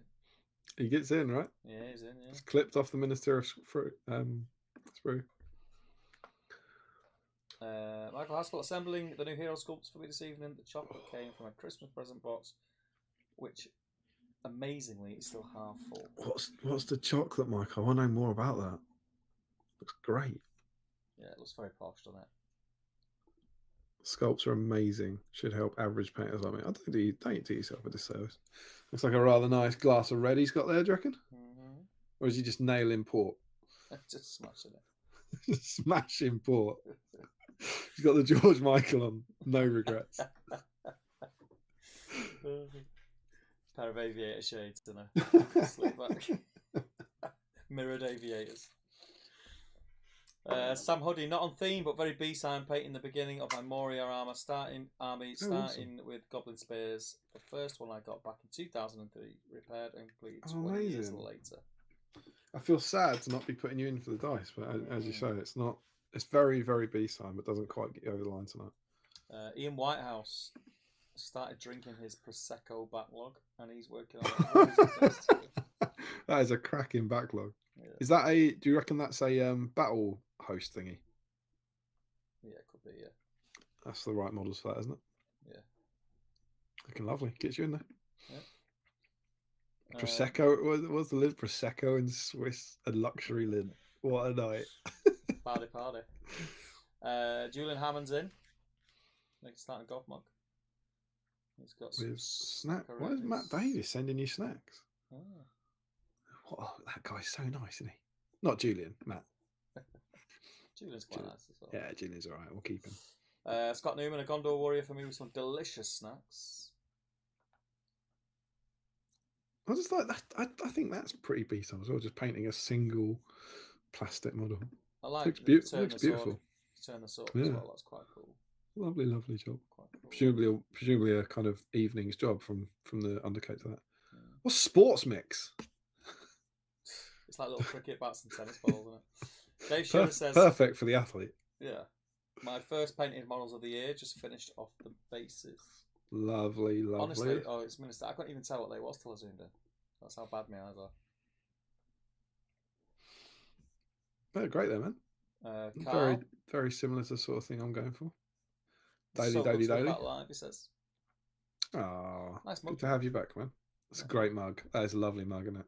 That is a shame that you've got that red. Yeah, it's a shame about the there's a little bit of a mess in the background there. It looks like someone's took a dump on your red packet. It's a shame there's some feces near your ruins. The ruins look great though, man. Yeah. They're great models. Josh Crosby, painting Rangers. Oh, cheeky. Look at the stickers. Look at the stickers, Steve. They look like early stages from Josh. I'm sure he's going to do something incredible with those. Tom Spate. Yeah. Quite. In he goes. Rory Campbell, no new Osgiliath set, so clearing the mega old backlog. You love to see it in the old sponge as well. You love to see it. I'm sorry, I was still on Tom. Oh, look at those trays. Yeah, we don't need the set. You just need models from the set. Yeah, so in he goes. Brand new patron, Rory. Yeah. He's tied you up on I hope you're having fun in the chat. Some Gondor. Hope everyone's been nice to you in the chat. Remember, everyone, it is his first day. Is he working on? Is that a Santa Saruman or is that a Saruman of many colours? Sarumancer, it's called. Sarumancer, yeah. Bit of progress, just a bit of edge highlighting next, is it? Just a bit of edge highlight. Just a quick edge like the whole army. Aussie Hurst trying to finish these guys on theme. Right there with you, dude. He's that I believe I think I seem to remember from his video that's the shield from Faramir, like Prince of Athelion that he's press molded. It's a cool idea. So I think he's doing it around the he's building it around the Ramaseka. It's like going to be in gold leaving the defense of that. Yeah. It's quite cool. Larry Miller, Warriors not from the box, but finished from a previous stream, hoping to get my favourite dinosaur on 2 things. That's fun. I can't see what they are. Oh yeah, Warriors against Turkey. I think we're going to get. I hope, knowing Larry, we're going to get updates throughout the thread of what's in those 4 Kinder eggs. Yeah. So Steve, he's got 2 frozen ones. Yeah. Who do you think he's getting? Make you call. Olaf, good, strong, yeah. And I don't think he's going to get Elsa. Sven. Okay, I'll go for Anna and Elsa then. You've gone for the sidekicks. I'll go for the girls. Yeah. I don't know all. And for the Jurassic World ones, let's go for a Mosasaurus and a Brachiosaur. Yeah, God knows. George Galloway just cracked open the cellophane, be waiting for the BSIME special. He's assembled the troll. He's smashing it. Honestly, George, I absolutely adore that. The fact that someone's had their starter set and has been waiting for this stream. Yeah. It's just I only had 1 in cellophane because I had 3 bloody boxes. I wouldn't have been able to wait this long. He's up for 2 already. That Glee you saw is entirely fake. He's done that before. He knows what's in that box. But yeah, I hope the stream was worth the wait, man. I hope it was good. Michael Dobley, stupidly big Minister of Fact. Oh, chip away. That Elvis juice is all right. It's not bad. Didn't mind that. I'm not an ale drinker, really. Is it better than Parma Violet? Yeah, it's miles better than Parma Violet. He's just posted an updated weight. Looking cool, man. Oh, and we've got a Kinder Egg, but it's not open yet. Yeah, clipping has been done. Matt Hudson. He's working on Pequari Sweat as well. If you notice, it's a great night to be a Larry. Nothing exciting for me. Still slogging through Morannon, says Matt. That's all right. There you're in. Might be something exciting for you when you win a damn dice. Very cool. James Douglas aiming to finish magnetising my troll tonight. Lots of small bits to do, like arms on the various heads with 2mm magnets. Bit of an update. Got slightly distracted by attempting the green stuff over the large gaps, but also managed to finish magnetising the drummer's arms and hands. Green stuff on the arm joints will be filled down when it is fully hardened. I have so much respect for anyone who does that, but it's just not for me. I just don't. I never think the effort and the joins will be worth it for the amount I'll actually use it. Morgan Morris, Warriors Minister for me tonight with a Guinness and Knoppers. It was very few ranges, but the Warriors are getting a lot of love, right? Yeah. Very BSIME. Jake Pollard trying to get the Knights of Minister built and hopefully make a start on building Gandalf ready for scouring. We got a pack of Jaffa cakes to nail at the end. Didn't you have do you remember I went back and looked at our was it this year or last year? I can't remember if it was reviewing one or whatever, but you got a massive tube of Jaffa cakes and you don't like Jaffa cakes. Was that last year?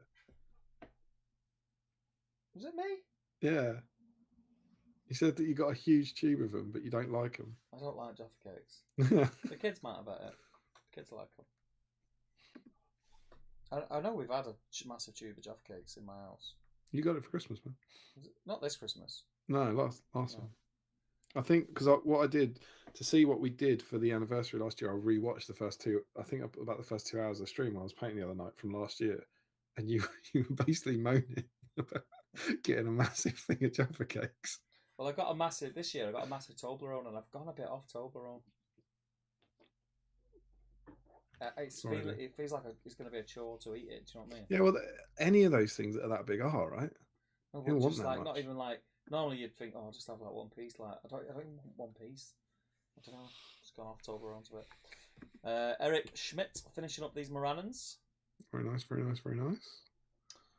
Christian O'Neill petting my Gondor battle box using a new magnifying glass that reveals all of my mistakes. Yeah, we've all done that. Don't worry about it.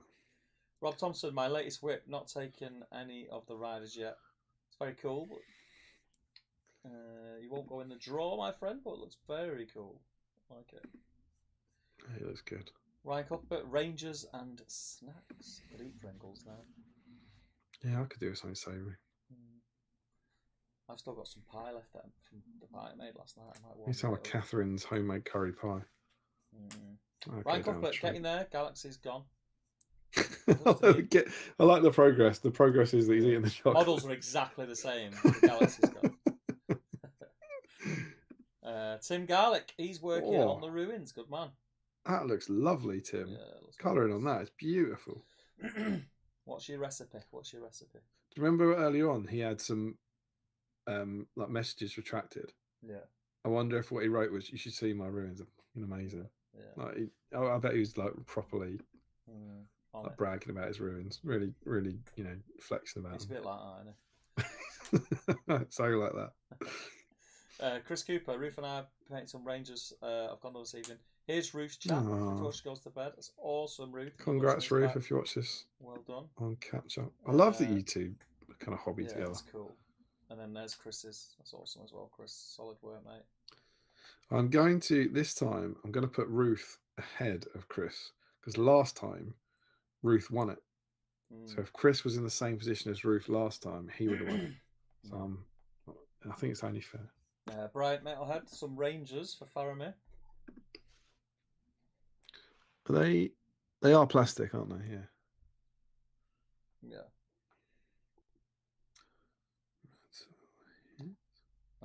Mold lines done, says Larry. Gonna change room to do some instructionless gluing in a moment. Oh, look at the back! Look at the back! I'm gonna click on it. Called it. Called it. That's 1-0. And he's got that's a Jurassic World one about to be cracked open. Arna, what? Oh, you've done well there. Are you Dave Walker? Are you Team Arna or Team Elsa? I think Arna, simply because that's probably the most recent. So when Lily first got into Frozen, she was all for Elsa, and then Daisy was born after, and she got into Frozen, and because she's a little crazy redhead, she always loved Anna. And then Lily kind of grew out of Frozen, and it was the last bit of Frozen that it was always everything was Anna. Yeah, the Anna dress up, like all the Anna dolls and toys. Yeah, some things never change. Yeah. Team Anna. Anna's the thinking man. Hey, you know what? Weird thing. Totally off topic. Have you seen the new Matilda? I haven't. Charlotte and Em went to see it. Yeah, I mean, I love the stage show's incredible. And I love the soundtrack. The songs are amazing. It's got your mate in it, hasn't it? Who's my mate? Stephen Graham. Yeah. Isn't he like close family friend? But yeah, I mean, we love the musical. I know Stephen Graham. I know you do. That's what I'm saying. Yeah. He's not a family. He's not like a family friend. He's not like a best mate. I just know him. His stepbrother is one of my nephew's best mates. Yeah. But yeah, I mean, the musical was amazing, and Charlotte had seen the film, and Em took her to see it, and it's just been on repeat for the last 2 weeks. Oh, it's so good, mate. It's just so good. Daisy is just singing the songs. My fun fact: this is you might be able to see this through Facebook because you're friends with me. So Emma's aunt, so now my aunt by marriage, her kid, so like Charlotte's cousin, has just, I don't know how, she posted today, she's been at Pineapple Dance Studios dancing with the girl in the red beret from the film. Like, I don't know how she's winged it, but they're doing the Matilda, they're doing the Revolting Children like routine. So like Charlotte saw that and like lost her mind. But yeah, I mean, it's amazing. The choreography is brilliant, and the songs are so good. Tim Minchin's a genius. Yeah, it's really good. I loved what he said about it. You know, when everyone kicked off that it wasn't available on Netflix, and he's got this interview where he just said there's nothing bad about Matilda. He just said it was one that it's like the highlight of his career or something. He just said all it does is teach kids positive things and make money for charity. There's no downside to Matilda. No, I love it. I want to go and see it, definitely. It's really good. It's really good.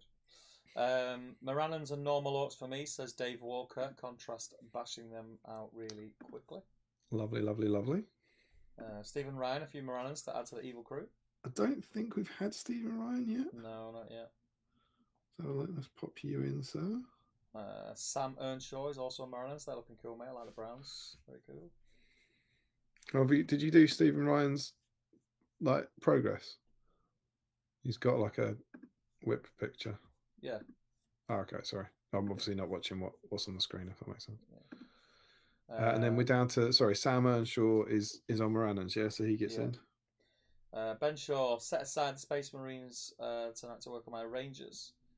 Love to hear it, sir. Get cloaks done tonight. I got the green and dark brown done. Shoddy picture because tired, but keeping going. Good man. Adam Gardner's on terrain. Looking good, mate. Is it? It's not the plastics, though, is it? I thought it was. It's not, no. Not really related, but somehow related. I agree with that. Yeah. Craig Bryan is in. Craig Bryan, I've been working on some Gondor stuff. I don't think Craig... I know Craig from the GWHL group. I don't think he watches. I do think we get some people posting, like, kind of going, this looks fun. I'll post my Gondor pictures in here without knowing the thrill of the chance to win a dice.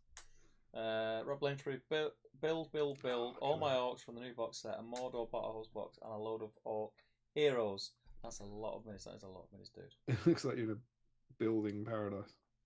Dan Nelson working on Merfolk Rangers, but also pulled out a plastic troll to get some base layers on for the sake of the stream. Perfect. What's that? What we got sneaking away in the background there? Is that a well? What's that little MDF thing? Is that a paint pot holder? Yeah, paint pot. And then paint brushes on the side, do you reckon? Yeah. Very cool, very cool. Oh, 1-1, mate. Look at that. Ooh. He's only smashed Olaf. And yes, you do want to build a snowman. It's a Stegosaurus. Yeah, I know you didn't bet on the dinosaurs, but I went Mosasaurus and Brachiosaurus, so cool. Olaf and Arna though, great combo. Yeah. Magneting took longer than expected. He says. Can we see the second dinosaur yet? It looks like everything's opened. Oh no, there's an unwrapped one, isn't there? Larry's got to be happy with his night's work there already. He's got Arna, Olaf, and the Stegosaurus, and he's still got one to come. You got to put some green stuff on this fella, says Harry. Parkill's in. Fair. He looks a bit sassy there, doesn't he? Yeah. Looks like he's just sort of done that. What's it called? What's that bit? Is it L'Oreal bit where they flick the hair all the time? Yeah, L'Oreal. David Ginola. He does look a bit like Ginola, doesn't he? Yeah. And they're having a little chat about the colours he should be. Yeah, and he's got an update. Brown. Looking good, man. Yeah, it's looking good. George Sutherland is on Rangers. Basis first. Thinking man's choice. Love to see it. And then Frederick's posted a picture of burned under Karl Heinz. Don't know who they are, but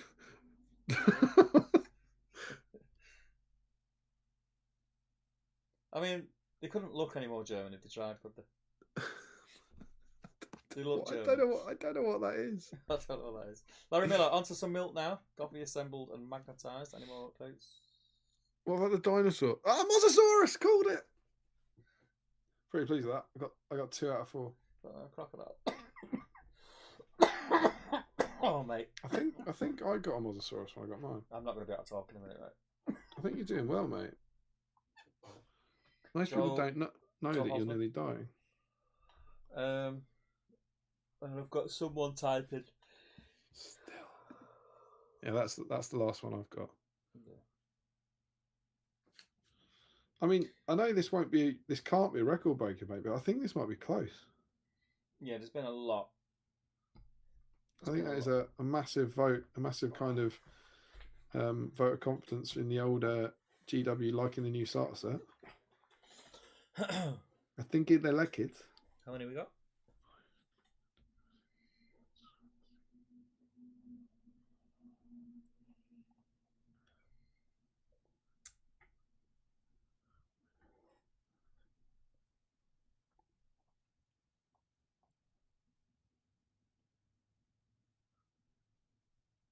Ooh. Do we know what that ... is? Is anything coming there? No. That could be just someone scrolling. It does that when you scroll as well. We don't have any. Oh no, we do. We do. Eric. Did Eric manage to post? What? I've got another. I don't think he. I thought we. I thought you'd read them. I've got an Eric Schmidt here. This is Eric L. So we've got an email from a different Eric. Sorry. I won't pop this in now because I've obviously missed it. He said, "Hi gents, thanks for another great stream. Working on some Gondor Rangers and the old Osgiliath terrain. Have a vision to create a version of the ruins with 2 levels and a random Feral Uruk-hai bombing." So he's got some old Osgiliath terrain with some Rangers. So he's in, and a Feral Uruk-hai looking very good. That is Eric L. Eric L. And you say are we calling it there on the thread? That's it, no more. So we have I just had a message pop up. Let's check it's not a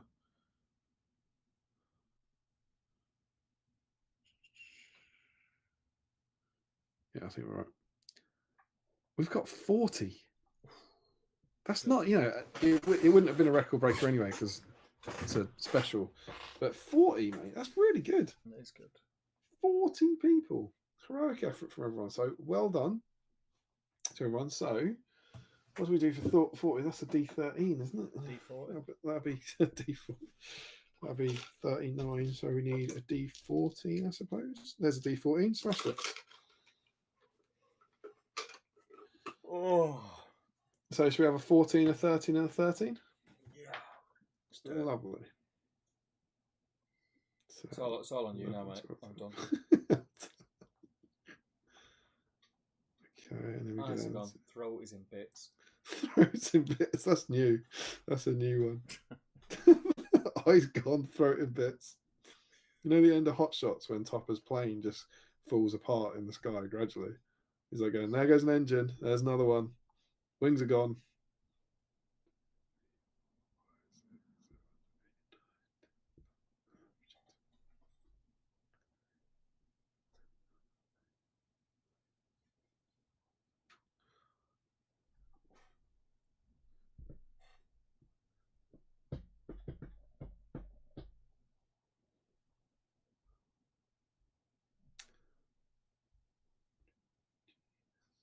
There we go.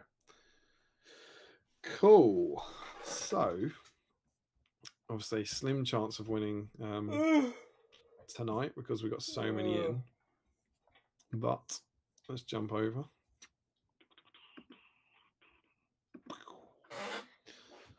There we go. Is that all right?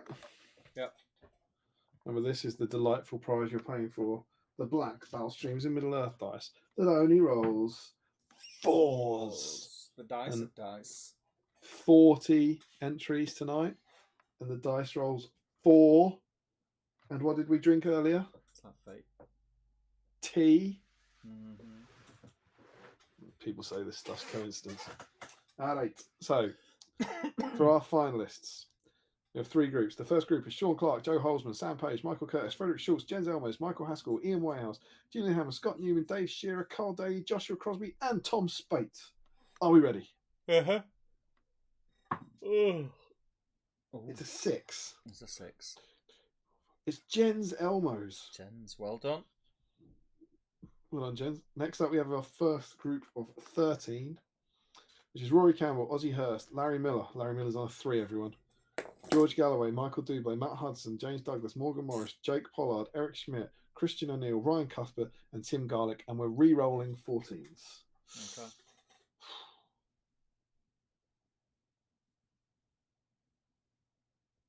Go on. It's a 12. Sorry, Larry.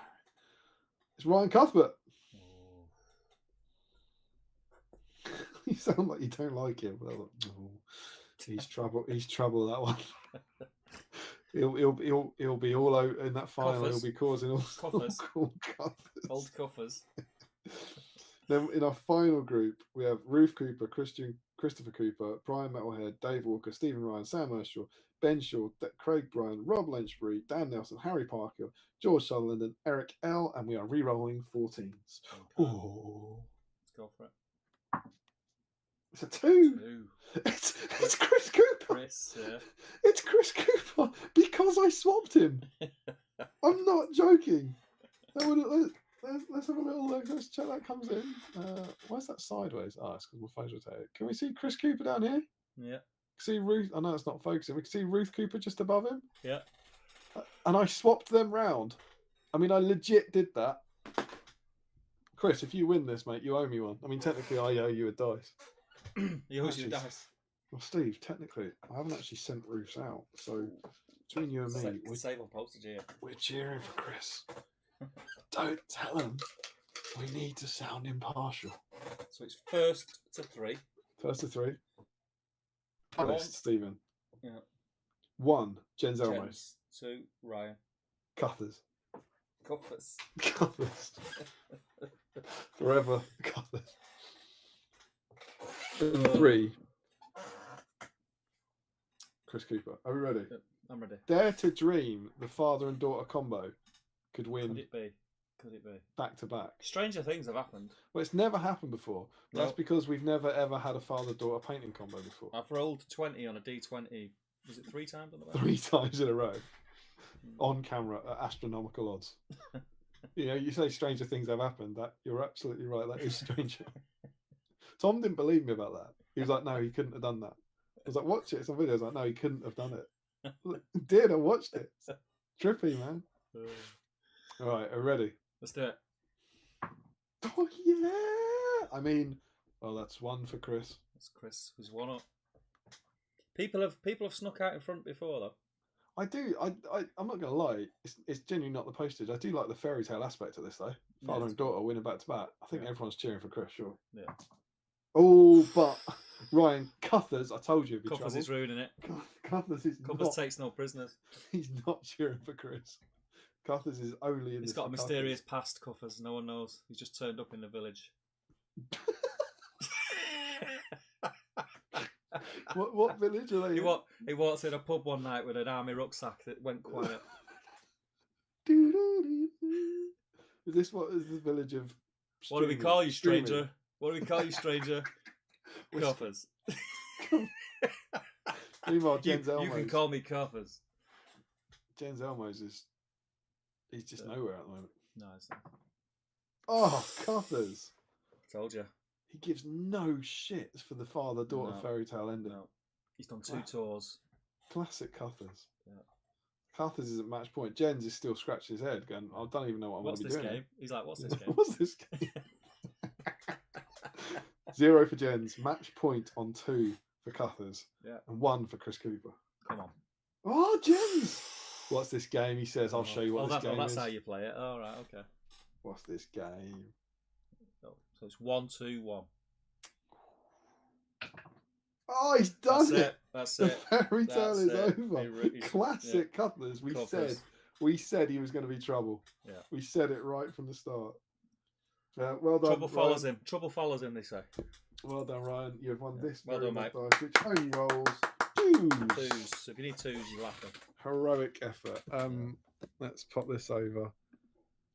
I think Cuthers actually is quite a nice guy, and I think he won't have wanted the fairy tale to end like that. Yeah. But it is the way. It's just the way it rolls sometimes. Please don't be too mean to Cuthers. No. There is still a dice winging itself to the. See, I'm picturing now Cuthers as a late 1970s Sylvester Stallone first book part 1. Just back from what really early Rambo stuff. Just back from Nam. Cuthers is you know what's oh my god, do you know what's going to make this worse? Well, he's got 6 dice already. I think Josh Crosby is not going to like this.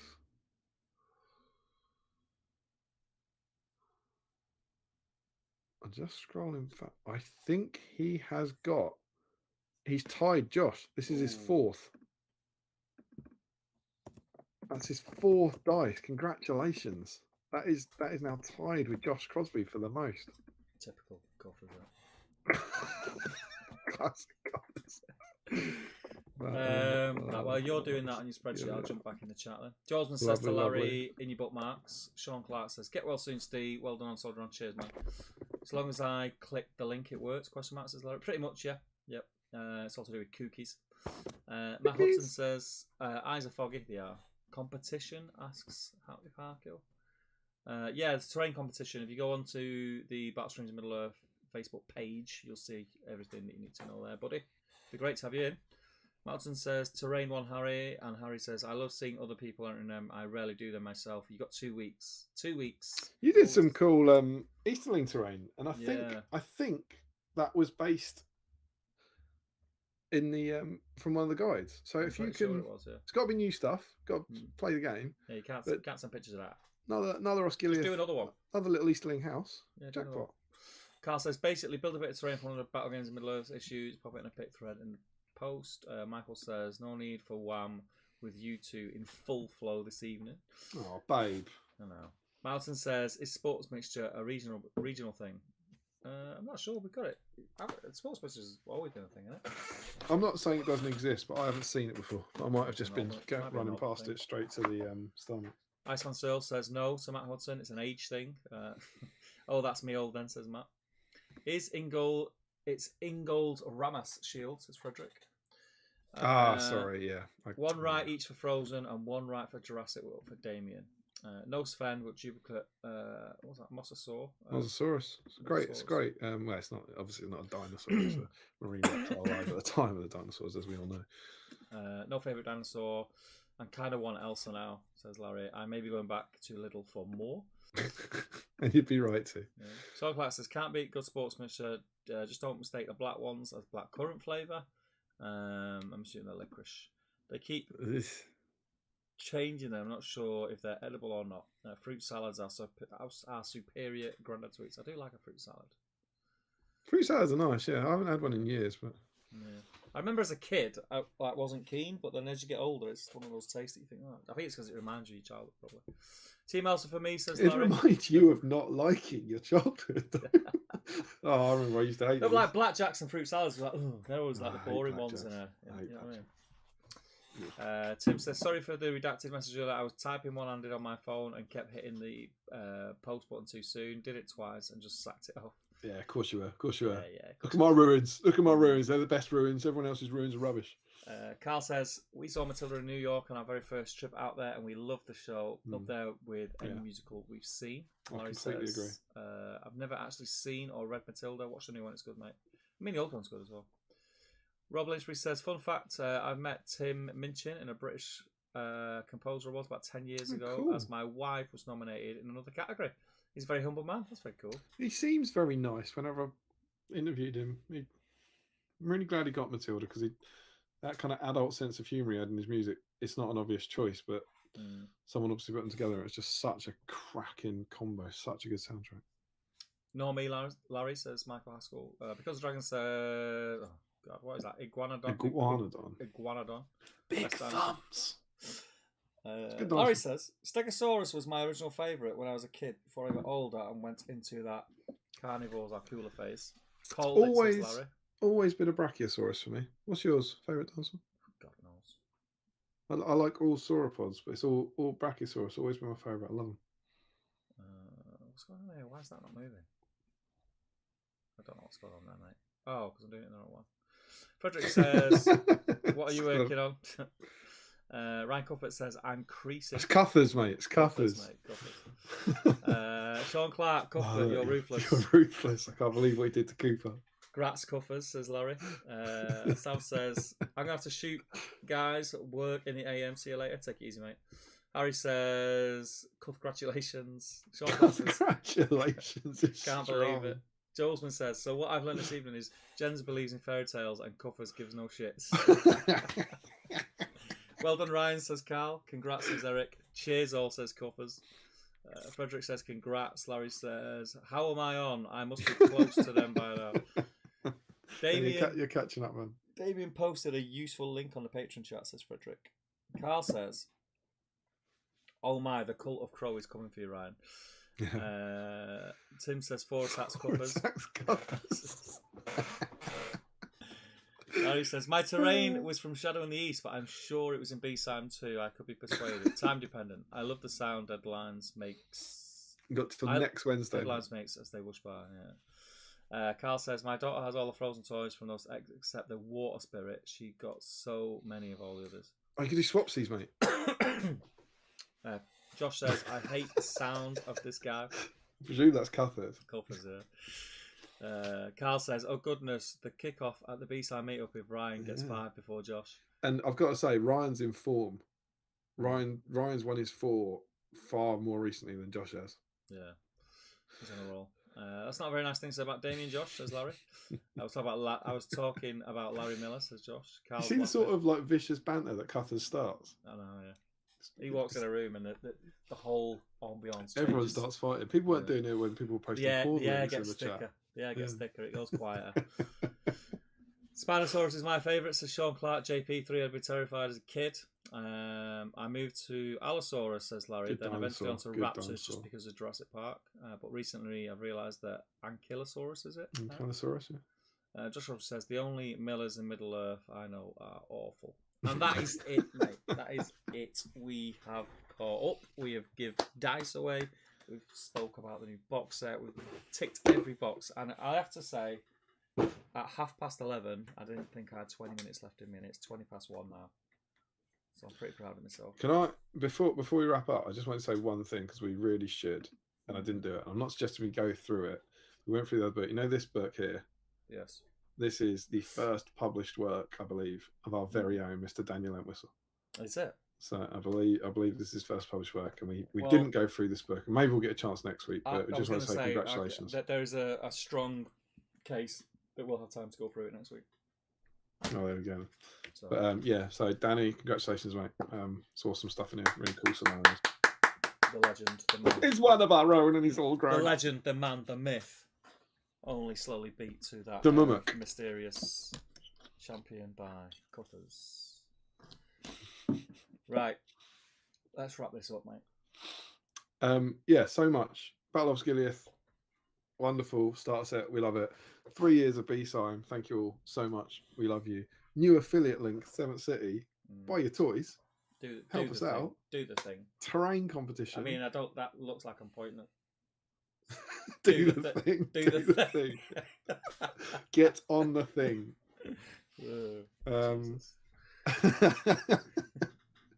And terrain competition, of course. Remember that you have until next Wednesday, so about 10 days' time, to get your I'm watching on YouTube now. Do the things good. And you need to get your BSIME terrain in, and we will pick a winner and give away a massive, massive goodie box of toys to someone next year. No, not that next year. Next stream, which we're very excited about. So next week we are terrain thing. Yeah. So I'm not quite. I'm on it. I don't think we're going to do a normal whip thread, so it won't be. There isn't a model to paint, but hopefully people will be working on terrain, whether you're working on BSIME terrain for the competition or not. Try and get some ruins out. Lovely new ruins in here. Mines of Moria stuff, Rohan House, whatever you want. Work on some bits of scenery as we go through the next issue. But yeah, so much exciting stuff. Great new year. All the exciting. Great to be streaming again. Yeah. And you wouldn't believe it, Steve. 69mega.com.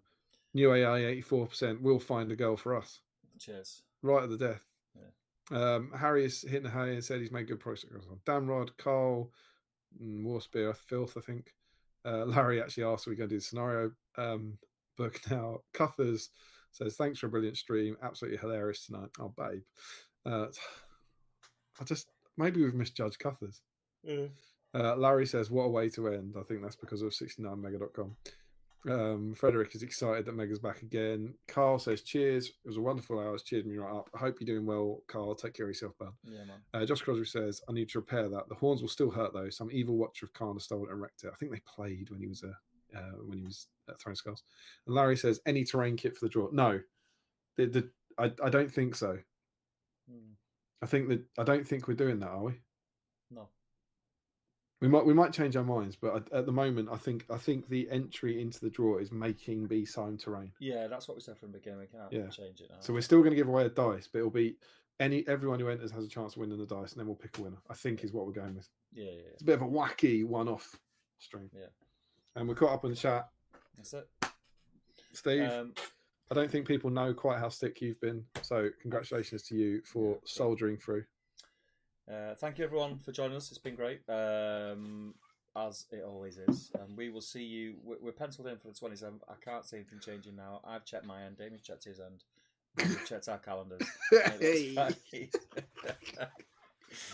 Are you all right for the 27th? Do the thing. Yep. Yeah, looks all right. I think the 27th is on. So, yeah, people. Take care. The usual stuff. Stay safe. David, anything else you want to add? No, I think you smashed it with checking our ends. Yeah, man. Check your end. Love you all so much. Can't wait for another wonderful year of BSIME, guys. Love you guys. Take care.